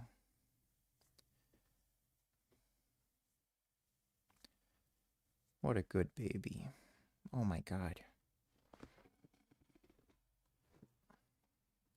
You can, can push you to make more money, this and that. But I feel like for me, I just know that like all of this, like at the end of the day, like it's, when preparation meets opportunity, but also like it's just the kind of luck, bro. Because not even in the sense that like, oh, I won the lottery. Like, yeah, I've posted, 2,000 videos to get to where I am. And, also like, but see, the thing is like, if I never met this guy, I'm not in the same position I am now. Or even like to say, is it true long-term fasting will give you heart problems? I have no idea. It's not a good idea for people like Nick to promote fascism online either. Yes, that is true. Thanks for the donation, Dodo. Fascism is indeed bad. Say like the experiences that happened to me when I was young to shape my mentality now. If that never happened, I wouldn't be here. Well, that's life. Yeah, that's exactly. Yeah. So, if you find yourself in a good position, like you just got to thank the Lord, man. I'm not going to lie. I know I just talked about cocaine and, saying the N-word, but like seriously, like God gave you everything. No, it's true. It's true, man. And I'll tell you what happened for me specifically was I was in a relationship prior, like right before I started to have a lot of. You donated $2. Let me see. Blow the mosque up with adults in it. She also is that clear incitement? She also very quickly deleted it. Check out this surreal defense of a tweet that would have sparked global outrage if a Muslim said it, but instead he twists himself into knots. She wrote something along the lines of they should blow up this mosque, and I think she said something hideous. People. Yeah, blow the mosque up with the adults in it. You don't think that merits a prison sentence? If somebody writes something on social media in their own. Buddy, the amount of shit Muslims fucking say is crazy. You have them openly saying they wish they could commit fucking jihad and either force everybody to be Muslim or pay a jizya. They're talking about using immigration as a way to overtake Europe and the UK.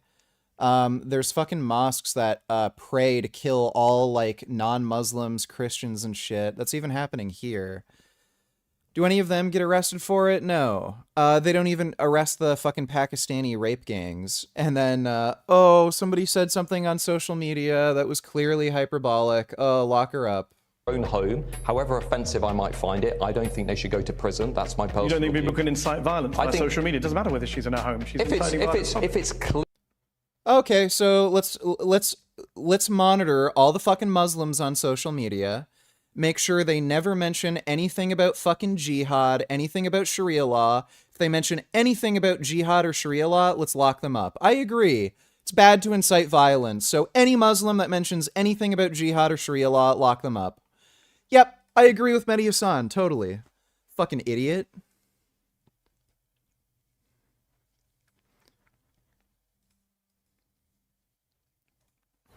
What is truly Scandinavian? Grattis. Absolutely nothing.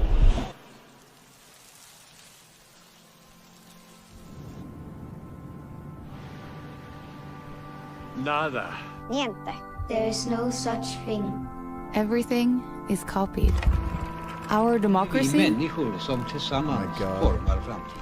invented in Persia. Dude. Who found Yeah, dude, Sweden is so fucked. Sweden is one of the most gay, cucked, retarded countries. They're trying to gaslight everybody into thinking Swedish people have no culture, and it doesn't matter that there's a bunch of Muslims and like fucking retards invading the fucking country en masse and changing the demographic landscape. It's so insane. Sweden is so fucking gay. For 3. This time we're doing a house catch. He's got... I don't care about this catching a predator shit. Thanks for the donation, E. A lot of the success. And I got my heart broken super bad. And then, it's the worst. Yeah. and then I was like, all I'm going to focus on is myself and everything I want to do.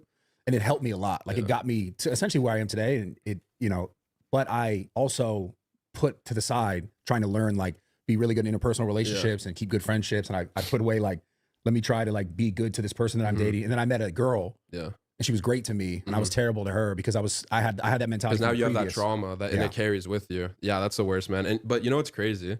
I was doing a bit of research before I came on because I wanted to be prepared, and I listened to a few of your podcasts. And you mentioned something about heartbreak, right? It broke your heart, and then it made you, you know, turn into a savage, basically. Yeah, 100%. Same thing happened to him. That's how he started getting jacked. Same thing happened to me, bro. When I listened to, I think the Togi one, he said he like got like heartbroken or something. The fuck? Why'd the hell do that? Streets of LA, like not much more positive. It's cool. Yeah. I don't know. Yeah. The fact that Sweden gave us Greta Thunberg says a lot. Yeah, it does. Apparently there's a lot of gay fucktards coming out of Sweden. Thanks for the donation, Dodo.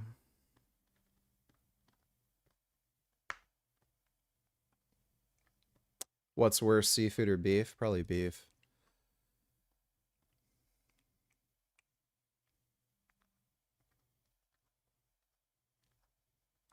Much more positive. It's cool. Yeah. I don't know. Yeah, I get that. Who do you guys think in the industry is like the lamest fitness influencer? Oh, you want a clip? Okay, I got you. You go first. Probably Alex Eubank.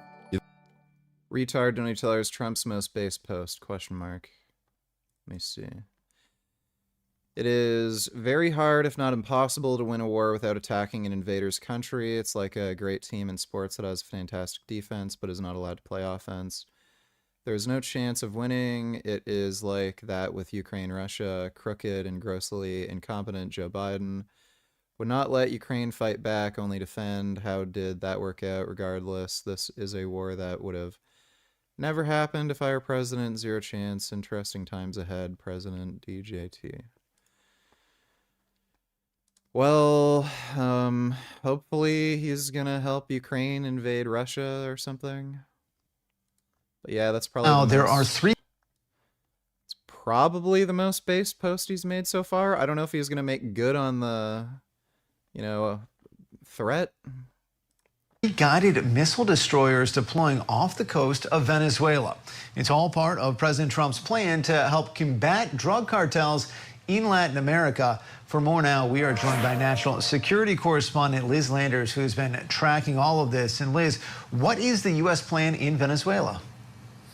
Yeah, Andrew, well, while the world has been focused on these peace talks that President Trump is attempting to broker between Russia and Ukraine, the U.S. has slowly been building up a large military presence in the Caribbean near Venezuela. A source familiar told Scripps News that the move is part of President Donald Trump's effort to combat those threats from Latin American drug cartels.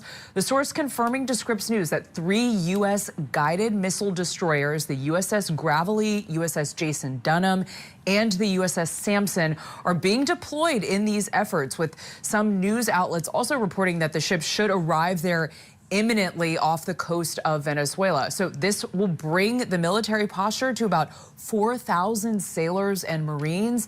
And the broader region will also have several P-8 spy planes, warships, and at least 1 attack submarine, that according to Reuters. Now, Secretary of State Marco Rubio.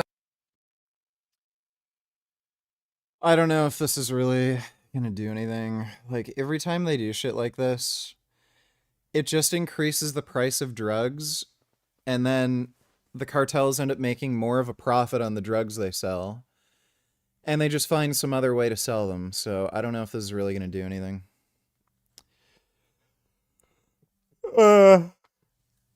Probably just a waste of money, like always. Thanks for the donation, though, retard. Hail Satan, donate $2. Have you read the Satanic Temple 7 Tenets? Don't. They entail veganism. Are we satanic?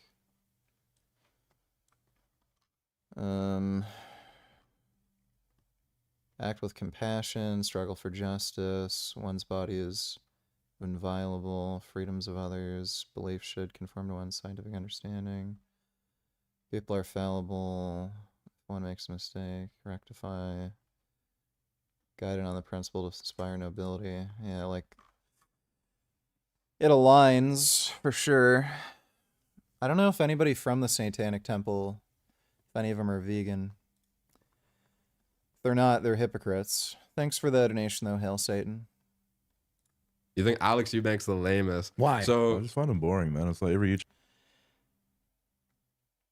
I would say, Alex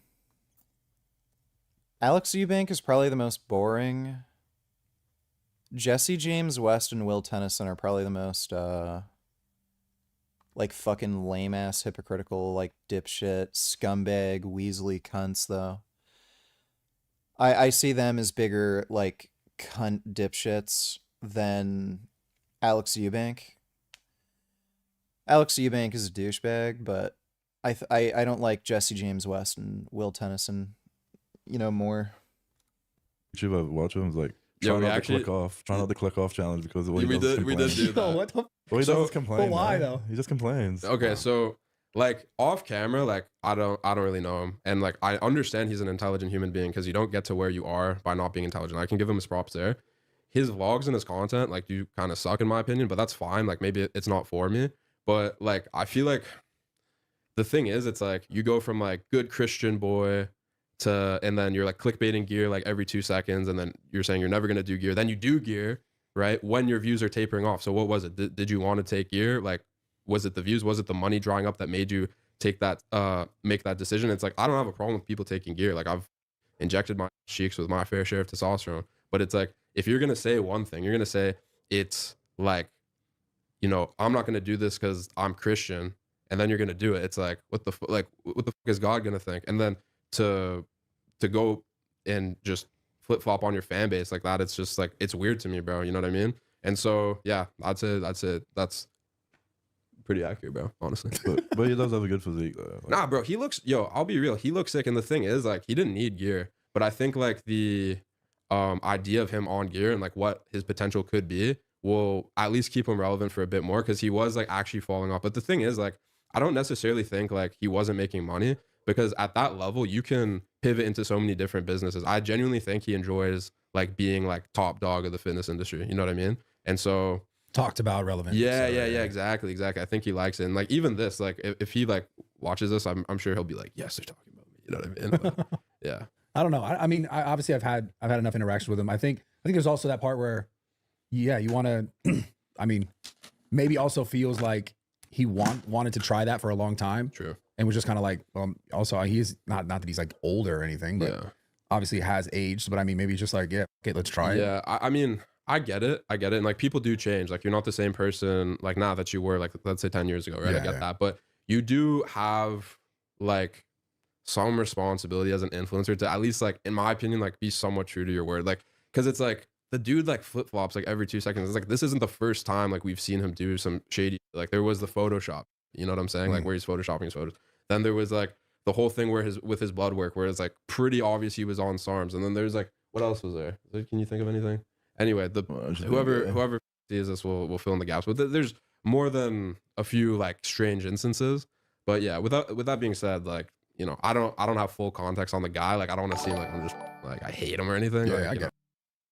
Retard $20. Do you agree with the Georgia Guidestones 10 Commandments? Go to the description section, scroll down a bit.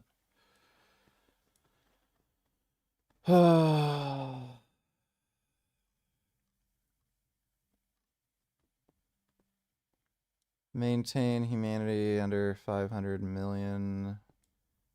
Guide reproduction wisely. Unite humanity, rule, passion, faith, tradition. Little nations rule eternally. Avoid petty laws, useless officials.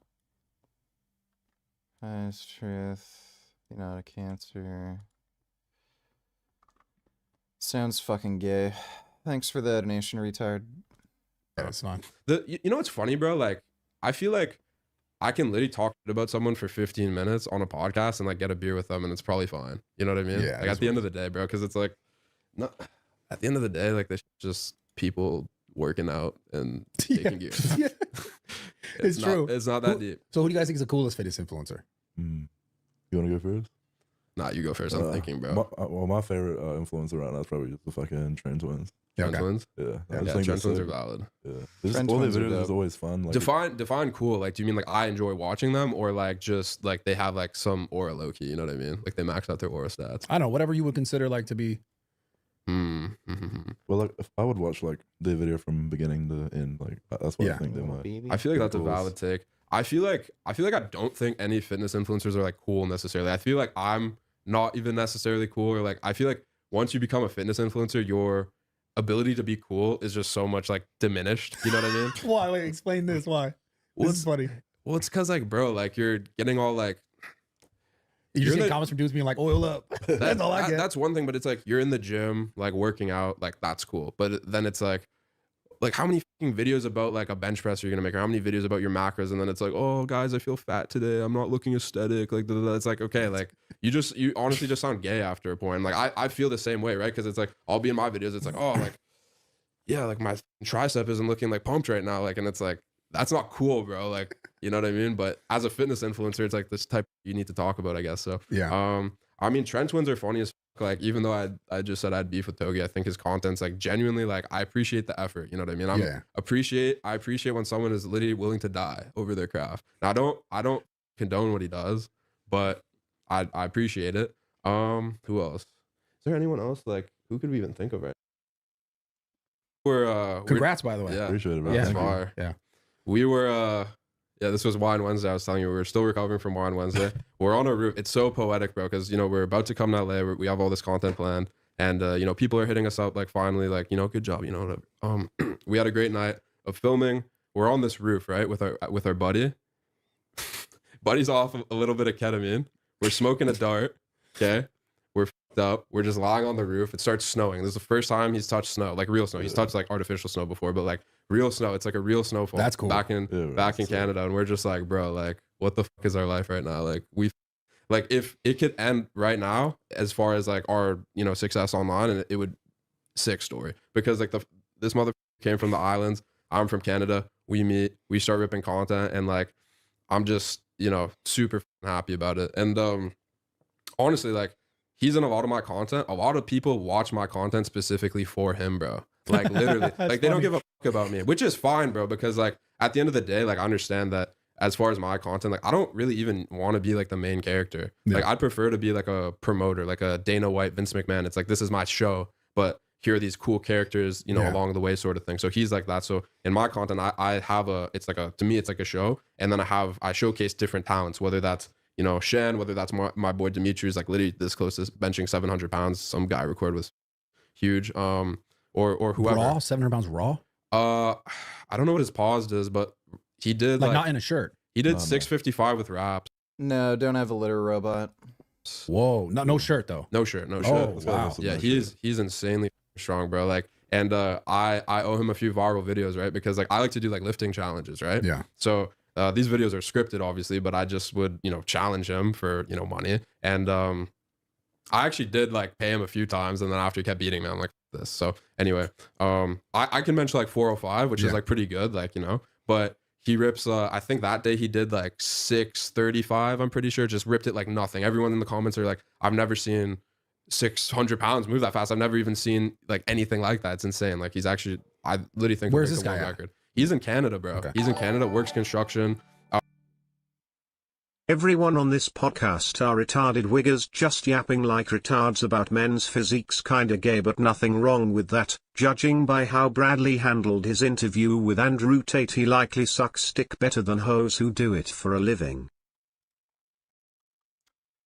Yeah, it's kind of true. Thanks for the donation, retard.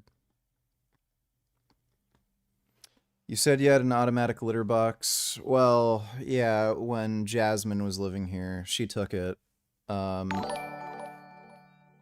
We got it from Amazon. So what's the point of watching these other vids of people who don't know you just to throw shade and hate on other cocks? This cock is doing just fine. Have you ever researched the negative effects of pesticides? We are being poisoned at the mass. That's nice. Thanks for the donation, dude. Yeah, what's it called? It was a litter robot from Amazon. Let me see if I can find it. Can't remember what it was called.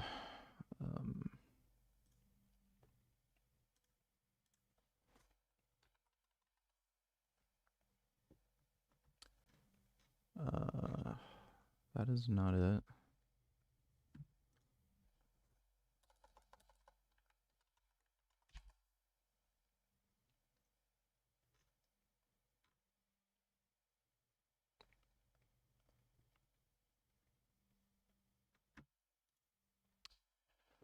Pet Snowy premium version Snow plus self cleaning litter box for cats. 3.3 to 20 pounds, 0 smell, 0 little litter, tracking waste, auto sealing, easy cleanup, automatic cat litter box, self cleaning. So it's the Pet Snowy self cleaning litter box.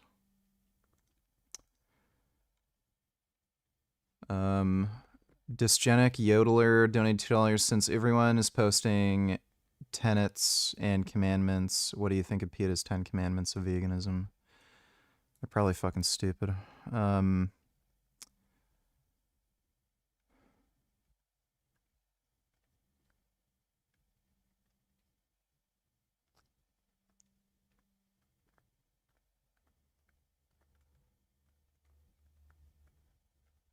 Yeah, fine, whatever. Thanks for the donation, dude. Now, like I was saying, like with being a promoter, because of my videos, he's able to start up like an online coaching business and like teach people powerlifting, which is like, again, like the power of the internet. And I'm hoping, you know, he can do well with that as well. But yeah, there's a lot of freaks out there, man. There's this guy, there's Dimitri, there's, you know, you see him. There's a couple black guys at Zoo Culture. I'm like, what the Yeah, it's nuts, dude. We should go to Skid Row and find the black guy with the best genetics and put him on gear. It could be like the next Ronnie Cobb. Baby burger but vegan donated $2. Did you watch this?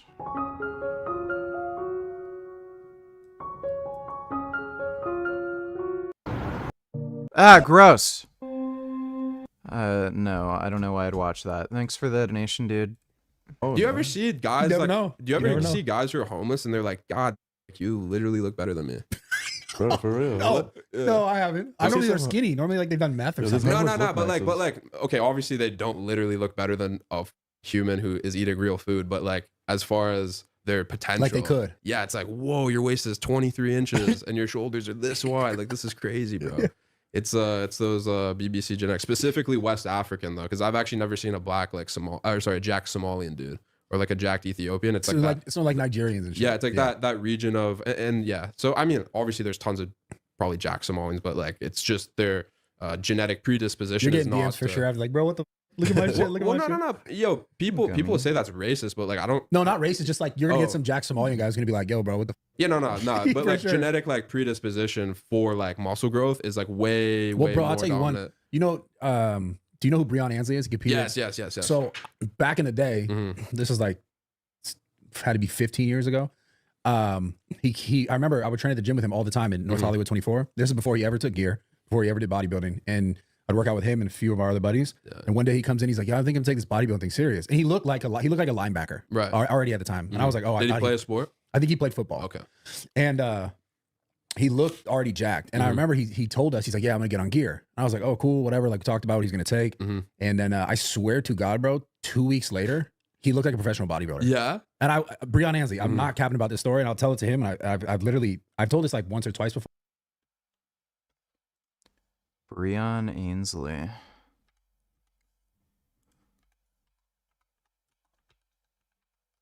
How do you even spell his name? Oh, him.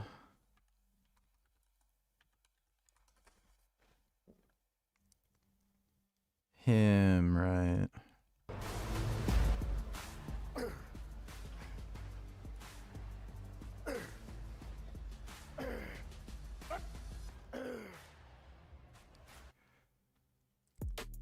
Yeah, dude, I think I could get like that. He's an IFBB pro, right? He does classic. I feel like I could get like at least that big.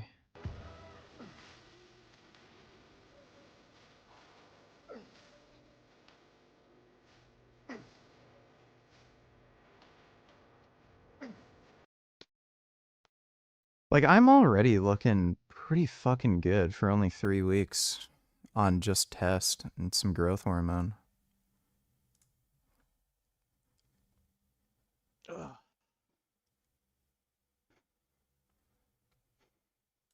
Like, we're not too far off, man.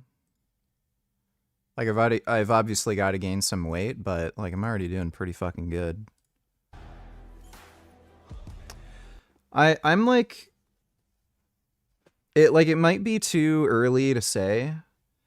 I'm gonna see how I respond to the steroids I'm on, but I might actually try, competing in bodybuilding and trying to get my IFBB pro card.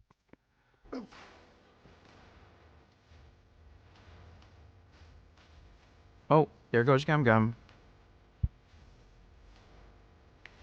Oh.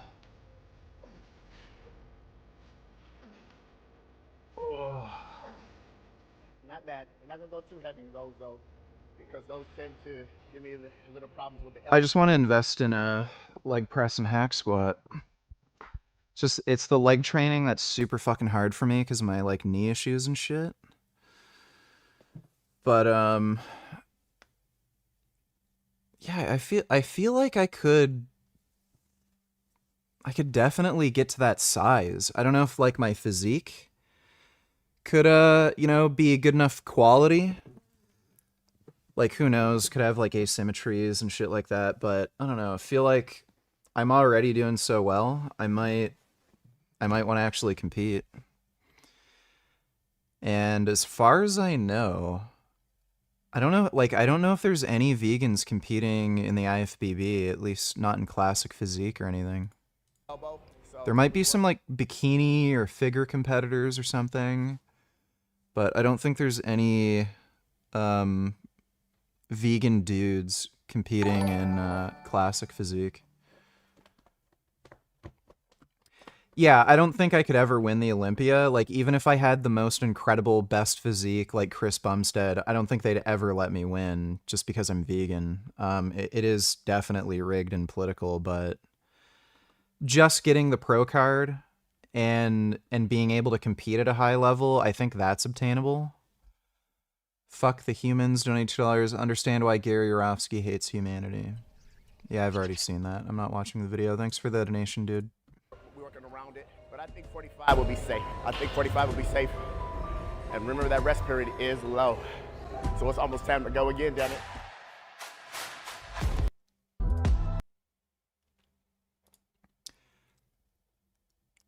Bro, I think I could get a pro card. Like, come on, man.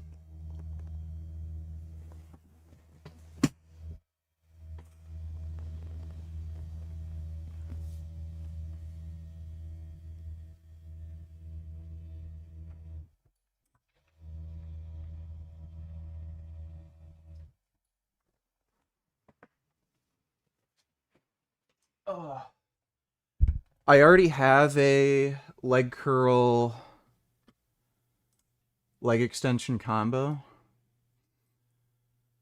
I bought one like a month ago or some shit. I'm gonna try to make this sort of evenish.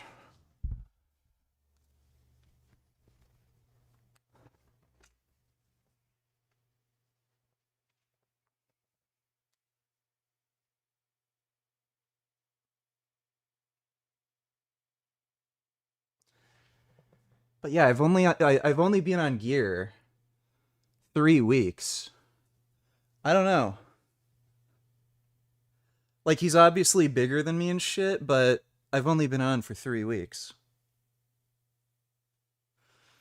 Like, I think I could probably, like, compete. I think my chest is looking a bit more full. Definitely leaner. My abs are definitely coming in more. Let's see, side chest.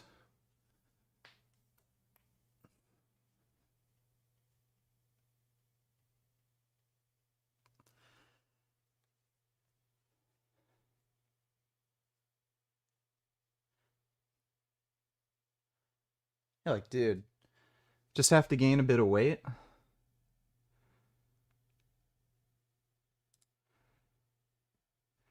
I think he definitely mogs me on the, like, front double bicep, but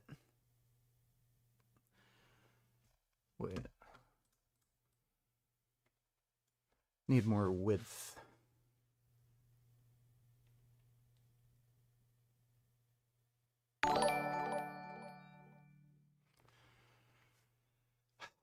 Doing the front double bicep with a vacuum is hard.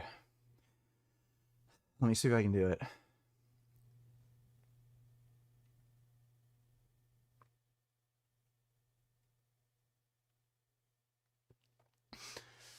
I don't know, man. I think I could get a pro card in Classic. I think it's obtainable. I think I got the right structure for it.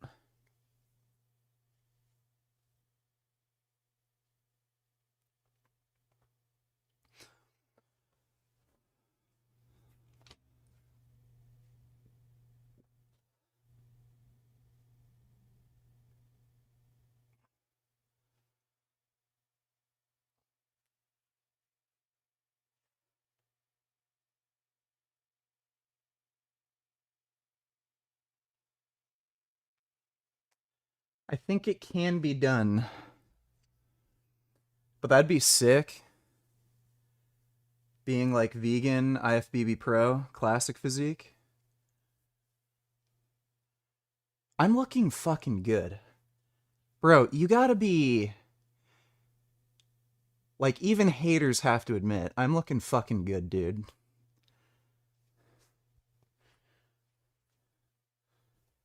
Steroids fucking work.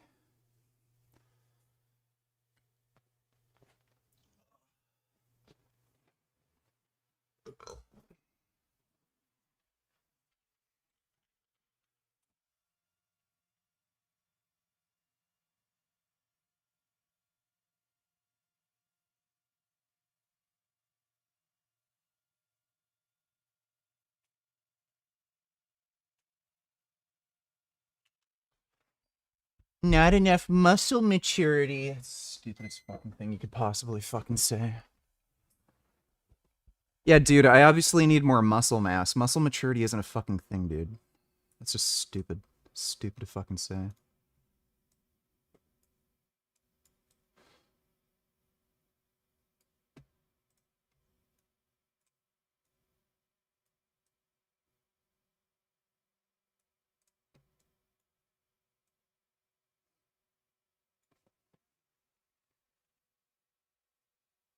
Oh. Don't be a normie. Donate $2. Have you seen this? It was my favorite drink, so I just kept drinking. I drank it. It's like, what are you talking about? Sure. I should drink. Yeah. And like drink. I'm not watching that. That's nice and boring. Thanks for the donation, dude.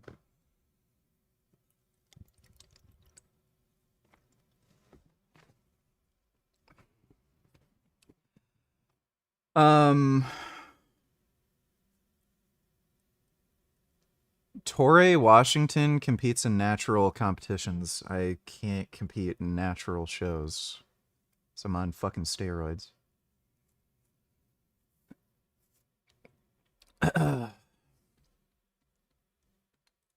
Before, but he looked like a freak in like 2 weeks. Wow. And he already looked great, like average, but way above average, but decent. But then he just like 2 weeks, he looked like a bodybuilder. Straight hyper responder. Insane. Yeah. And it makes sense. I mean, the dude's like 48 or something. He's still competing. 46? Yeah, something like that. Google. Whoa. Google Breon Ansley. I thought he was like early 30s. Whoa, Breon Ainsley is like 48?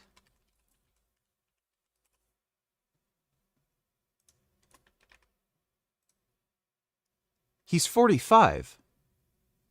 Jeez. Bro, he looks fucking good for 45.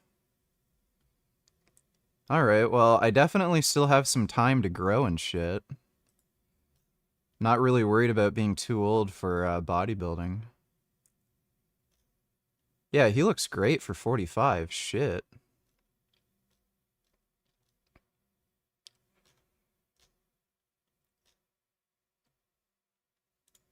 The 31. No. Oh, no. Okay, wait. He might be like, no, 42? 45. Oh. Yeah, bro. So, he and I talked to him about, he's like, because I was talking about like, Dexter Jackson is like one of the go-to guys that's done it forever. And he's done it like well into his 40s. Love Dexter Jackson's physique, man. And he's like, well, he started really late, so he's got more time to kind of to still do it, right? Because he didn't start when he was like, like a lot of kids start now. Like at that level, like that's taking, a toll on your health because you're blasting the androgens year round. You know what I mean? It's like people come off and say I'm on TRT and they're on 100,000 megs a test. But I think he'll be on like a gram though. I think he would actually come off. Yeah. Like he would come. I remember I spoke to him specifically, like off camera. He would literally get completely off. Oh yeah. And that's what I heard about Dexter Jackson would also come completely off. Yeah, it's interesting. I mean, bodybuilding is one of those things where.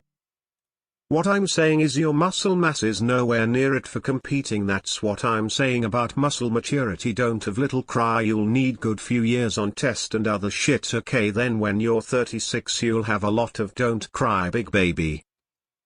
Oh, wow, you don't say. Thanks for fucking stating the obvious, dipshit. Thank you. Oh, I didn't know that. Thanks for the donation, Bootycam. Frank Johnson donated $2. Holy shit, you're jacked, man. Quick question, though. Is there any point in doing incline bench if the normal bench press version targets the upper pecs just as well? I don't know if it's just as well. Like, again, it's fine to include at least one incline variation. I think it's just a good idea to be safe. But people who like only do incline, I don't know, that just seems like overkill. I heard you talking about how inclines don't make much of a difference. Yeah, it seems for the most part, incline press just targets the upper pecs about as much roughly and just less of the lower pecs. But like again, just to be safe, I think it's good to include just one incline variation at least per week. But there's people who literally only ever do incline, and that just seems like kind of overkill and pointless. Thanks for the donation though, Frank Johnson. It's like people try to make it so scientific, but it's not an exact science. Like it's the most. Wevo donated 240. V Adam John Gugamos. V the glitching vegan. Who may I emerge from the crack smoke? Hashtag vegan.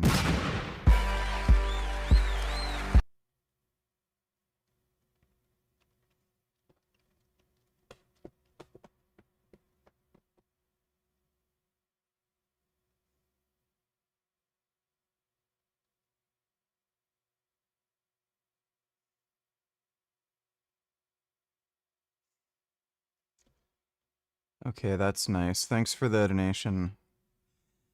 Is there a peak and drop off with steroids? Like, does it only last for 7 years? I don't know what the fuck you're talking about.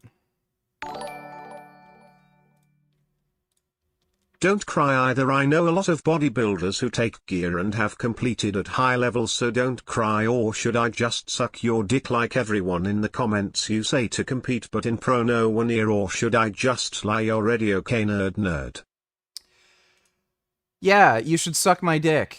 I just shaved it. It's nice and smooth. Uploaded some photos to OnlyFans. So yeah, perfect time. Suck my cock. Thanks for the donation, Bootycum.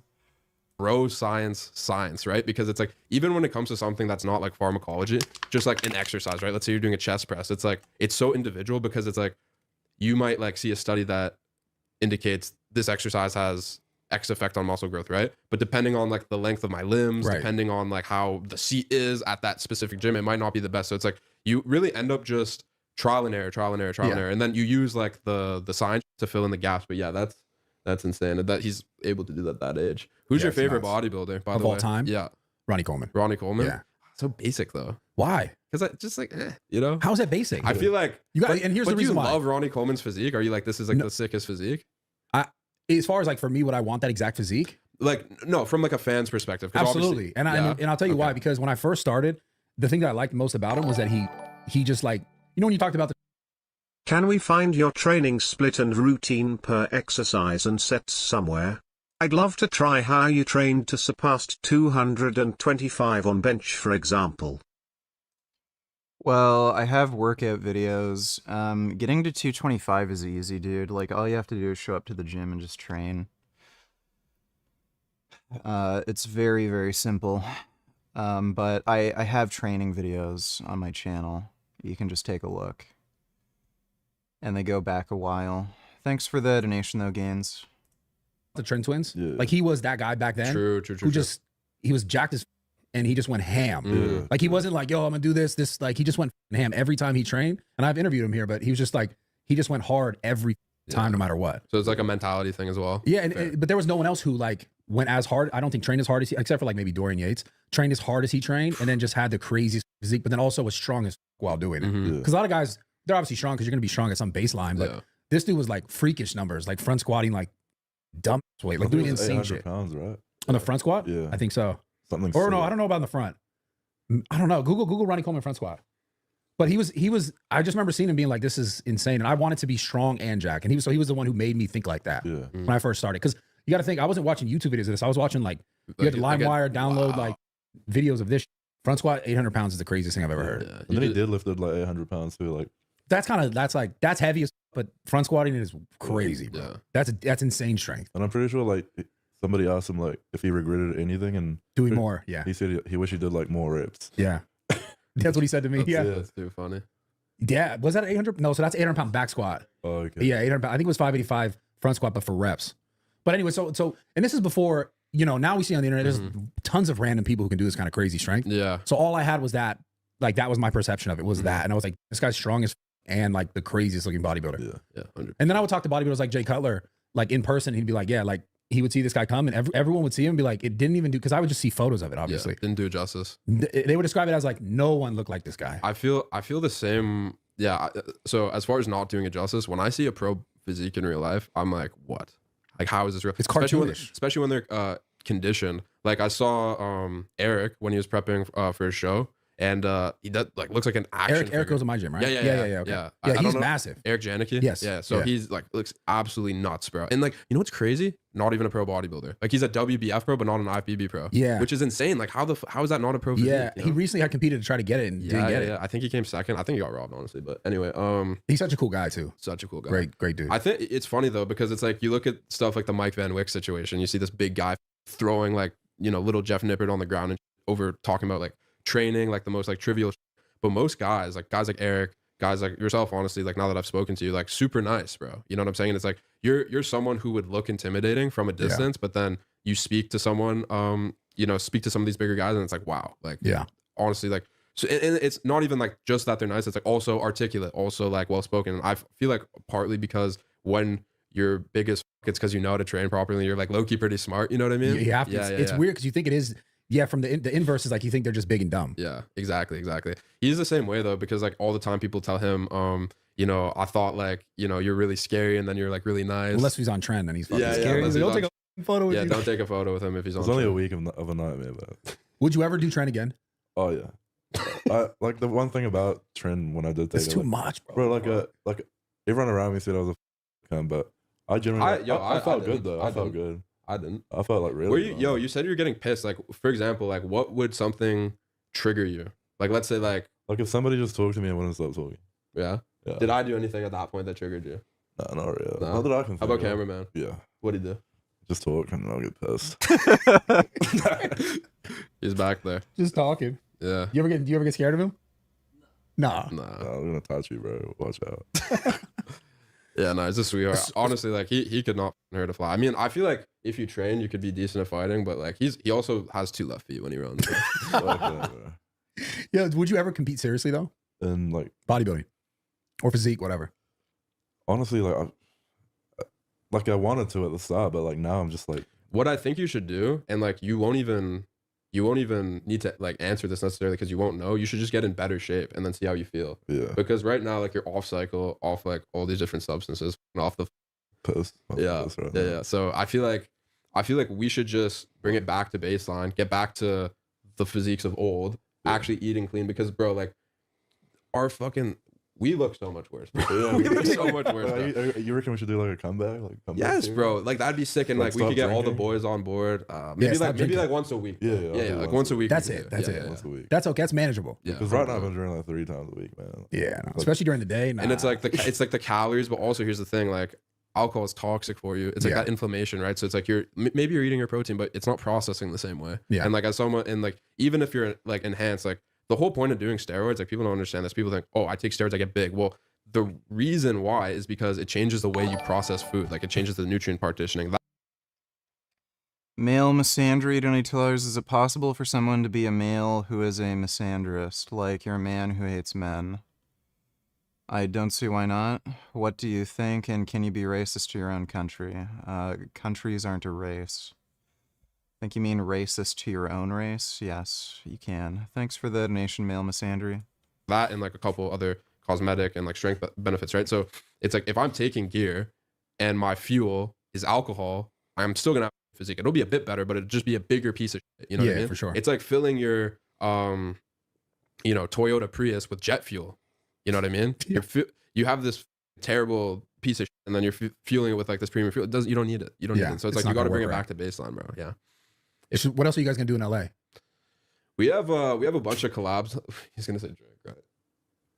Maybe. Yeah. We have a bunch of collabs lined up. We're planning on, also going to your gym. If you'd like to work out, I'd like to get a workout in with you. Yeah. Definitely, I want to play basketball with there's this 7'7" dude I want to collab with.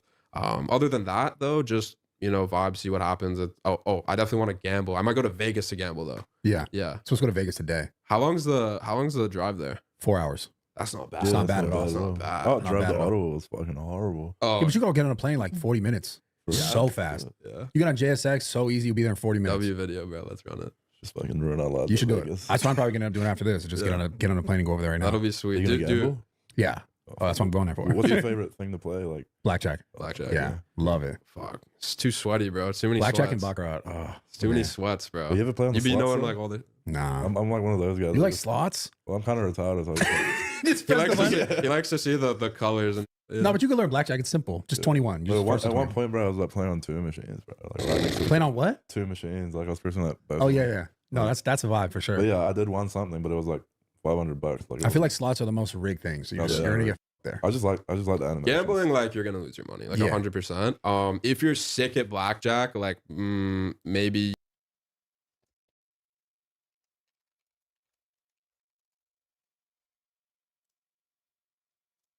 He has his own YouTube channel. Imagine coming out of the bar in 1969 to this motherfucking beer in your hand, driving home. Nothing better than drunk driving.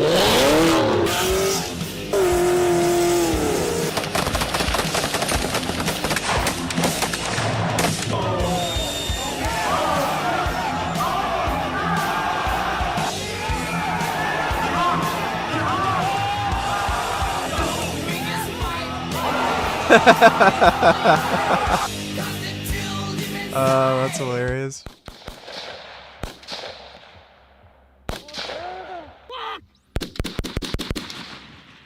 Let me feel the tar, baby. Let me feel.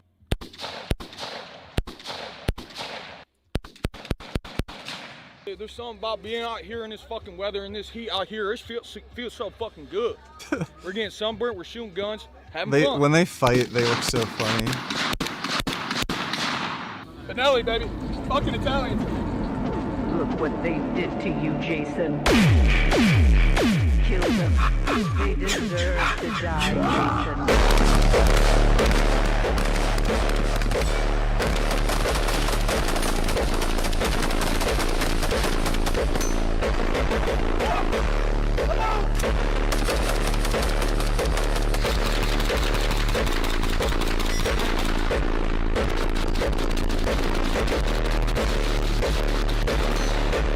I should have been like this, bro. Meat out. I need some carbs, bro. I need some fucking carbs.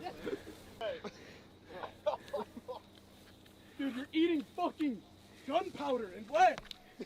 That's the American dream.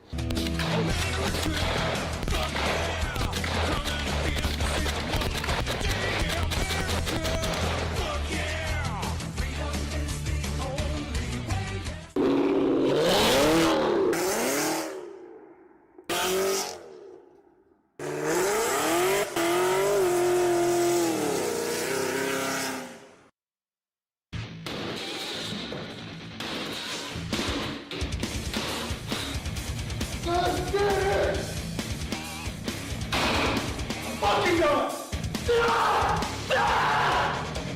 I'm so fucking pissed! Yeah! Oh! Fuck! Yeah! Fuck! Fuck! Come on! Fuck you, boy! Yeah!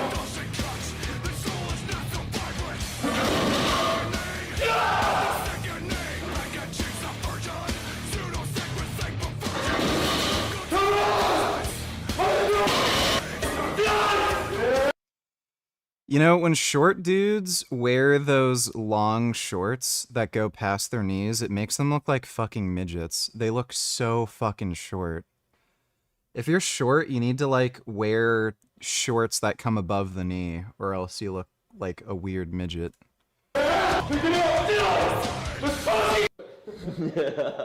This is a journey of schizophrenia. Go to the head, high tits. Hitting lips. You know what I'm saying? That's what it's all about, man. Yeah, what I hate is my small ass fucking tiny ass wrist. Yeah, dude, I'm never going on Tren. That is way too high of a risk, dude. Let's go. Let me show y'all something that I do. You're just gonna stroke it a little bit. You go in there and edge yourself. You're gonna superset that edging with something else. I'm gonna grab that stick, boy. That stick is fuck. Fuck. Ugh. You think Ronnie gave Jay Cutler the N-word pass after he beat him? Holy shit. I feel like, honestly, Ronnie don't even say that shit. Top 3 white guy of all time, Jay Cutler. They're like both LeBron top. James, Ronnie Coleman, Martin Luther King. Actually, Martin Luther King was a communist, and he cheated on his wife with multiple women. He was not a communist. He did cheat on his wife, though. Oh.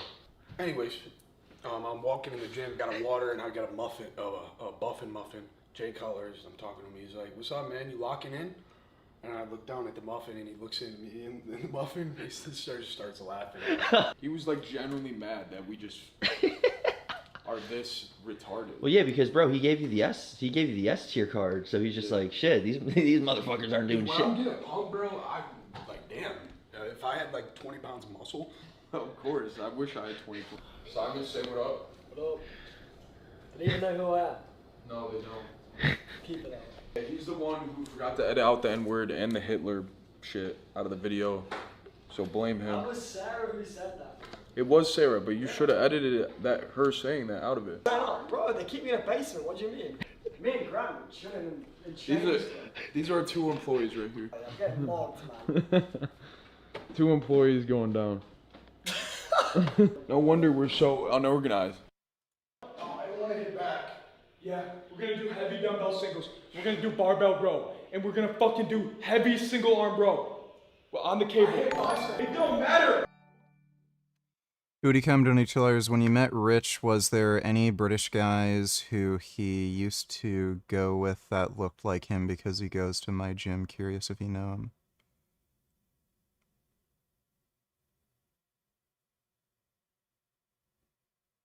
What are you talking about? Are you high? I have no fucking clue what you're asking me. Thanks for the donation, Booty Cum.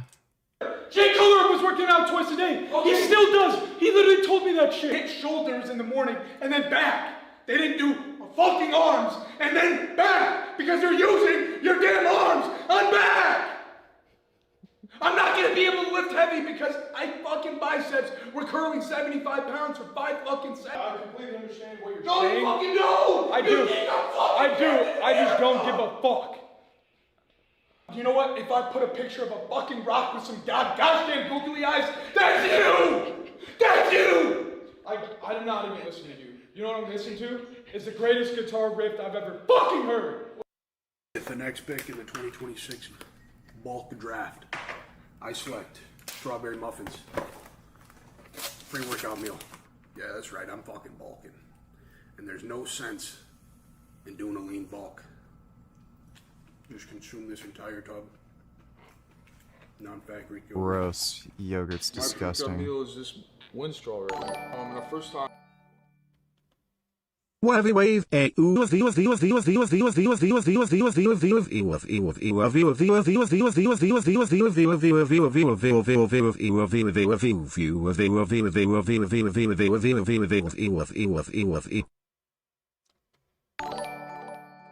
thank you for that. I'll say it in easy terms. You met Rich Piano ages ago. Do you remember meeting a guy at his booth who is British? And no, I ain't high. No, I did not meet a guy at the booth who is British. Thanks for the donation, Booty Cum. You should have just asked that in the first place, because that actually made sense. But thanks for the donation, Booty Cum. I think what I meant to say before was, can you maintain a dose of steroids permanently and keep the benefits? Yes. Yes, you can. In our lives, for the first time ever, me and Mikey aren't going to be doing the same exact thing. Mikey is going to be bulking while I am cutting, because I realized we have being identical twins having the same DNA. We could really do something here, like a little experiment. Imagine what we would look like if we actually got a coach and we actually listened to our coach. We weren't retarded. The thing about failure is like failing over and over again. It's not a bad thing. It's like you get better, you learn from experience. But for us, it's like we just don't learn our lesson. Literally insanity. We don't doing the same thing over and over again, expecting different results. I think we need a coach of some sort, because right now I'm gonna crash diet, 3-week hypercut. I'm gonna starve myself, shit ton of cardio. I don't like taking tren, really, honestly. I always joke about it, but I don't take a lot of gear in general because I get anxiety from taking that shit, because I got gaslit by the entire internet, but I'm done listening to them. Booty Cum Donate Tillers, VGF got autism, things come out different, you know this. Okay. Well, maybe try not being autistic when you ask me something, and then it's easier to understand you. Thanks for the donation, Booty Cum. So yeah, I might take tren, I don't know, like just a little bit, maybe 70 milligrams, 0.10 a day, just to keep the muscle wasting away. You're gonna need a lot more to combat that 3-week deficit, bro. The thing about when I start getting cut, my legs just disappear. You're gonna have to take like 6 grams of fucking Retta, bro. What's your plans for bulking here, huh? Future's bright. Large. Why don't you get a coach and like actually like try and get bigger, you know? Maybe I'll run some insulin growth, but Yeah, I can't do that shit myself. I'd probably fucking die. I just don't want to get a big ass fucking Minecraft head, bro. That shit is so frightening. Like, I already got a big head, dude. I might just Lee Priest this bitch. See, I don't gotta run a lot of gear when I'm bulking, so food's gonna do the majority of the work. Can you stop with that? It's kind of triggering the fuck out of me. Everything triggers you, man. You're just a really easy guy to rage bait. You rage baited my whole day away. How about that? Is that funny to you? Just proves how soft you are. The Trend Twins is just a series. It's just a series of Chris's fucking outbursts. That's what it is. No, it's not. It's a story of two brothers who have unconditional hate and love for each other. I was and then thinking all about the shit in between. Heartbreak, love, roids, fast cars. I realized I might not be the Mr. Olympia one day, right? I might just be an average pro bodybuilder. I might not be the Mr. Olympia. Somebody behind the screen is. And that my passion is to motivate that person to get on the fucking stage and be fucking great. Because imagine you're like one of the legends, bro. The people talk about you the way they do about Mike Menser or Arnold or fucking Dorian Yates.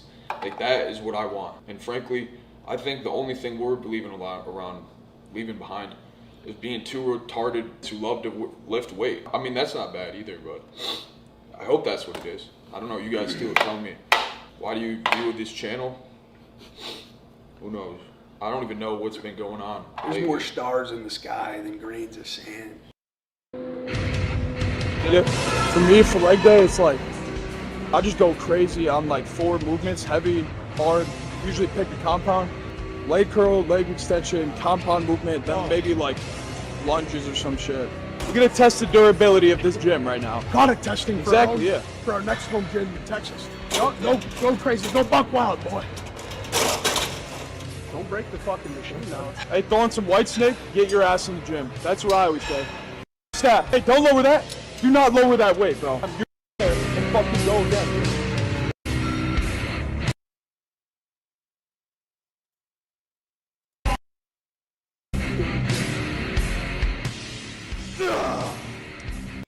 I never liked squatting on a Smith machine. It always felt very weird and awkward. Yes!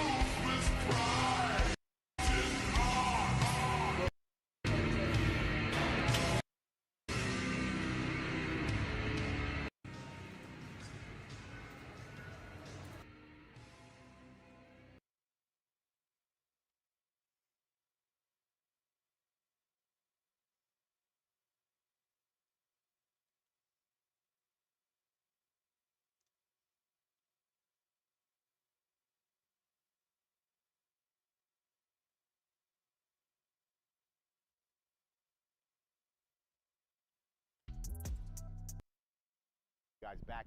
Glad to be back. Man, we are tomorrow, Joe. We are 9 weeks out. Exactly. 9 weeks out, guys. Bootycom donators, I bought loads of dates today, cleared shelf. Well, that sounds like fun. I'm gonna be going out Saturday to like near Toronto to have dinner with my mom, and I'm gonna get some like sushi.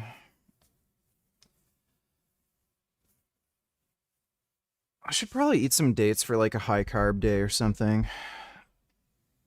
That'd be nice. I haven't had dates in a while. Just been eating like grapes and watermelon and shit. But thanks for the donation, Bootycom. Appreciate it. You know, it's really fucking annoying. I had a watermelon and I ate it. And, you know, I put the like green part you can't eat in the trash. And then I forgot to wake up in time to take the trash out. So then I had this garbage bag filled with, like, melon rotting in my fucking garage for the whole week. And then the bag leaked. Oh, so nasty. Smelled so bad. I had to, like, clean the fucking garage and shit after. That was really annoying. Anytime I have melon, I have to, like, really make sure that I remember to take the trash out. Thanks for the donation, though, Booty Cam. Guys, so maybe we'll see about an update, maybe not, we'll see. But we're gonna train we have 2 training sessions today. I'm gonna give you guys one, some shoulders. We're supposed to be at 201 at 9 weeks out. So where are we at? We're supposed to be at 201. I tell you what, I feel a little bit heavier than 201. I don't feel 201 right now. I feel. What weight does he compete at? Because I'm 205 right now. He's got to be way shorter than me.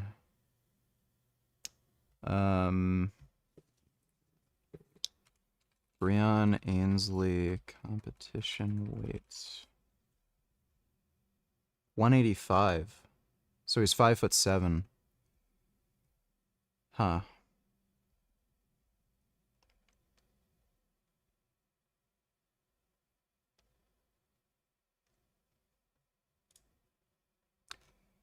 .212 division.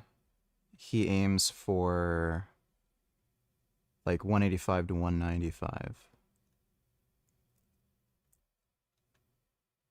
2023, he weighed in at 203. Needing to lose 16 pounds to meet the 187-pound weight limit for Classic. Right, because they have weight caps for height, right? IFBB Classic Physique weight caps.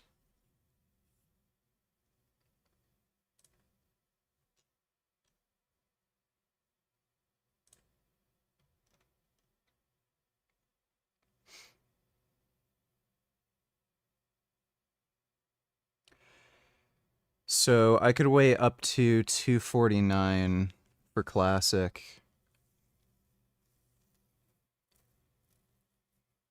That's cool.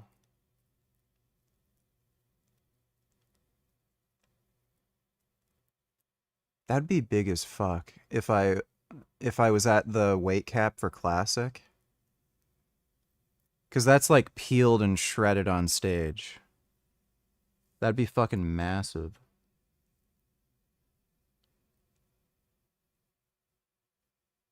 So realistically, I'd be walking around like probably 270-ish. Like normally before dieting. That would be huge. That's like 70 pounds more than I weigh now.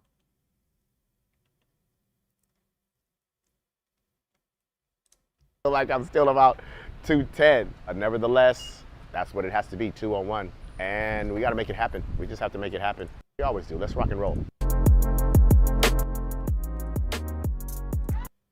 It makes up the difference with density. It makes up the difference with conditioning.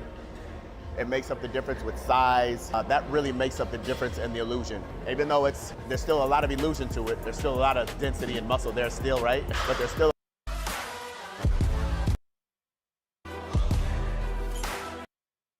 So we're working.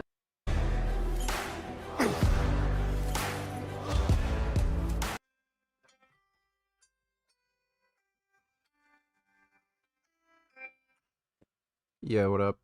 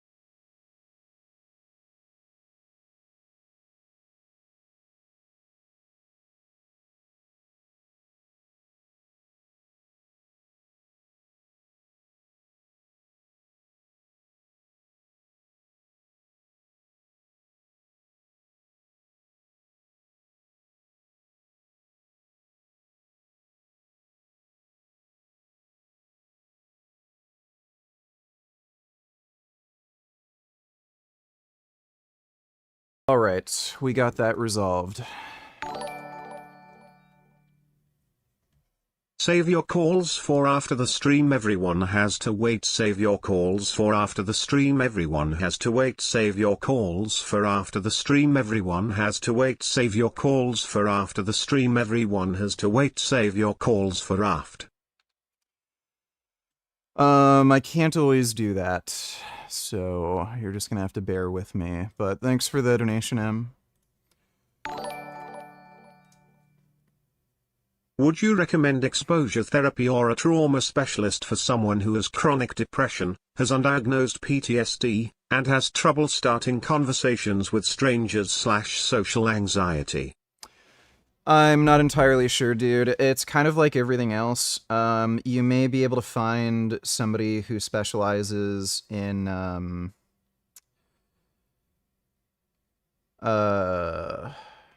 wait.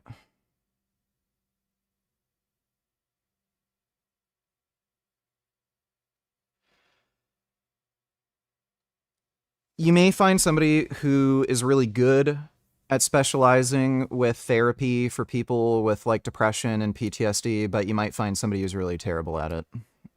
Same with any doctor. You might find a doctor who will tell you really stupid shit, give you medications you don't need, and then you might find a doctor who's really good and will actually be able to fix you up. I would say vast majority of the time, especially for depression, I'm not so sure about PTSD, but definitely for depression, people don't know what the fuck they're talking about, and they have no ability to help you, and all they can really do is prescribe you medications, and if you go to therapy, it'll likely do nothing or make it worse.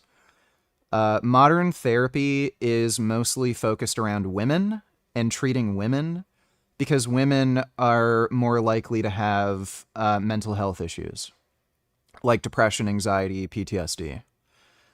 So because the whole industry is centered around helping women, if you're a man, the reason men get depressed is oftentimes very different than the reason women get depressed or have other mental health issues. So they'll just basically get you to talk about your problems and then like not give you any solutions, and then you just wasted your fucking time. And therapy sessions can also make you focus on how you feel more, which is a problem. You don't want to focus on how you feel. You just want to feel good, not hang on to every little thing you're thinking or feeling, and just go on about your day and focus on tasks. XQC kind of had a funny clip, but it's true. Somebody asked him like this deep question about like, hey, do you ever get depressed and feel these like weird existential thoughts and it feels like you don't even know who you are anymore? And then XQC said, yeah, sometimes I feel like that, but then, I just like jerk off and have a good wank and go to bed. That is a very good way to deal with, mental health problems. Just don't think about it, move on about your day, focus on something that you enjoy, like jerking off, fapping to hentai or something, and then like go to bed and not think about it. The more you hang on to these feelings and the more you think and talk about it, like oftentimes you're reinforcing those neural pathways to be more depressed, and you think about the depression more, and then you think about how anxious you are. You don't want to have to think about those things. If you feel those things, you just want them to be fleeting, ignore them, focus on something else, and go on about your day. Again, the way these therapy sessions are often structured, oh, well, could you tell me how you feel about that? Like, what happens when you feel this way? Like, how long does it last? Tell me exactly, like, what the substance is of how you feel. Do you feel like your heart is fluttering? It just trains you to be more depressed and more anxious and, like, have more issues. So I can't tell you one way or the other whether it would be a good idea for you to go to any kind of therapy, because it may or may not be helpful. You may or may not have a good therapist. The only thing I can tell you is to look out for is if they're trying to focus too much on how you feel and they're just asking you questions about how you feel, rather than training you to be a better, more capable, stronger person who just knows how to ignore some of these stupid feelings, focus on like just positive things and how to effectively get through your day and actually come up with solutions to problems, then they're a shit therapist. Do not see them. So that's really the only thing you should look out for if you decide to go through therapy. Look for people who will offer you solutions and train you to be a more competent, stronger person who can deal with problems effectively and not just ask about how you feel. But thanks for the donation, Sneed. If you have any other questions about mental health, I'd be happy to answer. Twinkle Toes donated $2. Do you think causing pandemic and mass sterilizing every race except one with the vaccine is morally justified to prevent a cataclysm caused by human overpopulation? Well, if the two options are we all die versus only some of us die, then I would choose the some of us die option. If you were to save only one race of humans from extinction, which race would you choose to save? Well, obviously fucking white people. Like, I don't know what to fucking tell you. Thanks for the donation, Twinkle Toes. I'm a vegan bodybuilder. Are the macros and stuff for this bar good? Or is it just junk food disguised as a high-protein bar? Let me see.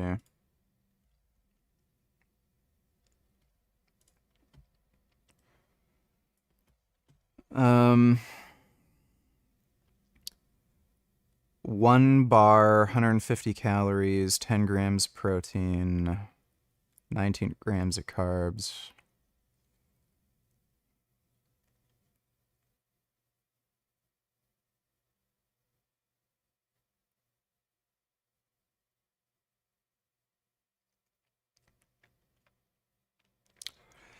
It's not the worst I've ever seen. If you have 20 grams protein, 300 calories, that's not too bad for a protein bar.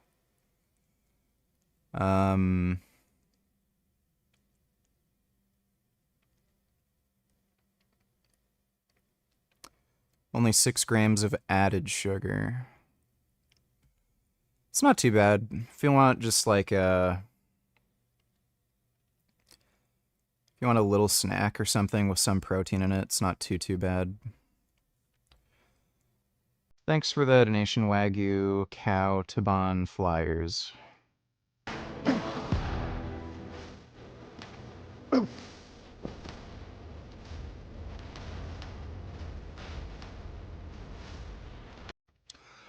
Well, yeah, male therapists are obviously going to be better. You might find some like gay dipshit male therapists, but male therapists are obviously going to be better.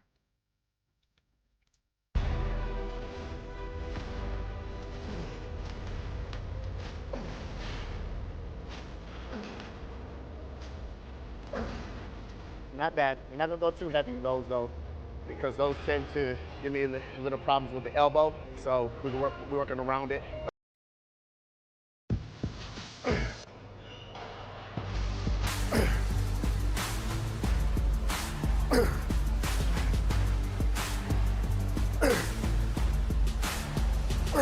I'm gonna do a couple more reps here because this shoulder can use some more roundness and some more cap. So I'm gonna do a couple more reps to single arm, whatever it takes, right?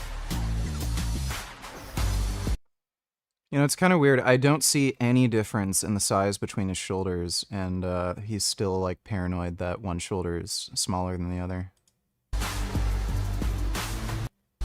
It's interesting.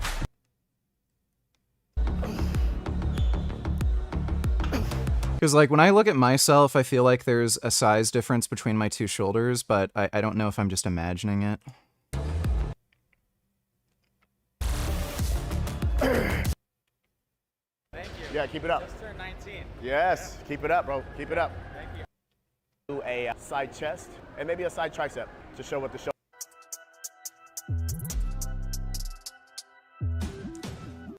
He must lose weight very fucking quickly, because 9 weeks out, he does not look like 9 weeks out.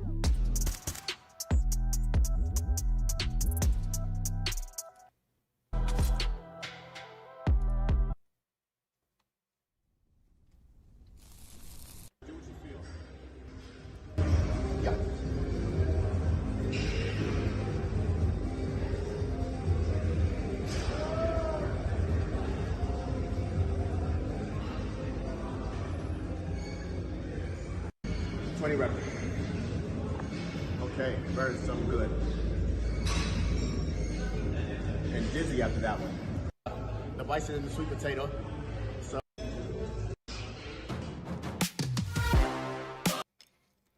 Yeah, that looks like one of those Cybex machines. I've never used them. I don't know if they're particularly good.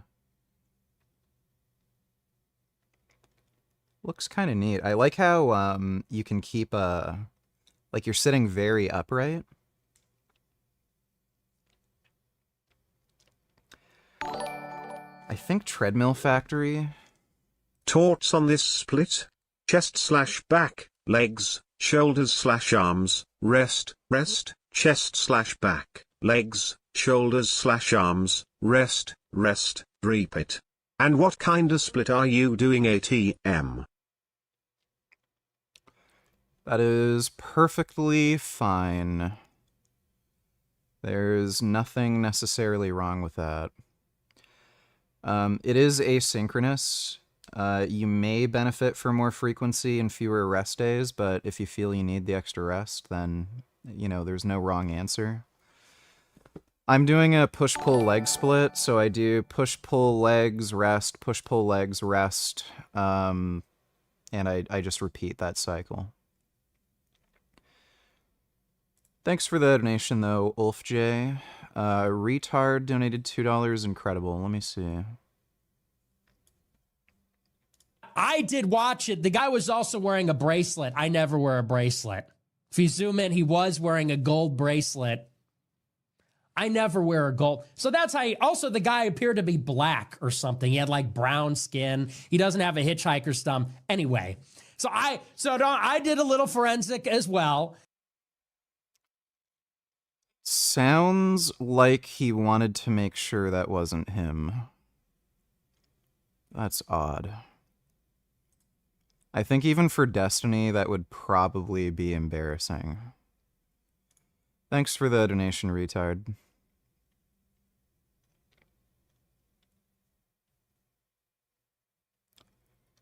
Yeah, they have something similar on Treadmill Factory.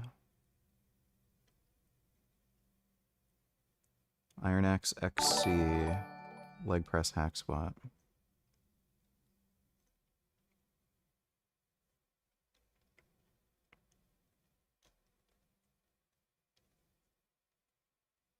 Pendulum squat.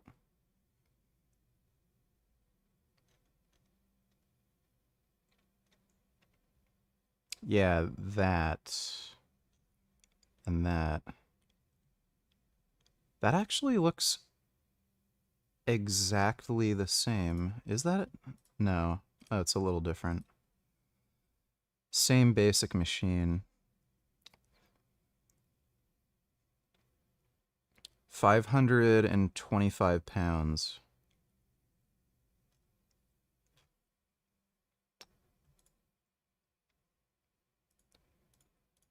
I don't know about the size of the weight horns, but that does look like a commercial grade system. Just the weight horns seem like they might be a little small.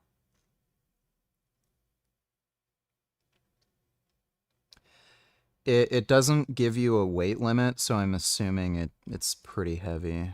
I don't know if I'd get this, though. I just like how it's really upright. Better for your back. Dodo, $22. Do you like Bradley Martyn, or do you think he's a jackass? Do you think he's a good interviewer? I think he is a bit of a jackass. Like, he interviewed Andrew Tate and Nick Fuentes, and he doesn't know shit about anything. I think it's stupid to platform those people, especially if you can't give them any kind of pushback. His podcast interviews are entertaining, though. Thanks for the donation, Dodo.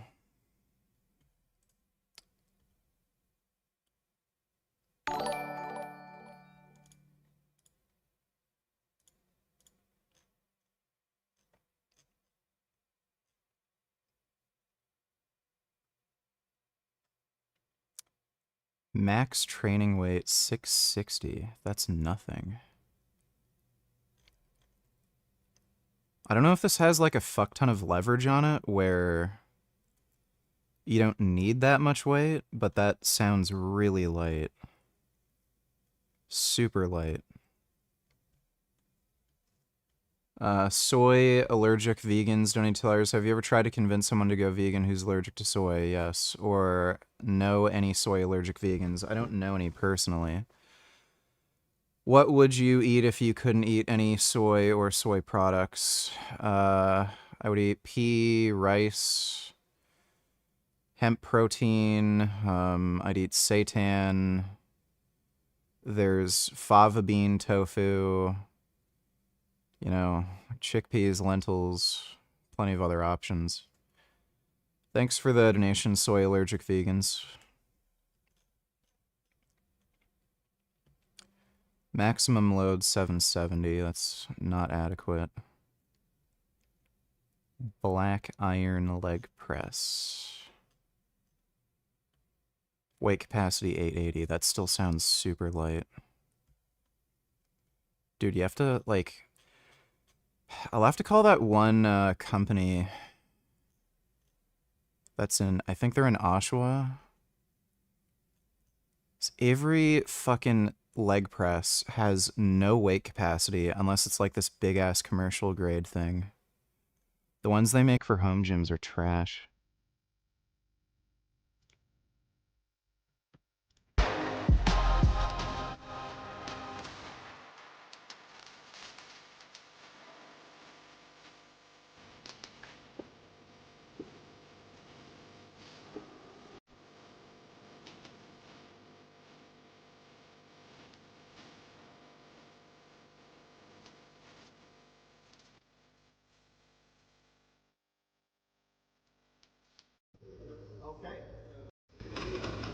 Then come out of there like nothing ever happened. Okay. 20 reps here. A little something. The weight isn't too crazy. Nice and slow, nice and steady, nice and smooth, with some good control. Let's rock.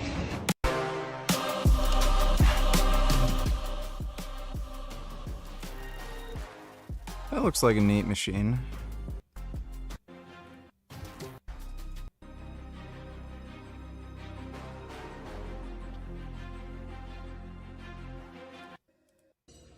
The fuck was that? Oh, is that just a stretching thing?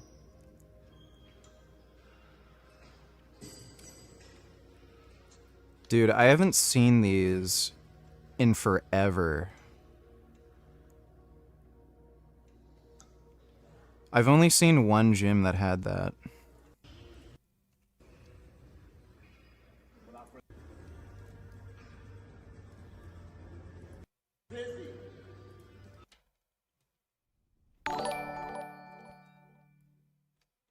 Do you train if you have a cold or sick in general? Or do you just rest and don't push your body?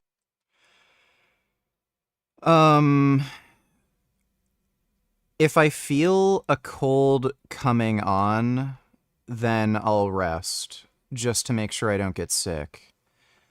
If I've had a cold, or I'm like actually sick, yeah, I'll take time off to recover. And once I feel like I've well gotten over it, I'll start training again. So I do gummy no, no gum gum, no gum gum, no gum gum, no gum gum, no gum gum. So like I will train sick sometimes, but it's only when I've already been sick and the cold is like coming down. So once I'm like 80% recovered, I'll usually get back into training. But yeah, if I feel it coming on, I'll just take a day or two off just to prevent getting sick, because then I'll just have to end up taking more time off anyway. But once I do get sick, if I'm like 80% recovered, I'll just start back to training. But yeah, it's generally not a good idea to train while you're sick. I haven't gotten a cold in quite a while. It's been a while since I've actually gotten a cold. Thanks for the donation, Ulf J. Yeah, I'm on roids. I know you guys aren't going too far. We are back, and we're definitely gonna put some momentum together now. So we got something special today, as I'm feeling good, as I'm feeling great. Muscle Works, actually. There we go, that's the segue into that. Vanquish spring sale going on now. 80% off, guys, with my code Breon. And, oh, I was just telling Joel about some exciting news getting ready to come up, but that's gonna be a few videos down the line to unfold and to let you guys know about. Let's rock, love you guys.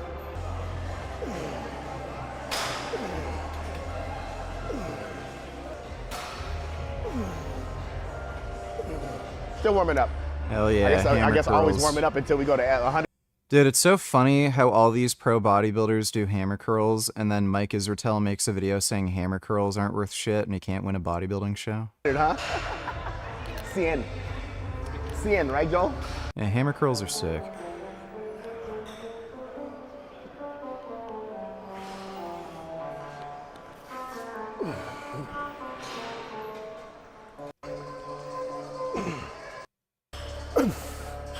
I know.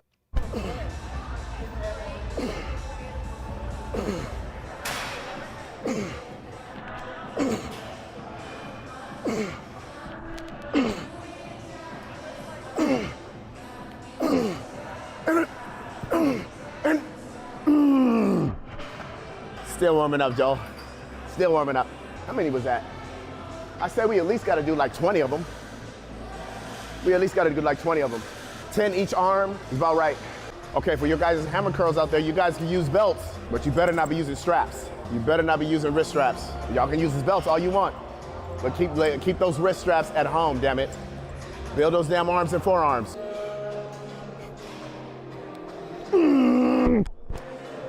Yeah, I don't recommend using straps if you're doing bicep work because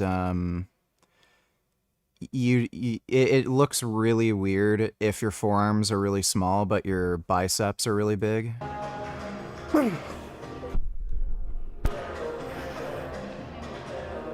How much weight is that? It looks heavy.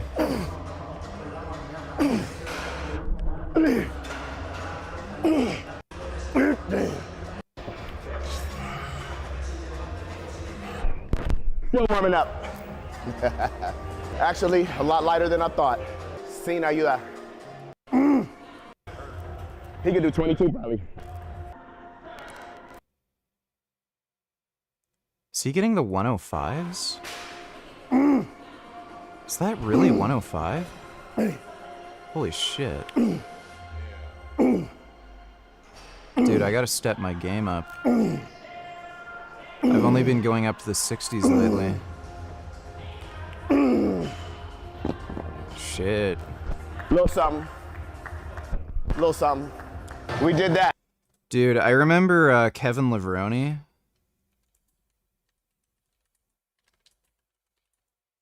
He did 100-pound dumbbell curls. That is fucking nuts. And they were good. Like, that was actually good. 100 fucking pounds. First one. 100-pound Watch dumbbell this. curls in your face. Oh wait, that was the 100 pounds. Dude. Those are good fucking curls for 100 fucking pounds. That is nutty. First one. 100-pound dumbbell curls. Yeah, he was ridiculously fucking strong. I remember one of the Battle for the Olympia videos, I think like 2 weeks out, he was benching like 500 for reps.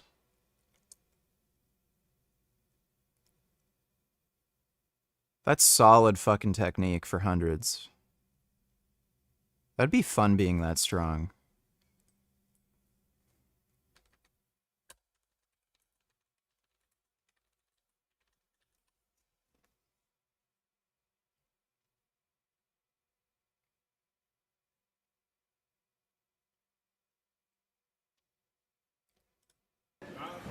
What's that?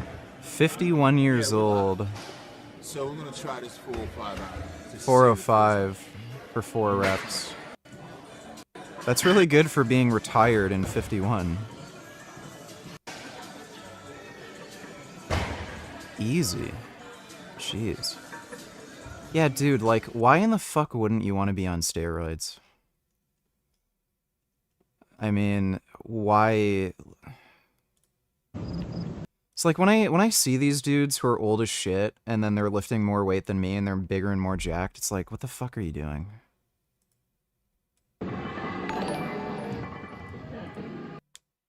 The Wandering Mason won't add me on Telegram.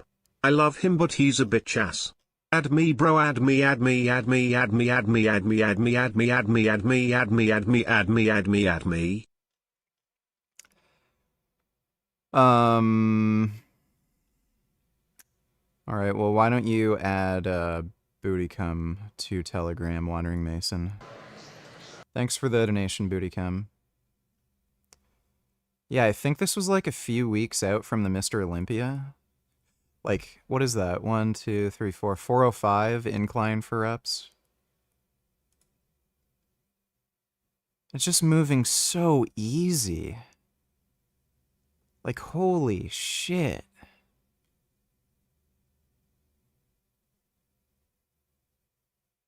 That is fucking nuts.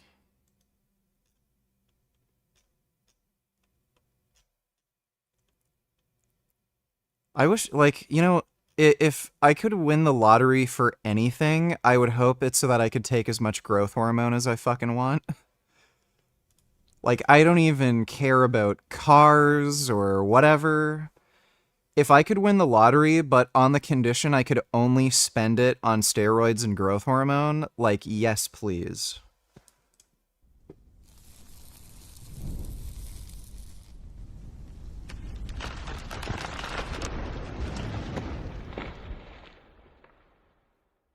What is happening? Here for another one. I wasn't playing with you guys. This is the second one that we have filmed in the week, right, Joel? Yep. So, damn right. So I wasn't playing, guys, when I said I was gonna give you guys more videos, and we're gonna even bump it up even more. Give you guys the details of this prep. We are a little under 12 and a half weeks now. A little under 13 weeks. Yes, and we're at Goals Venice. We're gonna hit it hard and heavy today. Well, hard. Heavy, we'll see, because the carbohydrates are low. We're gonna go as good as we can. You guys can try all of this at home, what we're getting ready to do today. Chest and tris. Oh, and, you know, I always take my shades off because I call you guys family. I feel like I would cover myself from family sometimes. I'm taking 30 milligrams testosterone per day and 5 IUs growth hormone per day. Oh, you sound like an addict? No, I sound like somebody who wants to make fucking gains, dude. Oh, it's that simple. Just want to make gains. From people that aren't family sometimes, but you, man, just to say the least. Did you earn them yesterday? I know you did. I know, brother. I saw it. It's always good to see you guys back there. You know what I mean?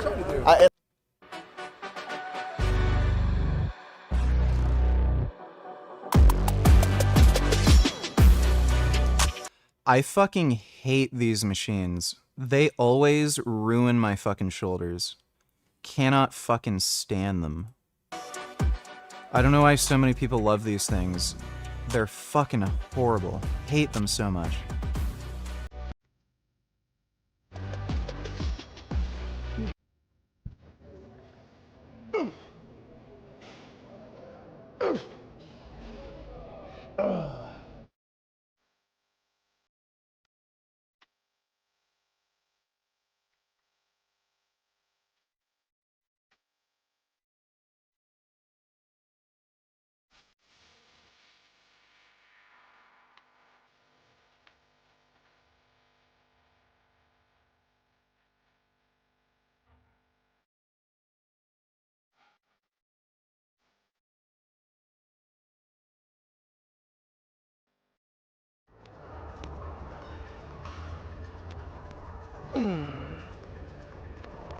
All right, as you guys see, going slower and controlled. Oh, is that a hungry kitty? You can't wait a little bit longer? I usually feed you at 5. It's a little early. You hungry, little baby? Why don't you just wait a little bit longer? Focusing on that. Going 100 here, 2 sets for that, and then that's gonna be all she wrote with that, just doing 100. Well, unlike Goku, I cannot concentrate ki energy, so yeah, I'm gonna need steroids. Going smarter with this one. We're trying not to, right? That's what we're focused on, not letting the front shoulder do the pressing, but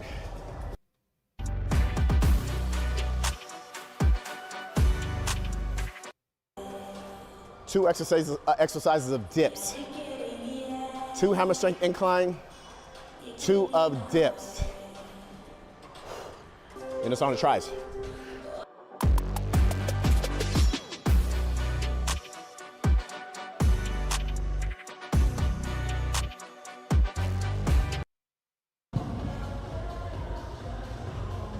This 2 is all our brother Brian needs.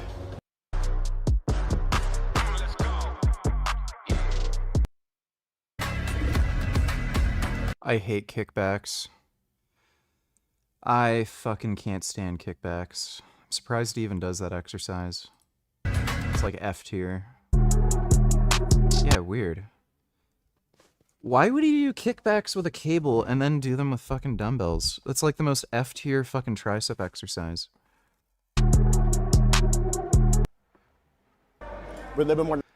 The only time I've ever done kickbacks is if I wanted to like warm up my elbow. I find them good as like a warm up for doing an actual tricep exercise, but I'm surprised he bothers doing kickbacks. 90-degree. And then when you put your, I better not see you guys putting your feet out like this to do these. This how is me. I try, bro. I try. One of these days. Great, bro. Yeah, second one of the series. What we trained today? The chest and the tries. Ooh, I should have guessed.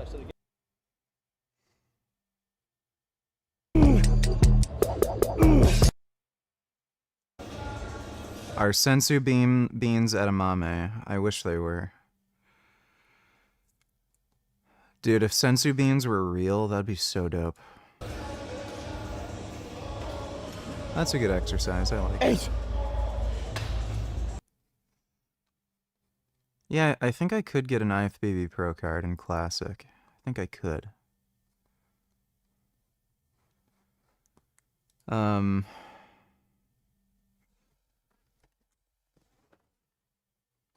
Let me... You know what? I'll feed the cat right now. And I'll go take a piss. Dodo donate $2. Please react 53:30 to 57. I have the discipline at least.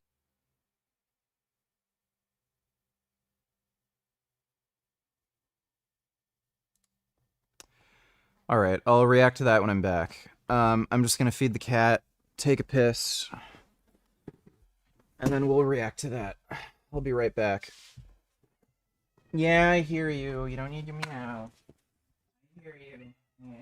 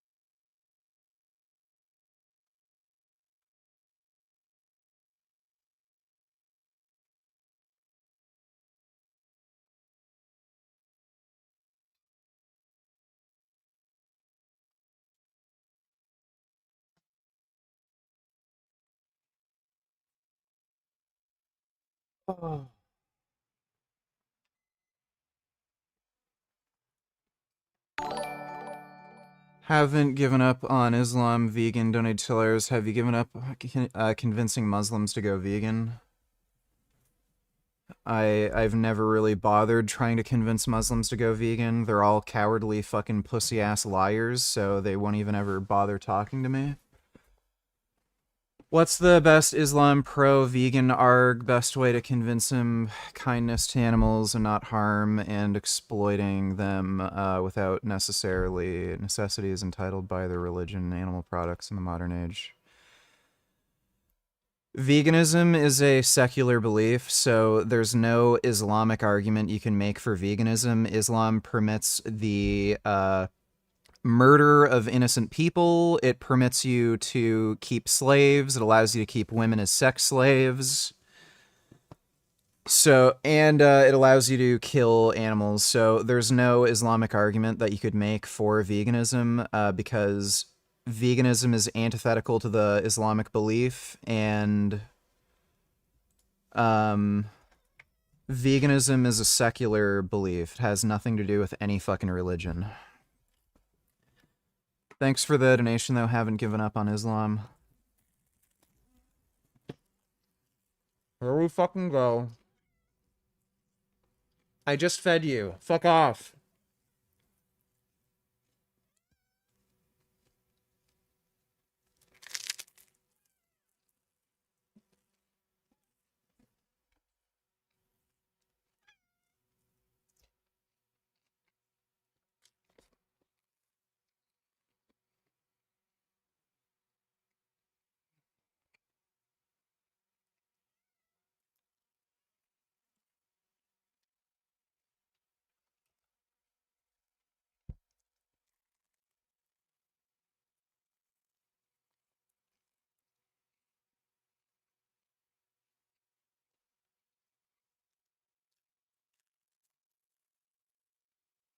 Oh.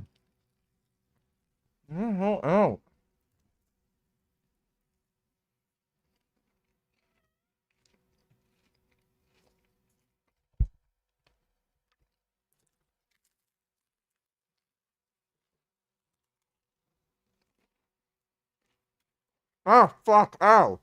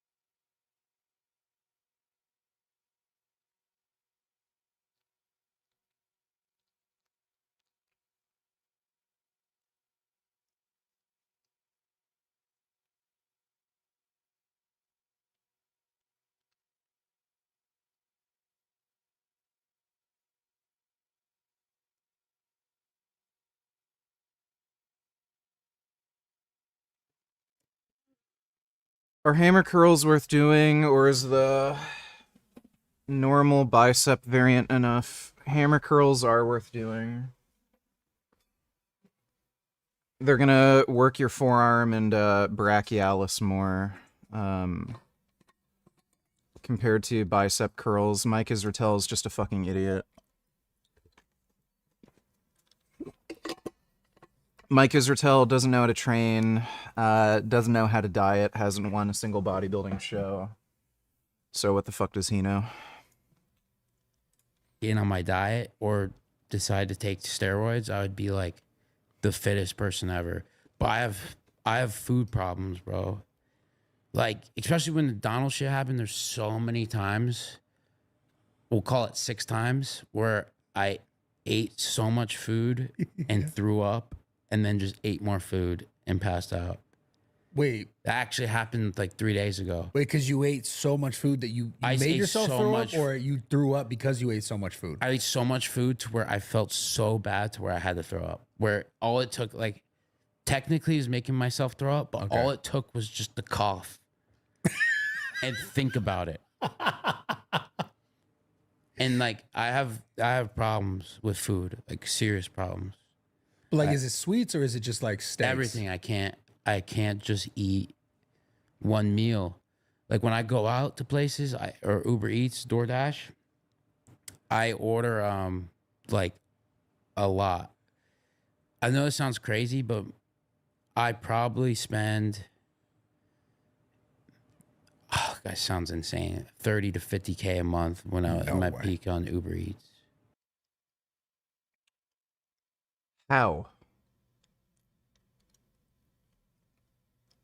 Like, literally how? That doesn't sound like... Does he not eat it?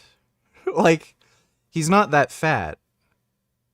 So if the guy was like a massive 600-pound blueberry, I'd believe it, but like, how?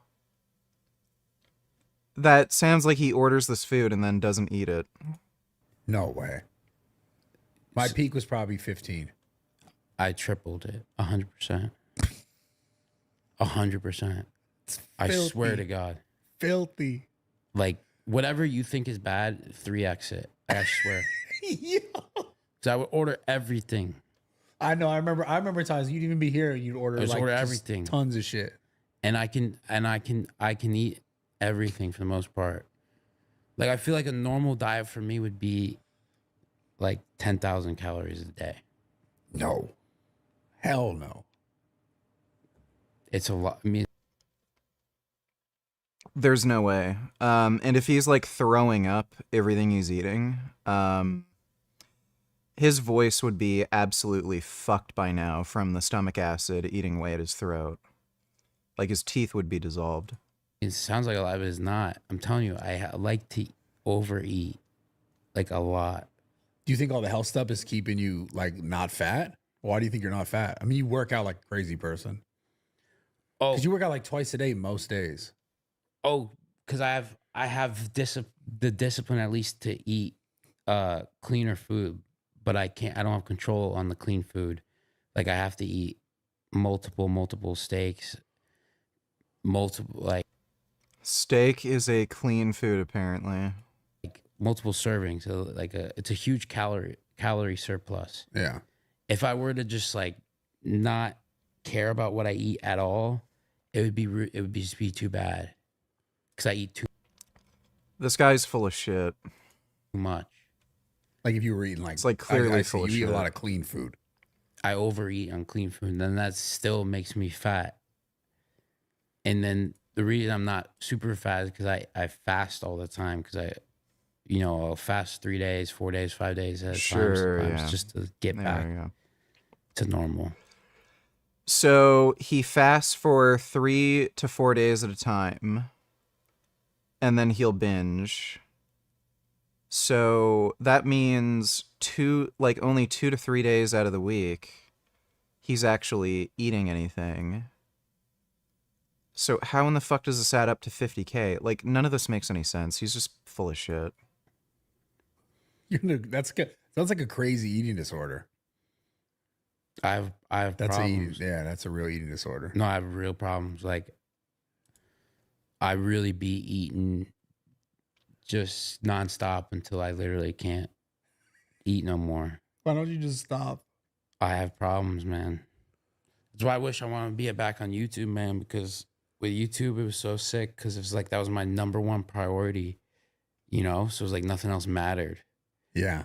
I see. Like So it was just my focused on YouTube. that. Like Yeah, he's full of shit. He's just lying and he's totally full of shit. There's no fucking chance in hell. Massive, massive bullshitter, dude.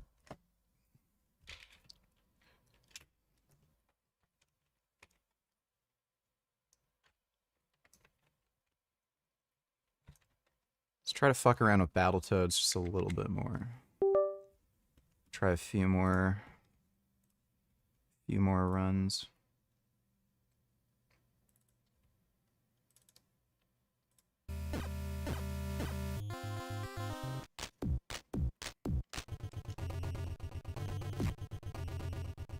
Ah, fuck. That is so annoying. You know what, I'll just reset it.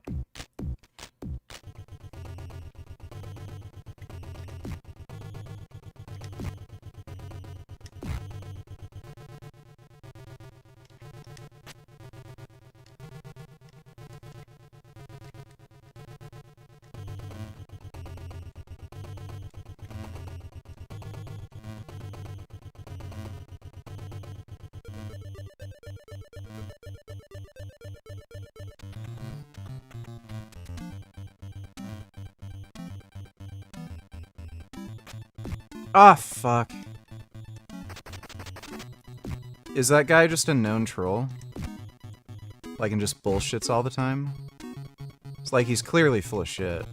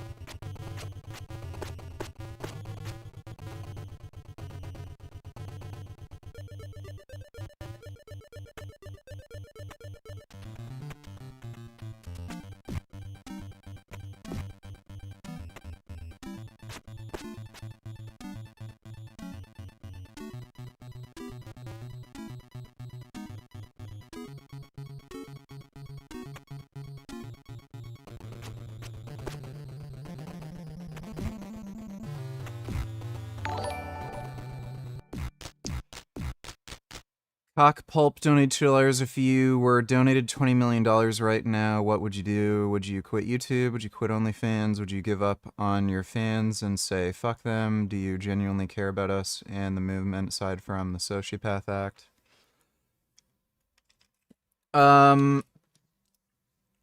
Let's see. I would probably take 1 week off of streaming and just chill. And then just probably stream 4 or 5 days a week rather than every single day. Because I would like a bit more time off. Other than that, business as usual, pretty much.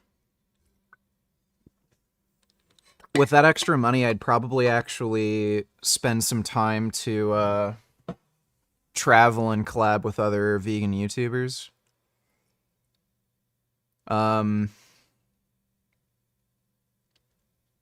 Wouldn't bother collabing with Tash because I think she's an idiot. Tash and Jack are just fucking dummies. Collab with Rafaela, militant vegan. I'd go hang out with Gary, maybe do some collabs with him.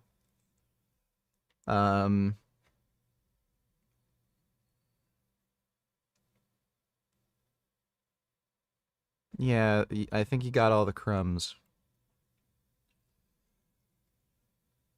But, yeah, other than that, just business as usual and just buy more steroids. I'd just get some really good, high-quality growth hormone, take higher doses, just make more gains. Thanks for the donation, though, Cock Pulp. No, I wouldn't fly out any fucking girls. That's just fucking stupid.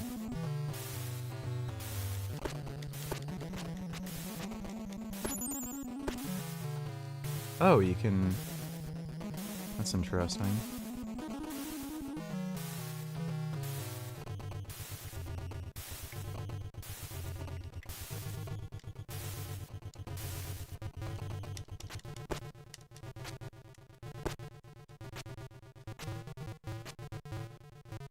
Ah, bitch!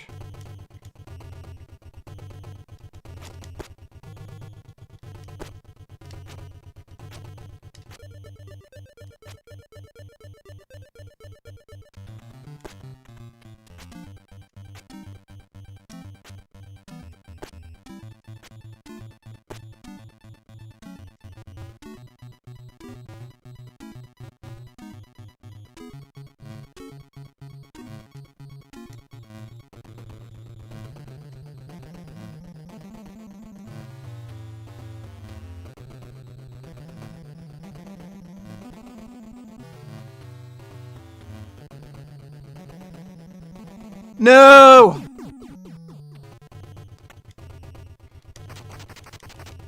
That was the furthest we've gotten. That's fucking crazy. That is so stupid.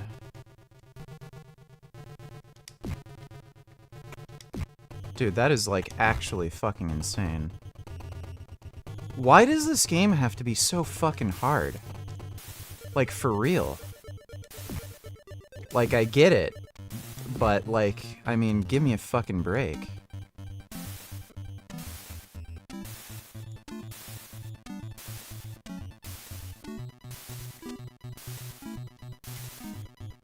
Oh, what? It didn't even touch me! Fuck you!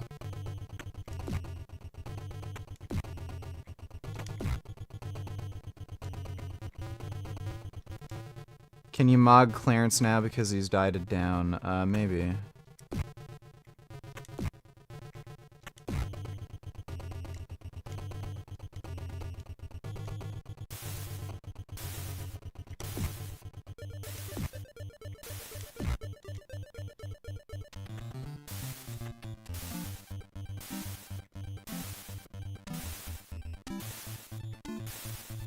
Ah, fucking...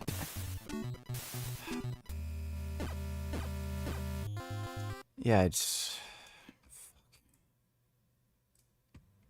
That is so annoying. I might just want to make a save state to skip over redoing some of that other shit. That's...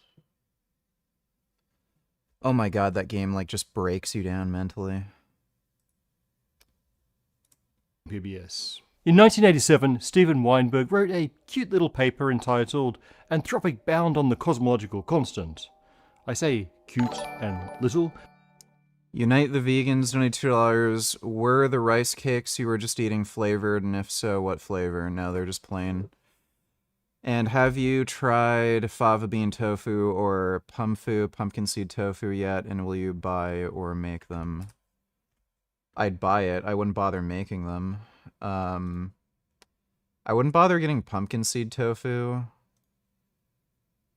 I'd get the fava bean tofu. But I haven't seen them in stores yet. Thanks for the donation, Unite the Vegans. Because this work feels minor in comparison to, say, electroweak unification theory that won him the Nobel Prize. Weinberg was foundational in establishing the standard model of particle physics and represented an enormous leap in our understanding of how this universe works.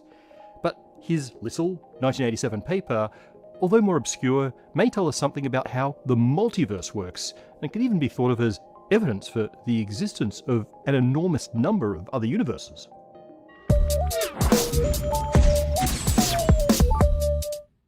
Hey everyone, before we get started, I wanted to let you know that August 8th was the 94th birthday of Sir Roger Penrose. The work of Sir Roger and his famous Penrose diagram have been an important part of space-time, and to celebrate, we have a limited edition Penrose diagram pin. This pin is based off our original design for the Penrose diagram. The pin will only be available via pre-sale through mid-September.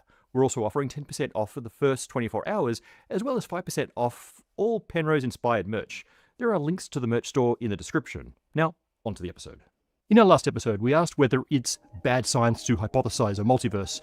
We concluded that it very much depends on where the particular multiverse comes from, But in general, we concluded that if a theory predicts a multiverse but isn't itself concocted with the intention of producing a multiverse, then we can't just necessarily dismiss the theory on aesthetic grounds, for example, for a violation of Occam's razor.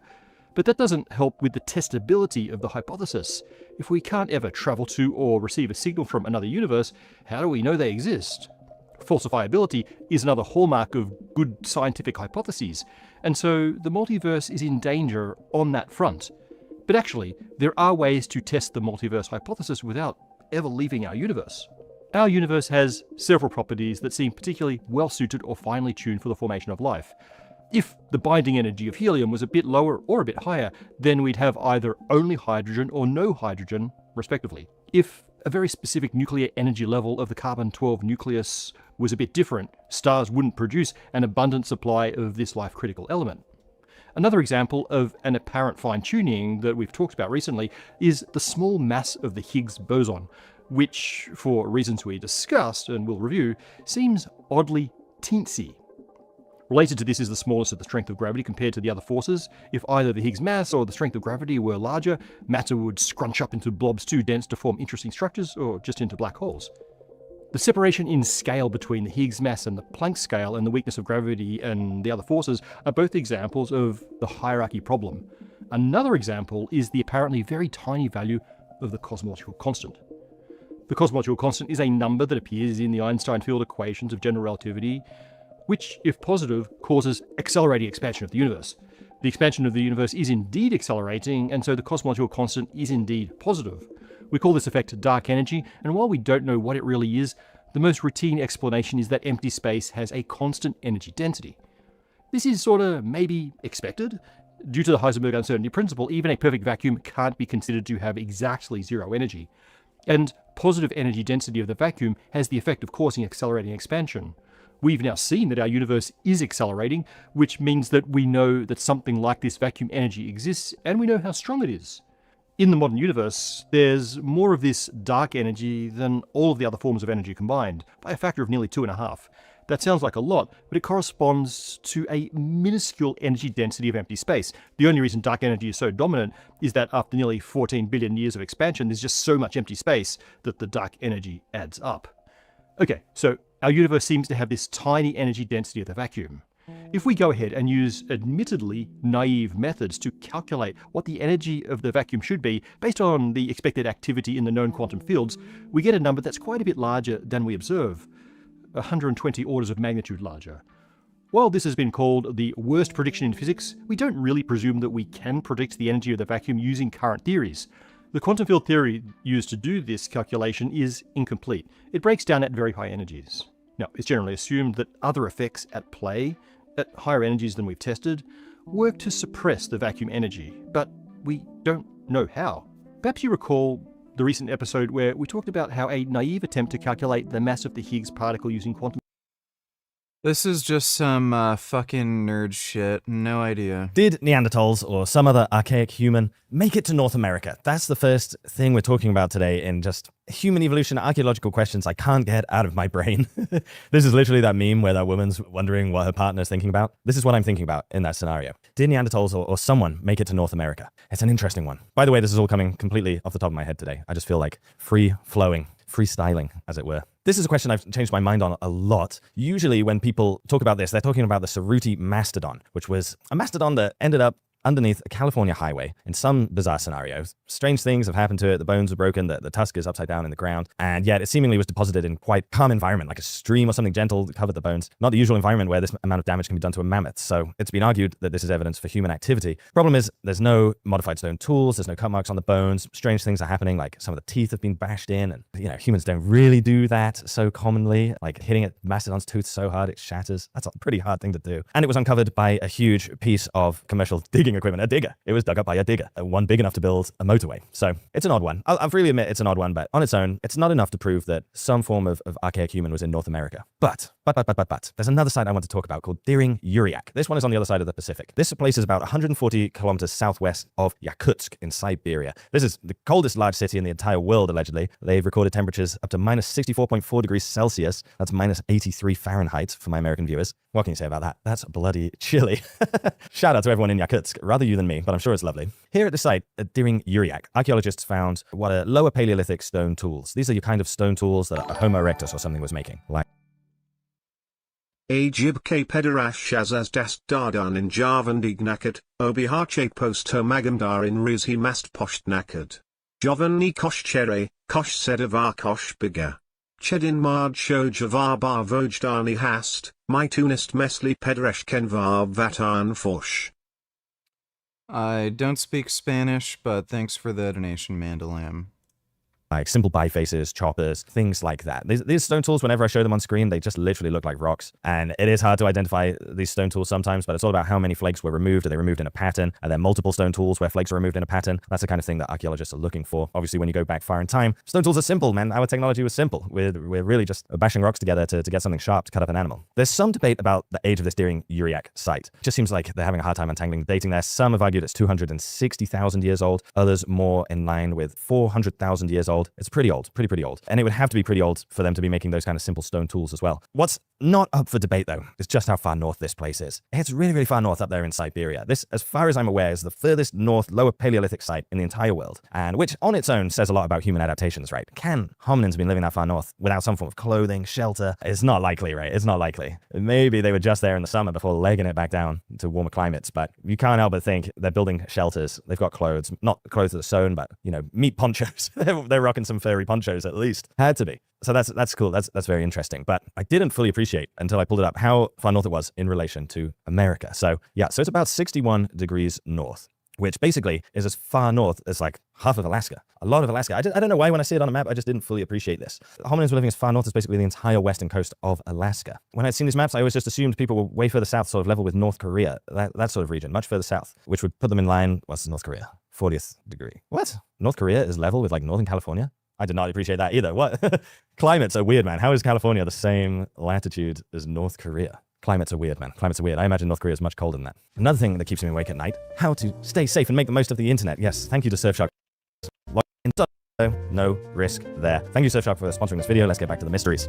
Anyway, I'm getting distracted. Point is, Diring Uriak is as far north as much of western Alaska. So that's point number one I didn't appreciate in this whole debate. The second thing I did not appreciate is just how long Beringia was around. So Beringia is this landmass that connected Asia to North America. When times are cold, sea levels are lower, all this water is trapped as ice. This land bridge forms between Russia and Alaska. How far is it even in this day and age? Even today, there's only 82 kilometers between them. What's that in miles? American That's 50 miles. Yeah, 51.5 miles. So there's only 50 miles between Russia and Alaska anyway. So when sea levels are lower, much lower, these places are connected. You know, it's so easy to do this. I had kind of assumed that how the world is now is more or less how it was in prehistory. And when this land bridge existed, that's the exception, right? Because you kind of have this bias that how the world is now is how the world was. But at least according to the National Park Service of the United States of America, Beringia existed for perhaps 80% of the last million years. Like how we are now is the exception. Most of the time, Beringia existed. And that's just something I did not appreciate. Like I said, it's so easy to have this bias that how it is now is how it was then. But that's not true. So considering archaic humans were as far north as 61 degrees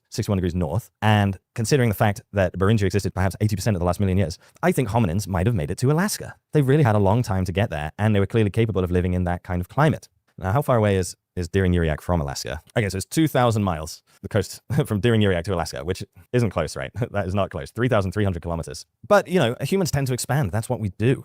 Why couldn't they have made it to Alaska when they're that far north? Now, did they make it below the ice? I don't think so. You know, the sea levels are lower, these huge glaciers form. Basically, all of Canada, Oregon, Washington is under ice. I don't think they made it below that ice. I think that ice was a real barrier, a real barrier to the expansion of humans and animals. When that ice was there, humans are not getting through that, at least until, you know, later on when we had properly developed boats and things, like how the ancestors of Native Americans got here. So I don't think Homo erectus, Denisovans, Neanderthals, I don't think they're doing that. I don't think they're capable of an Arctic sea voyage. I don't think we have evidence to say that. But did a Denisovan make it to Alaska? I think so. There's no reason to think they couldn't. I don't know how the climate is over there. Well, it's cold. What are the chances of finding these lower Paleolithic sites, middle Paleolithic sites in Alaska? How easy is that? I'm not sure. I think they might have been there, man. They might have been there. I can't stop thinking about prehistoric religion and the origins of human religion. Isn't it kind of interesting that we have this sort of symbolic layer to everything we do in the world? Like even every culture has a religion of some form. And even if you're not personally religious, like me, myself, I just don't really think there's an all-powerful being watching over me, dictating all the different aspects of my life. I just don't feel like that's the case. And yet I am also basically unable to avoid religion, because religion, and I'm sort of tying in symbolism here, it's just this whole layer we add on to the world. They're trying to make us use, you know how like Facebook is trying to get us to wear glasses with like augmented reality. Like our religion, our symbolism is kind of like we're doing that already. We're already augmenting reality with these stories, with these ideas, with these practices. It's very, very interesting. I can't help but wonder where it comes from. And especially when I see things like this. This, believe it or not, guys, is a picture from Chauvet Cave. You know the one in France. It's so famous for all the incredible artwork. But there's a chamber there where a bear skull was placed prominently on this rock. This is a bear skull here. You can see another one on the floor beneath it. I can't remember how many remains of bears were found in this cave, but it's a lot, right? It's really a lot. There is no way that the placement of that bear skull is accurate. Just random vids, donate $2, basically Florida.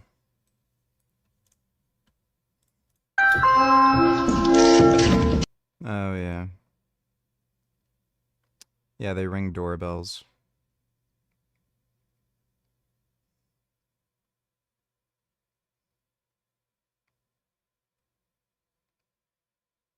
That's a crocodile. Wow. Such nice chunky boys.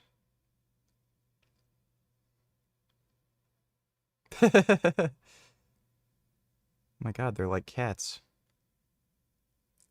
Oh, there's a crocodile. Oh. Dog go bork.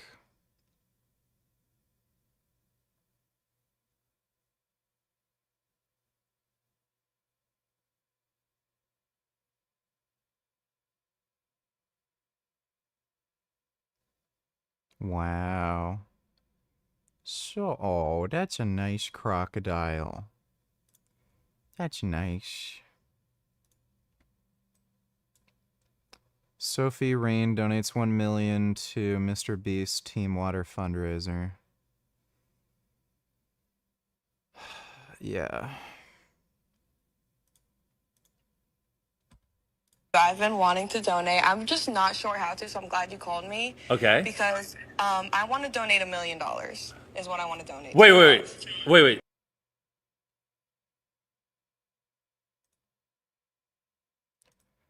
Wasn't this whole thing like a load of bullshit? He's done this sort of thing before where he installed water pumps in these African villages, and like 1 year later none of them are working. There's like no point in helping these people. They're just beyond help. New competition for you. Do it.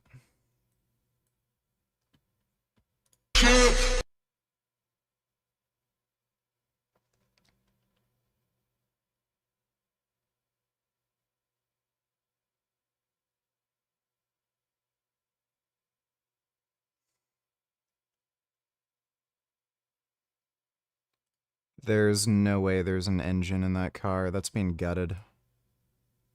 Yeah, that car's gutted. Yeah, it's completely gutted. It's just the frame. Or just the body.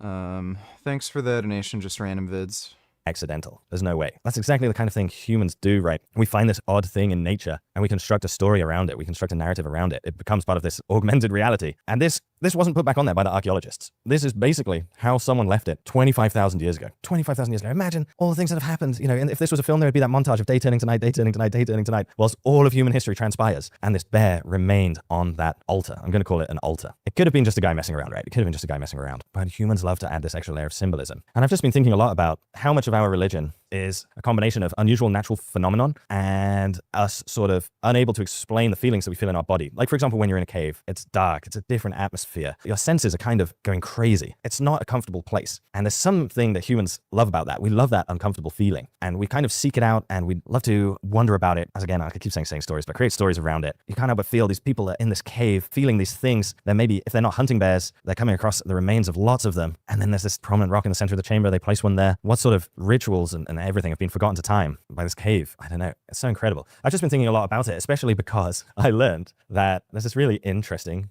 rock that is the most beautiful rock anyone's ever seen, and I can prove that to you. This is a conical stone, black stone. This is apparently the idol that was at the center of the main sort of temple of Aphrodite. Is this in Cyprus? Yeah, in Cyprus. At Aphrodite's sort of main shrine, the island where she's believed to come from. You know, are people worshipping a statue of this incredibly beautiful woman? No, they're worshipping an unusually black rock. And you know, how long had people been investing this rock in meaning before it got to classical Greece? Who knows? Maybe countless thousands of years. And it's just, I just can't get this out of my head. How much of this sort of augmented reality that we build around us that is important, I don't mean to be dismissive about it, it's extremely important for human life. It's probably essential to human life. Maybe it is literally what it means to be human, is to have this extra layer of reality on top of the earth. And how much of that is just our ancestors being in strange places, feeling strange emotions, and stumbling across unusual natural phenomenon. That thought keeps me up at night, man. That thought keeps me up at night. How much of the things that I do and believe in my day-to-day life are because someone 10,000 years ago found a black rock? You know, that's interesting to ponder. Okay, I'm lying in bed at night. I cannot sleep. My thoughts are whirring. My family is asleep around me, snoring away. What am I thinking about? When did the last archaic human die out? When was the last Neanderthal alive? When was the last Denisovan alive? Any other groups, Homo floresiensis? When was the last one of them alive on the earth? Now, caveat, of course, they interbred with us, so in a sense, you know, some people would argue they are alive. I don't know.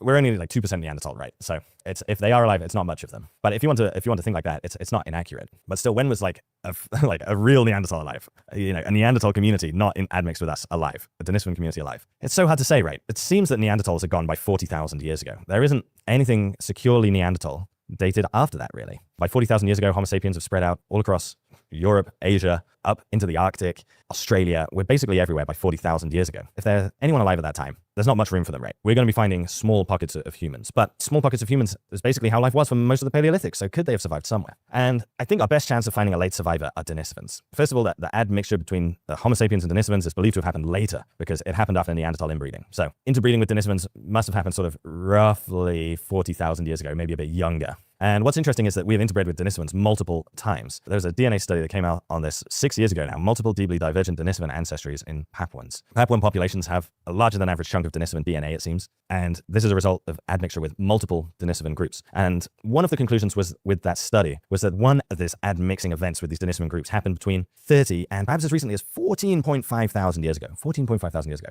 Like, what's that? 30,000 years basically after Neanderthals went extinct. There's been a lot of debate around that number, a lot of debate, because here's the caveat, right? Let's say you had two human groups that admixed with two different Denisovan groups, and then later those modern human groups, 14,500 years ago, admixed together. It would look like the population perhaps had this new input of Denisovan DNA, which is true. They did have this input of Denisovan DNA, but not because they admixed with Denisovans. It's just the two human groups who are now together had admixed with different Denisovan groups way in the past. So I've seen that as the caveat, as the criticism. I'm not a geneticist, so any geneticists in the comments, please wade in and tell me, is that right? Is that wrong? But that study does raise, you know, an interesting point. If 30,000 years ago, 25,000 years ago, were there still Denisovans somewhere in island Southeast Asia? It's very possible. And even were they in what was the landmass as a whole, Papua New Guinea, Australia? We don't have any archaic human remains or artifacts or sites that is definitive evidence of that, but it's not impossible. It could be that a small population of Denisovans was alive in that region for tens of thousands of years after they died out elsewhere. How likely is that? How much, if I had to put a number, if I was a gambling man, what would I bet on that? That's tricky.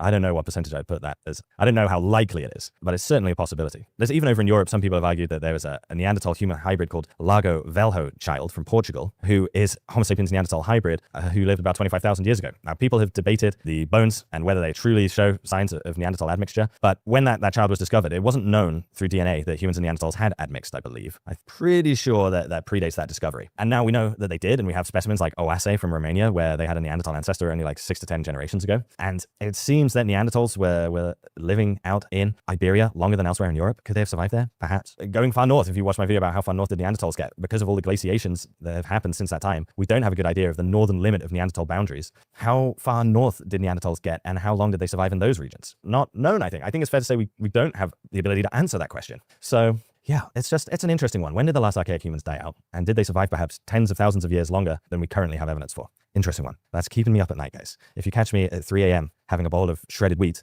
it's because I'm thinking about that. Okay, I'm still awake, guys. It's 5 a.m. now. I'm still awake. I'm on my second bowl of shredded wheat. It's getting to the point where you're thinking, I'm not going to go back to bed. I'm just going to ride out the day again. because I've been thinking so much about this question. I've come to think of this as the biggest gap in the Paleolithic archaeological record. Is that true? I don't know. Feel free to discard all of my opinions, but it is a big gap. It is a big gap. So on screen right now, what you are looking at is the distribution of Acheulean tools. These are those like lower Paleolithic tools that we talked about with Deering Uriak, hand axes, bifaces, choppers, flakes, all of these things. As you can see, there's some big gaps in Africa. There's gaps in the Sahara, there's gaps in Congo. But other than those two gaps, these tools are found across Western Africa, Senegal, Ghana, Nigeria, all of these regions, these tools are found. Angola, Namibia, all across the west coast of Africa, apart from those two gaps, these tools are found. And even those gaps, I suspect, exist because these are politically unstable regions, sadly, and extremely poor regions where just less archaeological research is being done. I would bet those gaps of the Congo and the Sahara are not really reflective of the distribution of ancient hominins. They're just reflective of modern day archaeological research. I would bet. That's my hunch. But tools found across Western Africa. Now, let's go look at the map of early human remains, where humans are actually found, not stone tools. I can't get a nice map, but it's all on the south and east, basically exclusively. Apart from a couple of sites in Morocco,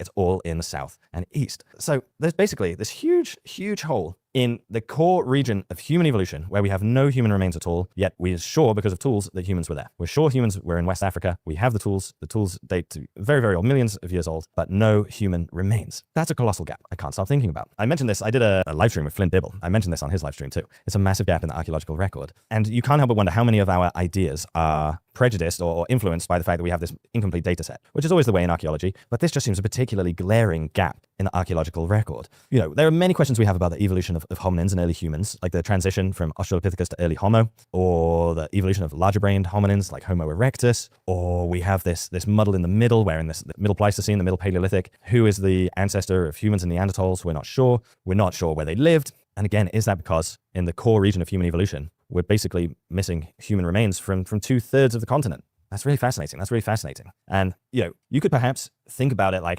probably there's not much remaining there. Probably if we found something, it's going to be more in line with basically what we found across Africa and Eurasia. And for the most part, that's likely to be true, right? It's likely that there are similar hominins living all across Africa at a similar time. However, we can't forget about Homo naledi. Before the discovery of Homo naledi, it was not believed that small brain hominins existed, 200,000 years ago, 300,000 years ago. It was thought that all of those had either died out or evolved into larger brain hominins way before that, million plus years ago. And yet we know that in South Africa, there was this island of hominins who were very different, very, very different until 200,000-300,000 years ago. And some of these areas, to use Atlas Pro's term, could really be like islands that aren't islands. Maybe there's some Homo naledi-like hominin in these remote regions of Western Africa, in the Congo, in the Sahara, Nigeria, Senegal. Who was living there? We have the tools. Who was living there? Are there incredible things to be discovered there? And when we're thinking about archaic humans and the evolution of the Homo sapiens, were there any in Western Africa? How long did they live for? Did they contribute to the evolution of modern humans? It's entirely possible. There is that study where it talks about ghost populations in sub-Saharan Africa. I think there's been a lot more. I don't want to really talk about that. I know probably in the comments you're thinking about that. I don't really want to touch on that because I just have this thing in my head where I feel like new data has sort of changed geneticists' thinking on that these are just like very diverged populations of modern humans. Or like, this is another thing that's hard to, this is another thing. Like, how many genomes difference do you have to be before you're not modern human anymore? Instead of, how many genomes different do you have to be, and how diverged our ancestors have to be thinking about like an archaic human versus a Homo sapiens? Especially when you're talking about Africa, which is the core region of human evolution. How do geneticists draw that line? It's kind of making me feel like I'm treading into dangerous waters here. So I'm not gonna go any further because I'm just unqualified to talk about that. But that is an interesting question for a geneticist. Like, how does a geneticist think of modern human versus archaic human in terms of like from a genomic perspective? How different does it have to be before it crosses that line into archaic human? Interesting to ponder about. Okay, it's 7 a.m., guys. The sun is up. I have been kept up all night pondering these. It was probably all monkeys all along. Had to have been all monkeys.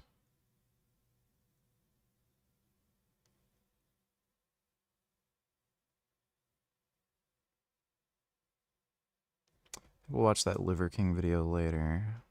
Fuck this shit about Destiny. Trump and the Epstein files. Oh my god, the 12 hours of Hunter Avallone. Hunter Avallone has had a very weird couple years. Hi. Hello, Chris. How are you doing, sir? Thanks for the donation, dude. Breakfast tacos in chat. Check your DMs if you're bored, dude. I'm just watching videos. I'm having a hard time getting Theus up right now. Ooga booga.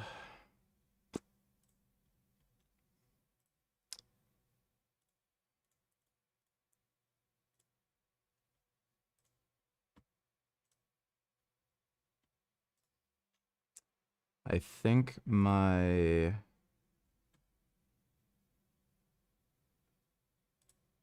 My camera, like, should fucking work. I don't know what the deal is.